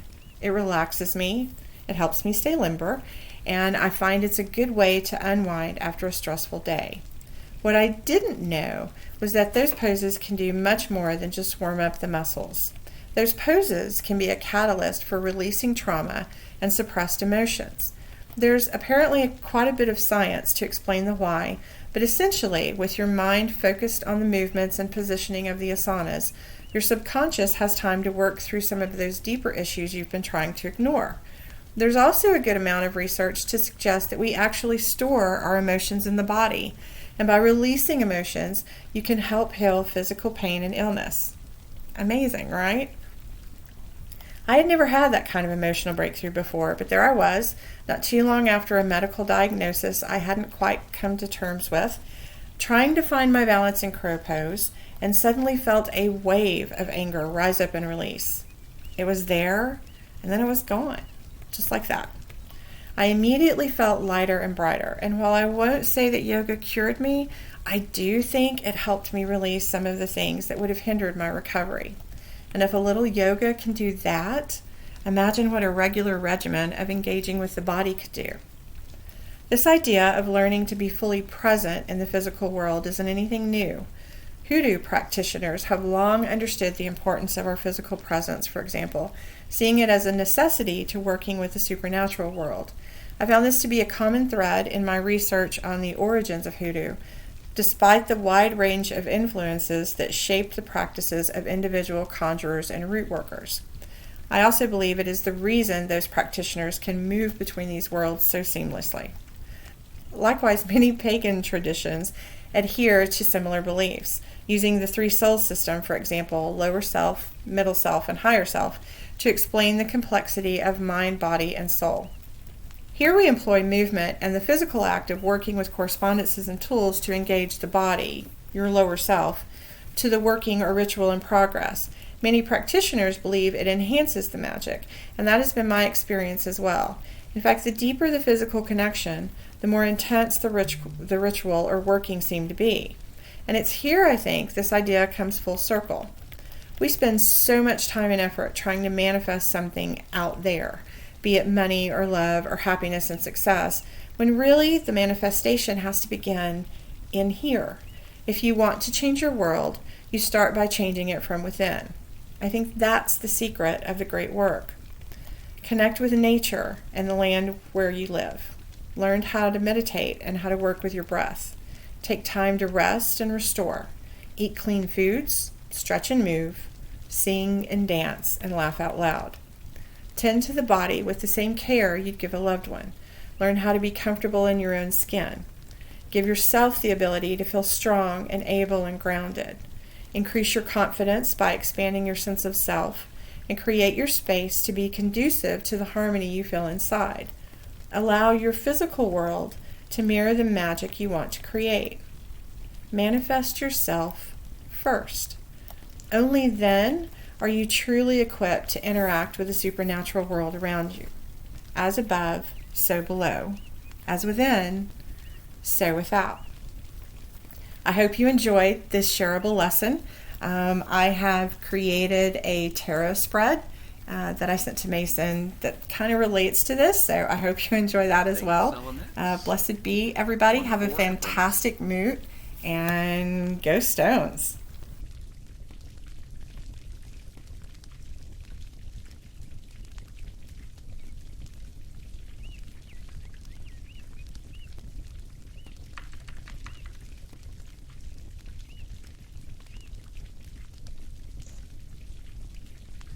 Yeah, there was a lot more to this one than I had realized. I really like the let's call it a dialogue between the physical and the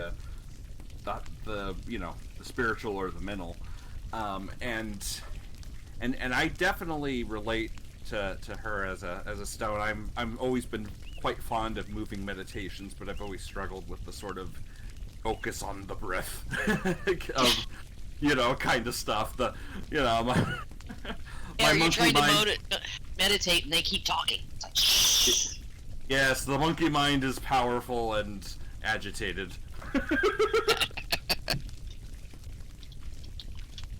Yeah, that was very good. I like.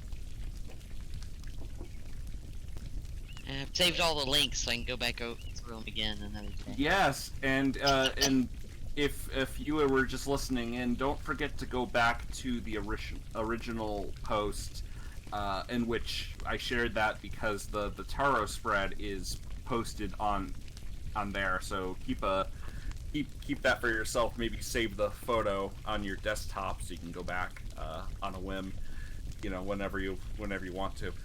But yeah, there's a lot of great content there. There's a lot to consider. I really like it a lot, and it's between everything that's been shared today, I definitely have a lot to consider and revisit. Does anyone else have any thoughts on the work shared? A lot of hard work that's put in by both of them. It's just, wow. Yeah, stones are pretty impressive, aren't they? Yeah. Oh man. Good work, guys. Good work. They represented well. Yes. Now, if I'm not mistaken, and I very well may be, but if I'm not mistaken, I believe our captain had something to share. Is that right? I had found a story about stones that I would be willing to share. Be happy to. I love sharing stories. So yeah, Excellent. Yeah. I love sharing stories. I love listening to stories. Well, fantastic. This one is written, or this one is by Rebecca Shear. I don't know if she wrote it. I don't. She didn't write it. She got it from the Seneca people out of New York State, which is where Apprentice McQuaddle is moving to. And I'm definitely looking forward to trying to sweat with him while he's now that he's going to be over here.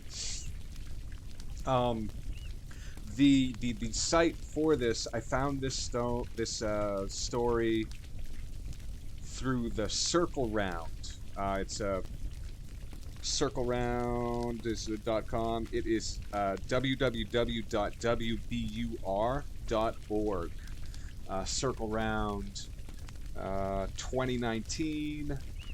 It is called Grandfather Stone. And Rebecca Shear, Sheir, is the one who shared it. And we start off with a narrator who once upon a time is the narrator's telling a story of once upon a time there was no, air quotes, once upon a time. Because the people had no stories to tell. They didn't even know what a story was. And that made for some very long, drawn-out winters when the snow fell hard and deep and everybody was cooped up inside, with little to pass the time. In one village, a boy lived with his grandmother, and every winter the boy counted the days until spring, when he could take his spear and catch fish in the river. By the time the sun set each evening, the boy's basket was always overflowing with plump, glistening bass and trout. One year, on the first day of spring, when the blankets of snow melted away and colorful flowers sprang from the earth, the boy ran to the river. He waded into the water, his spear poised above his shoulder. And the boy says, "I see you, little fish. Right there, little fish." And the narrator, but every time he plunged his spear into the crystal clear river, the boy would say, "Ah!" And the narrator, the slippery fish would zigzag away. "Oh!" And disappear downstream. "Oh!" By the time the sun went down, the boy's basket had only 2 fish in it. "Oh no! I've never caught so few fish before. Grandmother's depending on me for dinner. This is going to be one meager meal." Reluctant to face his grandmother, the boy decided to meander home, a different way. He entered a dark forest and took a left turn where he usually turned right. Soon he approached a shadowy clearing. As he stepped inside, he heard a deep, rumbling voice call out, "Young man, would you like to hear a story?" And the boy whipped his head about this way and that. All he could spot in the dusky clearing was a ring of trees and bushes with a large, smooth stone standing majestically in the middle. "Who's there? Who said that? And what is a story?" Again, the deep, rumbling voice piped up. "A story tells about the things that happened before this time. It tells how things came to be, and why things came to be. So I ask you again, would you like to hear a story?" Remember, the boy was in no hurry to go back home, afraid of his grandmother. And besides, he was also curious. "Yes, please. I would love to hear a story. Thank you, but first, who are you, and where are you? I don't see anyone here." Just then the moon broke through the clouds. A gleaming white ray passed through the trees and lit up the stone in the middle of the clearing. Suddenly the boy realized where the voice was coming from. It was coming from the stone. "I am Grandfather Stone. I have been here since time began, so I have many stories to tell. But first, storytellers should always receive something for their stories. A gift, in exchange for their gift. Have you something to give me? All the boy had with him were the 2 fish he'd caught that day. He reached into his basket, pulled out the larger fish, and he placed it on top of the stone. Will this trout do? It will do, thank you. Now come, sit. I will tell you a story. A legend about the world that was. The boy settled down on the ground, and he leaned back against the cool, smooth stone. He closed his eyes as the stone began the story. He told of a time when people made their home in the sky. They were known as the Sky People. A great tree grew in their heavenly realm. But one day it was torn out by its roots. A woman tumbled through the hole it left behind, and she plummeted to the world below, toward this world. Only back then, this world was covered with water, and the animals who lived in this world could speak. So the creatures decided they would save the woman who was falling from the sky. They used soil and dirt from the depths of the water to create a soft place for her to land, what we now know as Earth. The boy hung on to Grandfather Stone's every word. When the tale was over, he yearned for more. That was the most amazing thing I've ever heard. I would ask you to tell another, but I have just 1 fish left, and Grandmother and I need to eat. That's all right, young man. It's getting late, and you should be heading home. Come back tomorrow, and I will tell you another story. Thank you, Grandfather Stone. When the boy arrived at his house, his grandmother was wringing her hands with worry. My child, I was expecting you hours ago. Where have you been? The boy wasn't sure what to do. Should he tell his grandmother about Grandfather Stone and his stories? Or would she think he was talking nonsense? He knew he had to do something. The question was what? What would you do if you were the boy? Well, we'll find out what happens after a quick break. Let my voice calm down a second there. So, today's story, this is Grandfather Stone. And when we left off, a boy had spent the evening listening to a story told by Grandfather Stone. Before the tale, the boy had given the stone a gift, in this case, one of the 2 fish he'd caught. Now remember, this was in a time before people knew what stories were, so when the boy got home late, with only 1 fish, he wasn't sure what to tell his grandmother. I'm sorry, Grandmother. You see, I spent all day fishing, but I only managed to catch 2 fish. I was afraid to show you, so I took a long way home and... Wait a minute, said Grandmother. Grandmother's eyes flashed toward the boy's basket. You only managed to catch 2 fish, you say? Then why is there just 1 fish in your basket? And the boy groped for words. Oh, right, well, you know, Grandma, The grandmother sighed. All right, I can cook up some cornbread to help fill our bellies, but promise me, child, tomorrow you'll go back to the river and catch more than 1 fish. Yes? And the young boy, Yes, Grandmother, of course I will. That evening, when the boy went to sleep, in his bed, his heart and mind, they went somewhere else. They were back in the dusky clearing where Grandfather Stone waited with more stories. In the morning, the boy grabbed his basket and spear, and he walked to the river. But by the time the sun was setting, guess what? He'd only got 2 fish again. And he considered going straight home, but now he was even more afraid of disappointing his grandmother. He was also very eager to hear another story. Before he knew it, his feet whisked him back to that clearing in the forest. Young man, bellowed the stone, I was hoping you'd return. Would you like to hear another story? And the boy replied, Yes, please, Grandfather Stone. So the boy, again, grabbed one of the fish from his basket and he laid it on top of the stone. "Thank you. Now I will tell you a story."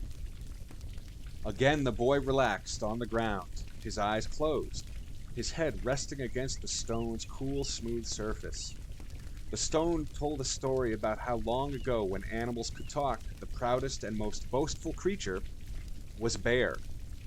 The burly beast was always bragging about his most prized possession, a long, glossy, furry tail. One winter, clever Fox decided he'd teach cocky Bear a lesson. Fox told Bear that if he stuck his tail through the ice of the river, the next day he would catch a bounty of fish. Well, come morning, guess whose tail was frozen beneath the ice? Bear tried to yank it out, but it stayed behind in the ice, and ever since then bears have had short tails. By the time the story ended, the boy was grinning from ear to ear. "Oh, Grandfather Stone, these stories are extraordinary. I wish you could tell me more, but I only have one fish left again." "Not to worry, young man. Come back tomorrow and I will tell you another story." "Thank you, Grandfather Stone." So again, when the boy got home, it was very late. As he walked through the door, he found Grandmother slicing a loaf of freshly baked cornbread, and he noticed she had tears in her eyes. "Oh, Grandmother, are you crying? I'm sorry I worried you. I didn't mean to." The grandmother gazed at her grandson. Then she gazed at his basket. And quietly she said, "Wait, you only caught one fish? Again?" The boy reached over and brushed a tear from Grandmother's crinkly cheek. He took a deep breath, summoning his courage. "Well, actually, Grandmother, the truth is I caught two fish, but I exchanged one for a gift." The grandmother arched her eyebrows. "What kind of gift? Can I see it?" The boy, "Well, this one's more of a gift that you can hear." So the boy asked his grandmother to take a basket and fill it with slices of fresh cornbread. And with the basket of cornbread slung over one arm, the boy led his grandmother to the clearing in the forest. In the middle stood Grandfather Stone, his smooth, cool surface dappled by moonlight through the trees. "Young man, you're back already? And you've brought a companion, too." "Welcome," said the stone to Grandmother. Grandmother was so surprised to hear a stone speak she could barely speak herself. Surprised and confused and curious and flustered, she said to the stone, thank you?" "Well, now that you're here, would you like to hear a story?" The boy, "Yes, please, Grandfather Stone, in fact." And Grandmother watched in horror as the boy emptied the basket of cornbread onto the stone. The boy said to the stone, "We would like to hear many stories." "Well, thank you. Now I will tell you some stories." The boy helped Grandmother ease down to the ground. He wrapped his arm around her shoulder and gave a loving squeeze as Grandfather Stone began. The stone told stories about clever animals and foolish people, stories about foolish animals and clever people, stories about how chipmunks got their stripes, how porcupines got their quills, and how we got the 4 seasons. Hours went by. Morning came, the rays of the moon gave way to the rays of the sun, and the boy and Grandmother were wide awake, wrapped up in Grandfather Stone's tales. At last the stone paused. "You have heard about the things that have happened before this time, how things came to be and why things came to be. But from here on out, stories won't be kept inside smooth, cold stones like me. They'll be carried by warm-blooded people like you.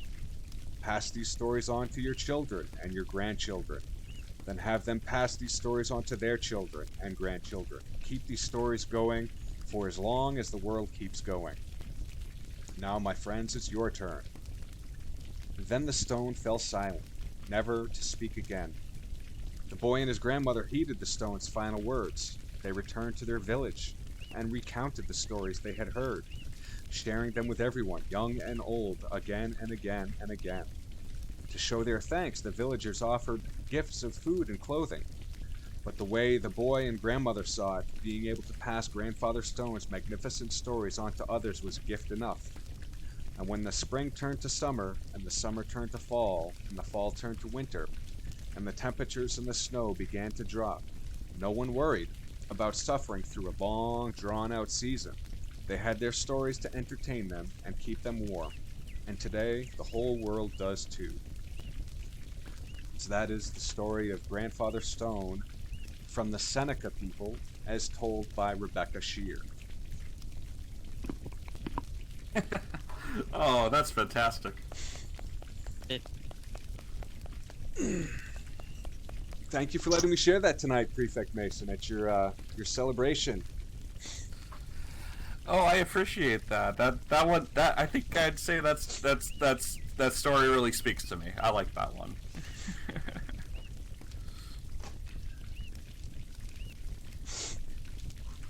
Well.